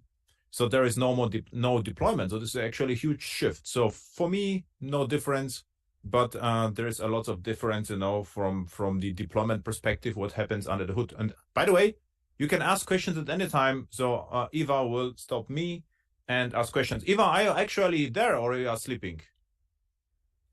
I almost fell asleep there for a moment. No, I'm just kidding. Oh, okay. So then I have to speak louder, right? Or do something dancing or question, something? Actually, and it is, what is the #1 Jakarta EE feature that you would like to see in the next version? It is already in the next version. I would say CDI Lite is already part of Jakarta 10, right? So this is, I think, extremely important. And in the next version, I think the microprofile 5 is not Jakarta. Oh, either. I consider Jakarta and microprofile to being the same. I know this is not correct, but most runtime support both. So I would say in metrics scope registry, which is also part of microprofile 5. So this would be actually one of my things. The problem with Jakarta E and Java E is like the problem, with smartphones. I don't expect, iPhone 15, 16, 17, or 20 be completely different to the current one because it is already nice and perfect, right? We get larger cameras and whatever, but there will be no revolution. And this is exactly the same with CDI. We can inject, whatever we like, whenever, wherever we like. So what we can innovate, right? So perfect. Any other questions, Eva? Not at the moment, but please do ask them in the chat. So yeah, chat. You have 620 people in the chat, so at least no one has to ask questions. Okay. Now, serverless mode is actually exactly the same, but we are using AWS Lambda or Azure functions. No difference there. And yeah, just wanted to mention it's also a thing. And I actually listened to a session about OpenGen9, I think, and Open Liberty prior to my session. And I also mentioned this. So what's the deal? I would say the main difference is the serverless runtime are even more like Java EE servers were before, because you're only shipping, you are not even shipping JDK. You only say, I would like to have Java 11 or Java 17. And in the cloudy runtimes, the JDK gets installed. So it's actually even less responsibility for developer and more responsibility to the cloud owner. Well, this is always the idea of application servers. Okay, design. So, but this was, I usually talk a lot about serverless, not today. Today about more about code. And by the way, how I got the idea, or what I appreciate about Java E, you will like it, Eva. So the story is, it's a crazy story actually. So I delivered a session. It was 10 years ago. 2012, 10 years ago. As you can see, that's me. The only thing was we didn't have any problems with energy back then. So I still have no glowing apple no more. Now my logo doesn't glow anymore because we have to save energy. But back then, I submitted a talk. Java 6 is the future is now, but it's not evenly distributed yet. And the talk was recorded. So with NetBeans and Glassfish back then. It was JDD 2012. And I got reinvited again, and I was in Krakow now in October. So actually, I don't know, 2 months ago, roughly. And what I did is I found the old code, and I said, okay, we will discuss what's different to now. So what if we pick, the old code, which I preached back then? This is the future, and was it a future? Did it survive 10 years? And the surprising thing is, actually, I got so many questions at the conference I couldn't actually code a lot, but I did it afterwards, which is good for you because I recorded the migration. So what I did is I picked the old Java E code and migrated it as an AWS serverless Lambda. And you can see, and it took, 10 minutes. So what I really would like to keep in Java E is the stability. So what's cool about Java E is that all the APIs, they remain stable.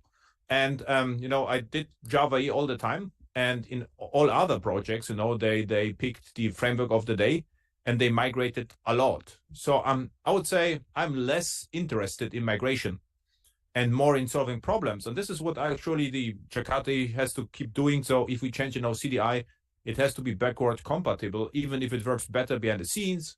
There is no reason to break, everything on just because we can. Okay, this was a nice story, I think, because it's unique. And it was like an accident that I found the talk was recorded. I had the source code, and it was like a nice document 10 years after. Was it a future or not? And it was. So actually, if you would implement a Java 6 applications, you can run it on Jakarta E10 with minor changes. And the code was still modern and up to date. If you like, watch the session. It is fairly popular. It was actually a interesting story. Okay, so how to start a project. And what I did, I watched my recent projects and what we did, domain first. So what I will do is just, hack POJOs first. They can have public attributes, doesn't matter. So the first idea is to write very simple code. Why this? Why it doesn't matter? because it will change anyway afterwards, right? So write simple code. Then the next one, forget about reactive programming. We get Project Loom, so you will see in a subsequent slides. So for, you don't have to write crazy code just to be scalable. If you like, write nice code, which is reactive, I think what you can do is you can have, you can write code for reactive resources like Kafka, Pulsar, or something or similar. But there is no need, to write reactive code to have an HTTP call, right? It's just crazy. So what I also did a lot, but I was always, like a little bit an alien or a stranger at conferences, because I always said what I really appreciate in Jakarta are the, single dependency, the API. No third-party dependency. And this actually saved us recent years several times, my projects, because we had no security issues. The cool story is, if there was no Log4j, no external libraries, then, and this is actually the serverless idea, right? Then you can just focus on writing business logic, and you don't have to care whether your dependencies have problems or not, because usually if we use, back then Glassfish, then we bought support from Sun Microsystems, or even earlier from BA WebLogic, and they were responsible, to patch the or Payara to patch the servers. And by the way, serverless can also mean Payara, because there is a Payara cloud in the cloud. So you just, push the war, and you don't have to care about the server. So it's actually serverless Payara server, right? So no nice to have design patterns. So what I also see a lot in projects, developers are starting with factories and whatever they can. They would like, or even, if you start with CDI, there is no need to start with qualifiers. Just use add inject and just write as simple as code as possible. Whatever you can remove, you should remove. And the nice story is, then you don't have to be an expert, to write decent applications. And every developer is welcome, regardless whether she or he is, expert or not. Everyone will understand the code. And this is what I appreciate actually in Java the most. The Java programming language is that the Java programming language is predictable. I think it's really hard to write code which is magic.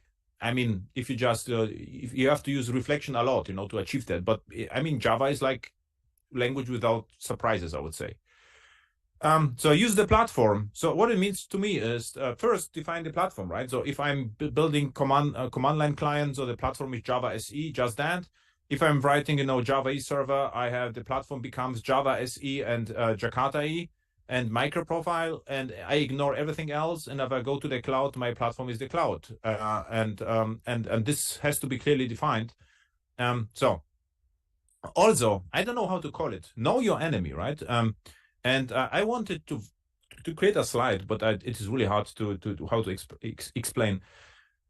Eva, how long are you hacking Java already? You started with Java 1, I think, right? Or 1.0 or 1.1? Eva, are you sleeping?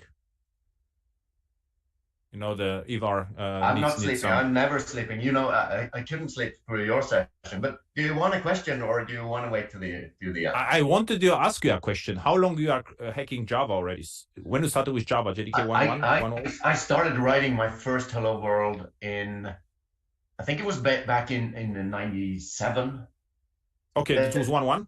Yeah. So what I wanted to say, whether you remember, at the beginning of Java, there was a huge, everyone was afraid, of being depending on relational databases, because everyone believed we get object-oriented XML database or whatever. And what the enemy were the vendors, right? So we always wanted to be decoupled from the concrete implementation. This was the major fear of the early Java design, Don't be depending on the database. Always go through JDBC, and not even JDBC, because JDBC can change it at any point of time. So when you need the DAOs, data access object, to make JDBC replaceable. So this was, the enemy was the concrete vendor implementation. I don't know whether it was in your project. In my was extreme. So we evaluated different databases, because back then, 1997 until 2000, everyone was pretty sure that the relational databases won't survive, because we get object-oriented or XML database or whatever. Was also your perception back then? You remember this? Yes, I remember. Every project we were participating in, we created our own kind of ORM mapping. So yeah, basically, yeah. Perfect. So this is also my perception. So it means, back then, we decoupled from everything. Right now, if I, for instance, go to the cloud with my microprofile or Jakarta E, What is the enemy? The enemy is infrastructure as code, because I spend a lot of time fighting, with the infrastructure. If I use Terraform, I have to write, thousands of lines of Terraform code, and the major effort is not the cloud. I would say you spend a lot of time with the security infrastructure as code. So I would say in the cloud, your enemy is the time. So I don't think it is worth to decouple from everything in the cloud. I would just pick whatever the cloud has, write simple code, and you will win. So this is actually the idea. And with Jakarta E and micro profile, you can write that simple code still. So some of the APIs become less important. For instance, security is in the cloud. You can put a lot of security to API gateways. You don't have to implement them internally. But I would say the majority of Jakarta APIs and microprofile are still great, and because you can write in simple code. So the last one is measure first and optimize. So this is also a common one. I ignore any optimizations in the first iteration of the projects, and the first iteration can take 5 months. But you have still measure whether it is fast enough. But if something is fast enough, I would say any optimization is forbidden. So this is my and because you spend time optimizing, and this is just I would say a simple code is more important than highly optimized code, which save you 5%. It really doesn't matter. It doesn't have to be orders of magnitude slower or faster. I mean, it should be a good balance, but forget about optimizations first. Okay. Then Java SE features. First, write simple code. First, we had preferred Java SE library. So what do we have? base64, string is blank, string is empty, logging ships with Java. You don't have to use third-party libraries for it. And Java 17 ships with records. So if you have a record, you don't need to generate getters and setters, because we already have our records. And Java 19 and plus is going to be really great, and is getting even better with the switch patterns and deconstruction, which is called differently in Java. I forgot the name, but in JavaScript it's called deconstruction.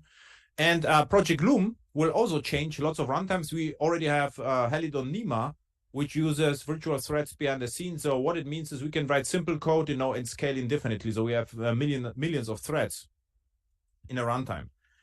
Okay, architecture tips. So again, you should interrupt me and say it's not true. So and we can have discussion. But if there are no questions in the chat, which is a pity, so we start with architecture. So keep it simple and stupid, and you aren't gonna need it. So there are the two most important, principles in software architecture. So question everything and ask, do we really need it? Then the next one, don't distribute. So I never understood, the idea of microservices. And I would say more recently, I saw lots of talks, monolithic and whatever. I said, okay, I mean, it was crystal clear that microservices don't solve any problems, except, you have the problems, but not like if you're implementing microservices, your application will run better. It's just if you have problems, you can microservices can be a solution to the problem. So don't distribute. So I try, to implement a monolith, and it works really good because it's simple. So there is no distribution. There are no distributed transactions. We don't even need to know long-running actions for microprofile. No Zaga patterns. It's just a monolith. Of course, you cannot build a huge system as a monolith. So then it's the challenge to split the monolith to multiple applications, because you have multiple teams. But if you can, just go with monolith. And by the way, I also built several Lambda functions, so with hundreds of classes, and they were crazy fast. So I would say Java is really fast. So you don't have to create something with one class and be afraid of the performance. Is that what you call monolithic Lambda? Yeah, what I called monolithic Lambda is my Lambda currently is a JAX2S application with several hundred endpoints and 500 classes. I would call it monolithic because I have it on that slide. I have another. There's another school of thoughts, and they are talking about single-purpose lambdas. And what they are doing, there's just a lambda. I know if you would have create, read, update, delete, they would ship 4 lambdas, one for create, for read, and for update and for delete. And I don't get it. So because with Java it doesn't make any sense. If you are using Python, Node.js, it has, because they or Rust, because they usually don't have something like a JAX2S, right? So yeah, And by the way, Ivor, if you're interested, so go to the Lambda or to the audience and take a look at Node.js and Python examples for HTTP Lambdas. You will see what they are doing. They're using switch statement. They say, you know, if HTTP method get, then do this. If post, then do this. It's exactly what you did, Eva, with servlets 1.0 1997, because there was nothing. So we got the HTTP request and in a switch statement of if else. So my do get method in servlet in my first project was that long that we got trouble with the compiler because the method was too long. So this happens again with Lambda. The nice story is with JAX-RS, for instance, Quarkus and Micronaut, they ship with extensions. What they are doing, they are receiving the HTTP event and they are passing into JAX-RS. So for me, Lambda or not, it always looks the same. So asynchronous invocations for asynchronous use cases. Otherwise, everything is synchron. Reactive programming for reactive use cases, and start with nice monolith. So this is my advice, and it works good.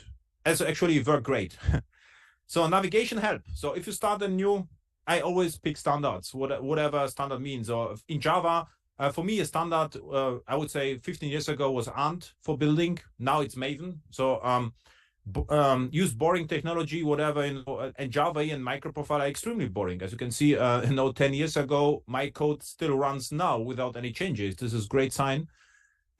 Start with the least common denominator. So okay, what runs everywhere? So this is interesting, what will run on all clouds. And if you think about this, for instance, if you have a JAX-RS application, it will run as AWS Lambda, as Azure Function, as Oracle Function, as a bare metal application, as a Docker container, and then in Kubernetes ECS Fargate. So we can actually have the same source code and run it in serverless, in serverful applications, which makes a lot of sense.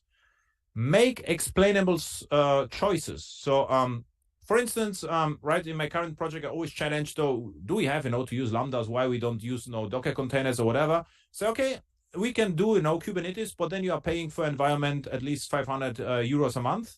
And with Lambda, we can have as many environments as we like, and then the discussion stops. So, because if you go to the cloud, I'll interrupt you, as you told me to. So we have a question about this that you actually answered right now. So that is, why are you using Lambdas if you're using a monolithic application? And that is a cost thing. Yeah.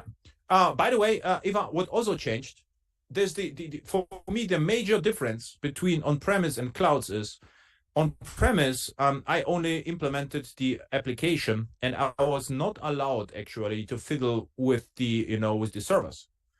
In the cloud, usually we are responsible for a lot more, for the entire environment. And as you know, clouds ship with hundreds of services, and they are very similar. If you go to Azure, the recent services, Azure App Service and Azure Container Apps and whatever, they are all identical. But if you look at the economics, you will see in one service you pay all the time, and the other service you will pay per invocation. Also, they are doing almost the same.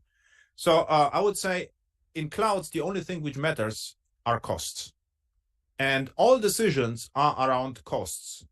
If the costs don't matter, we can stop discussion, because I will buy the largest EC2 machine, which is available in the cloud, ship my jar and I'm done. Then I am a cloud native. But it is going to be expensive, too expensive. So I would say all my architectures are around costs in recent 3-4 years. If you are in the clouds, if you don't do this, the cloud has become so expensive, then either the project will die, or you will have to move back to on-premise data center if you still have them. Some data centers are too small. So. Very good. So another question before you go on, and that is very good. Yeah. So you talked about compatibility and keeping things running on very outdated SE runtimes. Do you prefer, or are you mostly using newer Java SE version like 17 and above? Or yeah, I'm using Java 17 above, not just in the leisure, because there is no LTS above 17. But all my projects right now are Java 17. Yeah. Always the highest Java SE available. So this is a must. And this I started with Docker. As a Docker started, I always used the recent Java, because there were no more huge Java migration projects, right? Okay, and simplicity and standards. For me, standards means simplicity. This is the reason why I still like Java in Jakarta. As I started, this was I always introduce myself like what happened in 1999. There were lots of application servers for a single consultant as us. It was mission impossible to understand more than 2 runtimes, and Java E made it simple. So if you focus on Java E, you are able to understand more than 3 vendors. And this is why I like Java E, Jakarta E microprofile. And this is what I also think that simplicity means standards, because standards are a subset of the thing. And this is also, you are forced to self-constraining yourself. It's like I'm just using whatever's in the API. And what I know is that this is actually enough. But if you don't have the constraints, in Java, you can use millions different frameworks and no one knows what survives. So this is the problem. To give you a concrete example, Quarkus. In all my Quarkus project, I just try to stick with Jakarta E and microprofile, and I ignore all other Quarkus extensions. Why?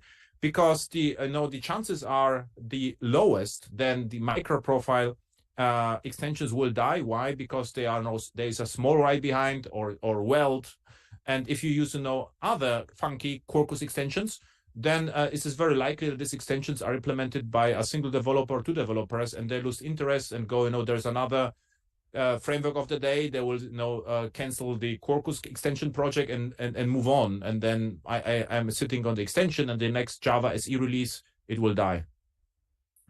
So the ultimate internal structure. So I do it for years. This is also one of my philosophy. If there is a pattern or pattern standard, I try to use it. And the only pattern I know is boundary control entity. It is older than UML. It was implemented, I think, by Ava Jacobson. I always confuse both amigos. By Ava Jacobson, he started with boundary control entity. And all my projects for years have the same structure. So what I can give you of a feedback, I used the project with lots of developers, the structure with lots of developers. And after establishing the structure, I never got, question where I should put the class so it is obvious. No one thinks about this twice, which is very good sign. So very boring way of structuring, Java E applications. So how this looks like, this by the way, are the icons, boundary control entity. So boundary is JAX-RS, control would be a reusable POJOs. So for instance, concretely in Jakarta E, we have, let's say a component would be a package here, a package with Java package with the name, let's say, Jakarta E live stream management, right? And the boundary would be like stream management, start stream, stop stream, or change stream. So in the boundary, there would be JAX-RS with some JAX-RS annotations. Then would be a POJO with without any annotation except request scoped or application scoped. And then if we have streaming, sockets, and payment, whatever, this would be POJOs which are injected. And entity are Java classes with state. They don't have to be persistent, but they can be persistent. For instance, on premise, I always try to use JPA because it's great. Why? Because the database was there. In the cloud, if I have to to set up the database, I'm no more interested. So there is no database because the relational database in the cloud are expensive. If you need a backup, they are twice as expensive or failover. And you have to set up them with maintenance windows, backup windows, and leader follower and all the stuff. You spend a days of doing this. And if you use something like Object Store or S3, you can store Java graphs as JSON objects, and we do it with JSONB, for instance. Actually, yesterday I wrote a small example for upcoming workshop, and I used JSONB to deserialize the lambdas parameters as JSON, and it worked great. So instead of using Jackson, whatever, it's okay, JSONB works great, is one dependency, Eclipse JSON, and it worked out of the box. Okay, so this is how it looks. My monolith looks internally. So there are packages, and I get to know, even yesterday I got a question about that, and the semantics are the following. So the dependency direction is from boundary control entity, never from E to C to B, always BCE. The cool story is it is sorted also nicely in the IDE, so boundary control entity. And the packages are built according to a principle called high cohesion minimal coupling, means whatever is in the package, it belongs together, but the package should not, communicate too much with each other, because they are communicating, but the relation the ratio is interesting. So whatever, there should be more communication inside than between packages. And between packages, boundary to boundary, is suspicious, I would say. Boundary to control is fine. Boundary to entity is okay, but we better boundary control to entity. And you can have a package with control entity. It means this is a package without JAX or S, so without external or WebSockets, without external interface or API.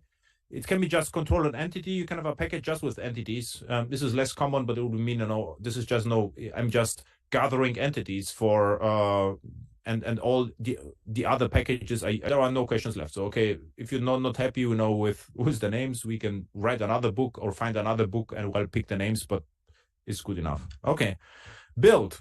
So Maven is a good starting point. Of course, you could use Gradle. What I can tell you, Java EE Maven works great. With Maven, it is the fastest build, because we don't need any plugins. Important, Maven is not CI/CD. So what my Maven just does, it creates a jar. Right now, a few years ago, a war. There are no dependency and there are no plugins. So I don't need any plugins because, I just need a jar. Of course, for Azure Functions, I need a Maven plugin, and Quarkus, I need extension. But this is, maybe we have one plugin and not much more.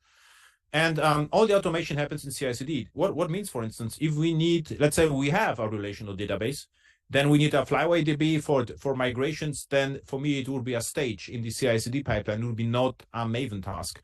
So Maven is built, and CI/CD pipelines are automations. Okay. And I fully rely on Maven conventions like, test for unit tests and IT for integration for system tests. So use standards whenever possible. So runtimes. So actually, everything is still absolutely interesting. We have bare metal, virtualization, containers, and serverless functions. And Eva, you see, this is your question from before. So serverless doesn't have to be more cost effective. One trick in all clouds, if you use serverless for enterprise applications, it is usually the cheapest way of running the systems. But if you use serverless, you are not using machines. So you are say, I just need RAM and I need CPU. The problem is you cannot buy the machines in advance. So sometimes it is cheaper to buy machines, in 3 years in advance and then run a Fargate or any other container orchestrator on it. But in most cases, I would say serverless is the cheapest way and the most modern way of running things, and the most secure way, at least politically, secure, because the cloud provider takes the responsibilities of patching the operating system, patching the JDK. So your only responsibility is to create a zip and ship it and push it. Okay, and I have countless screencasts about this live deployment as Lambda, so I don't like to repeat it right now. I just will focus now on the meat, on the summary. So serverless with Java, everything is available, and what we use is really depends on the cloud provider service. So mostly right now I'm using just this stock JVM. Why? Because GraalVM optimizes only once, and the hotspot optimizes the entire time. So over time you will save money. But with GraalVM you get faster startup cold start, which is also minimized by crack. So recently there was crack is I cannot remember the acronym. This is resource at crack, forgot it. Restore at checkpoint, on coordinated restore at checkpoint, crack. Coordinated restore at checkpoint. And what it does, it freezes the state of the JVM on disk and then restores it very quickly, which is perfect for serverless. And GraalVM just starts quickly, crack just restores and goes to sleep quickly. And you can use everything. So what I'm doing, I'm using this JIT, and I will use a crack called SnapStart on AWS, for instance, right now. And MicroProfile and Jakarta is just running on everything happily, so it doesn't matter. And also great innovation, CDI Lite. This is actually the idea that that you can optimize at build time and not at deploy time. Also crazy idea and nice idea, Payara Cloud. What they are running, they're running Payara in a cluster for you. So you ship a war, and they care about your war. It's also serverless, but complete different, actually different approach, but it's interesting. Test. Okay, so system test first. In most enterprise project, everyone starts with unit tests, and the only reason what I see is because with unit tests you get nice code coverage statistics, which management cares about. But just caring about unit tests is like building a airplane and just caring about the radio buttons in the cabin and never flying it. So what we do is we establish Maven build the pipeline, system test first. And because at the beginning, there's almost no business logic, we are happy that we hit the endpoint and see that something happens. So we deploy our code, and we would like to see, that the entire pipeline is running. So system test first, then torture test. I will see how the system behaves on the load. And then after a few iterations, you get more and more business logic, and then we write unit tests. So, my approach is completely different what you read in books or articles where test-driven development is unit tests. I would say at the beginning there is no logic. You're just exposing the entities via JAX2S, and you are happy that the DNS is set up, certificates are running, security groups are open. So this is actually the main concept at the beginning. Now, you can save a lot of time using microprofile REST client for testing. So what you can do, you can inject Java interfaces, microprofile REST interfaces, and call them. And the cool story is what you get then a tested microservice client for free. If you used REST assured or any other framework, you cannot reuse anything. So you're just writing, your end-to-end tests just for the sake of testing. With microprofile REST client, you get high quality microprofile clients which are reusable. You can give your tests to another project, and they can reuse your system tests as the official microservice client. So we do it a lot. Copy and paste from JAX2S resources to microprofile REST client.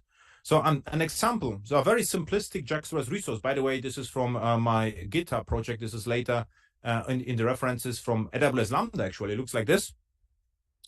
And and this is just a copy. This is the microprofile REST client. As you can see, it's a copy of this resource.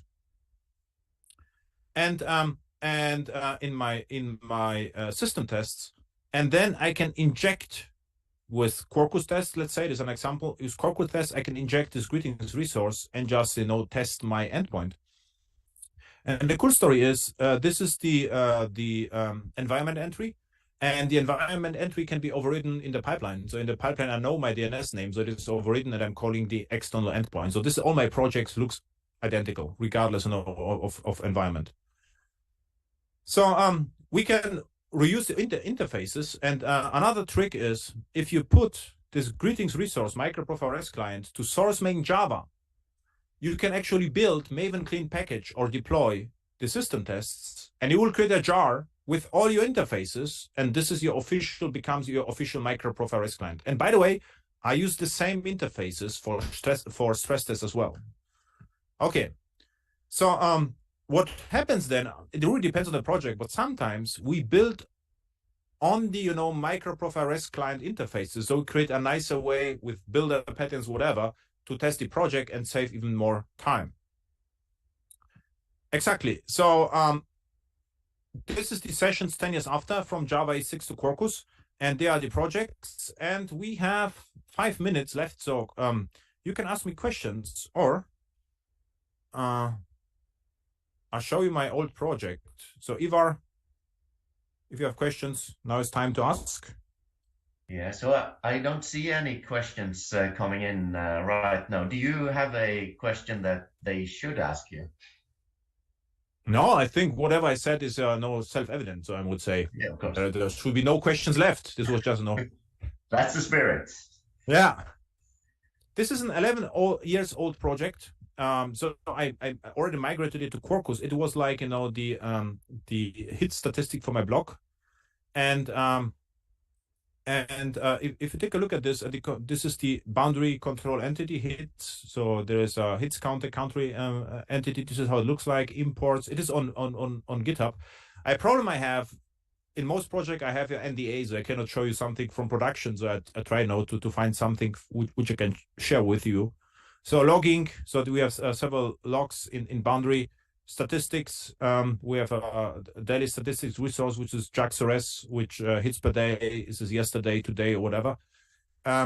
We have the control, which is the calculator. Application scope gets injected. We have an X-ray logger is my logger, which I hope it is an old code, so 11 years old. But it uses what? Java util logging. So I was a little bit afraid, not that I'm using log4j, but Java util logging. What I use right now is Java system logger. It's even lighter than this one. But I did it, 11 years ago, and it's still the same code. We have the entities, which are, exactly, not persistence. In this particular case, it was JAX-B. Right now, I would use JSON-B. Yes, again, this is old code, and I used back then JAX-B to create JSON formats. Right now, I would use JSON-P or JSON-B. What it depends on the flexibility. If we have, to ship multiple versions of an API at the same time, I use JSON-P because it's easier to have, in the new version, there are new attributes. In the older version, there are no attributes. If you use JSON-B, which is a Java class, which is annotated, you get a problem that it is really too hard to differentiate between not existing attribute and attribute which is null, for instance, right? Okay. So, Adam, we have a question for you. Very good. Yes, and that is, what is your opinion on JSF or Jakarta Faces in this project? I would say with something like Prime Faces, still highly productive. So it is a little bit out of fashion, but you can be very productive and you can ship very quickly with JSF. The only problem is if you are in the cloud, JSF is stateful, so you should be able to configure the load balancer properly, because you always with the session ID you should hit the same node. If you are on Fargate or container applications, you can absolutely do this. In Lambda is harder. I think it is not with Lambda you cannot do this. And this is cost again. With JSF, you will probably need a server which runs the entire time. So you will have to pay the entire time for JSF. On premises, lesser problem, right? And but we had that discussion a lot because JSF is a server-centric framework. So what it means is with data binding. So it is really easy to have forms, complex forms with validation with JSF. JSF is less suited for offline apps, of course.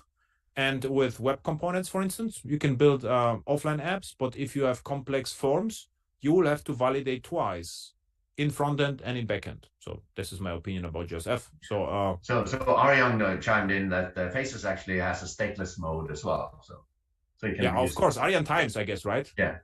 Yes. Yeah, of course. Hi, Arjan. And there is another thing. Have you ever brought in Jews rather than CDI, or what's your take on Jews versus CDI? I'm not sure Jews is ever even maintained anymore, but I used a Juice. I took a look at Juice at the beginning. I never liked that, and the reason is Juice didn't support convention over configuration. As I remember, with Juice, you always had to do like interface bind to impl, and this is what I say. Okay, I'm too lazy for it. If you use Weld or whatever we had, you only had to say add inject an interface, and there's one single impl it worked. With Juice, I have to explicitly say API bind impl, and I lost interest if I saw this. Okay. Other questions, because I'm running out of time, I think. Yeah, you are. So there are some other questions, but I think they are probably better suited to one of the sessions that are coming later. Okay, but this is my only session, hopefully. Yes, it's your own. Okay, I was sweating already, so I know that I have more sessions. You're online in 15 minutes with the next sessions. Yeah. Okay. No, don't worry. This is your final sessions. It is. Okay, very good. So my pulse is going down. So I really enjoyed. So it is always a nice way.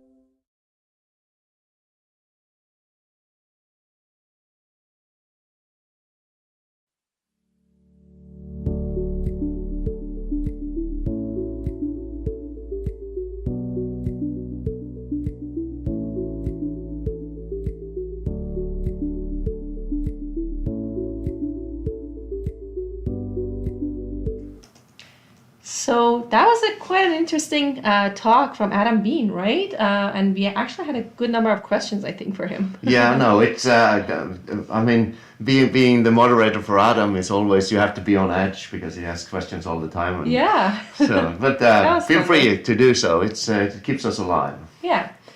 But I think, so now that we talked about events that we participated at this year, I think the other interesting topic for the committee members might be about swag, actually.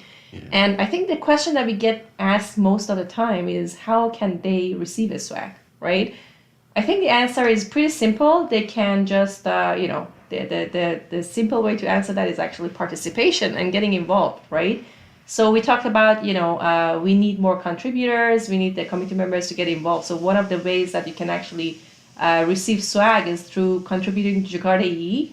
The other way is to participate at face-to-face events, because there we usually have a booth, or we're at presence at a member booth, and we do a lot of giveaways there. And the other way is participate at organizing a virtual Jakarta One live stream, which is the regional ones, right? So yeah, if you get involved, for sure you can win a swag or receive a swag. But my other question is that what is your favorite swag? And we have that in the poll. So please check that out and let us know what type of swag is your favorite one. But I want to hear from Ivar, because obviously Ivar goes to a lot of conferences and he meets with the committee members at a regular basis. So what do you think, Ivar? What is your favorite one? Yeah, I mean, I love all kinds of swag, and especially swags that I can use and kind of makes my life easier, because when you travel a lot, you don't want to bring so much clothing and stuff. So I can go to a conference and be fully dressed by just wearing swag. So if they only would give me underwear and swimsuits and socks and everything, then I wouldn't have to pack a bag to go to the conference. I can just go and get stuff there. That's true. Okay. But we also have created a little video. Yeah, exactly. For showing some of this stuff. Yes, sharing some of our swag items. I think that'll be interesting. Let's watch that. Yeah, I'll start this one.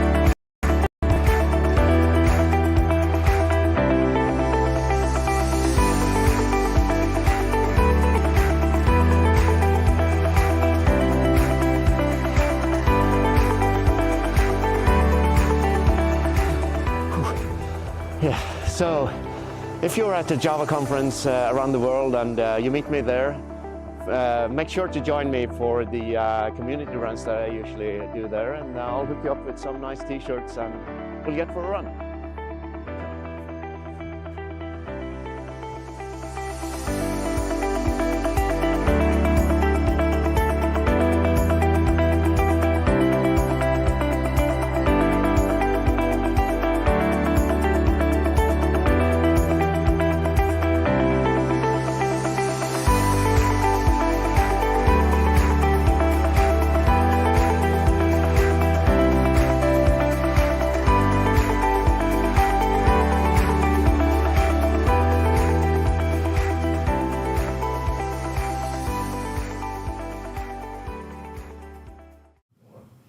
Well, that was a nice footage from you were running, and I believe you run a lot with committee members at these events, right? Yeah, we do. Usually when we're at conferences, we send out a tweet or something, let's do a community run, and we have these nice runners t-shirts to give away to those running with us. So, and I can promise you that we will have more shirts for next year. So whenever you're at the conference, you just find me and we will go for a run. We don't usually run long or fast or anything. Everybody can join. Yeah, that's what I wanted to ask you. Like, how many kilometers do you usually, run for? And is it early in the mornings? Usually early in the morning because we have talks and you want to go to the conference. We don't want to kind of keep people away from the keynote because we want to go running around the city or anything. But usually it's better to run in the morning. It's less traffic. It's less people out, and the weather is cooler, so it's nice. Yeah. And actually now for the upcoming winter conferences, we may have some reflective gear to have because we don't want to lose any developers. Yes, exactly. No. Yeah, we're going to keep you warm. Yeah. Okay, that's nice. Yeah, and we talked about favorite swag and stuff, and it's about things that you use and use again, because there are so many things that you pick up at a conference and you just throw it in the trash can at the hotel or something. So or you bring it home or just use it at the conference. But things that we see come again and again, like the screen vibes for glasses and stuff. That's probably the one I'm using the most. Okay, actually, I wanted to ask you this question: what is your least favorite swag item? Yeah, I know your favorite is the mouse pads, but no way. Yeah, so I think we learned from that one that we should rethink those. First of all, they're heavy. Yeah. So I brought a stack of them home, and I either had to pay overweight baggage or take them as hand luggage. So I boarded a plane here in Canada with like 50 mouse pads under my arm. Yeah. And that's not a fun thing. Exactly, but we learned and now we know better. So we're just trying to get stuff that are used the best, and that's why we're asking the question in the poll. We want to hear from you. What is your favorite swag item, right? Yeah. Okay, sounds good. So I guess the next session will start at 11, but we're going to go through a break for us to be able to change our Crowdcast sessions, right? Yeah, because Crowdcast has a limitation on how long a single session can go. So we're going to do some switching in the back room here. And if you just stay in the session you are right now, you will be pulled over in the next one. Yeah, automatically. And I think those listening on Twitter, YouTube, Facebook, I don't think you will notice anything. It just will be a break in the feed and then we'll start up again. Yes, yeah. So I guess we'll see you all at 11 with the next speaker session, right? Which is... Yeah, the next one would be Andro from Omnifish. Okay, perfect. Yeah, and he will be talking about Piranha Cloud. And we really have a lot of fishes in the ecosystem. I know, yeah, and it's growing, right? It is. Yeah. So he will talk about Piranha Cloud, from Eclipse Glassfish to Superfast Cloud and serverless Jakarta EE. Mm-hmm. So we're looking forward to that at 11, so that's in 5 minutes. So now is the time to take a break, maybe check the score on the World Cup matches. I don't know if maybe I shouldn't mention that because we want to keep you here. Yeah, exactly. So, you should not anymore. No. But keep watching. Keep watching. So we'll be back soon. Yeah.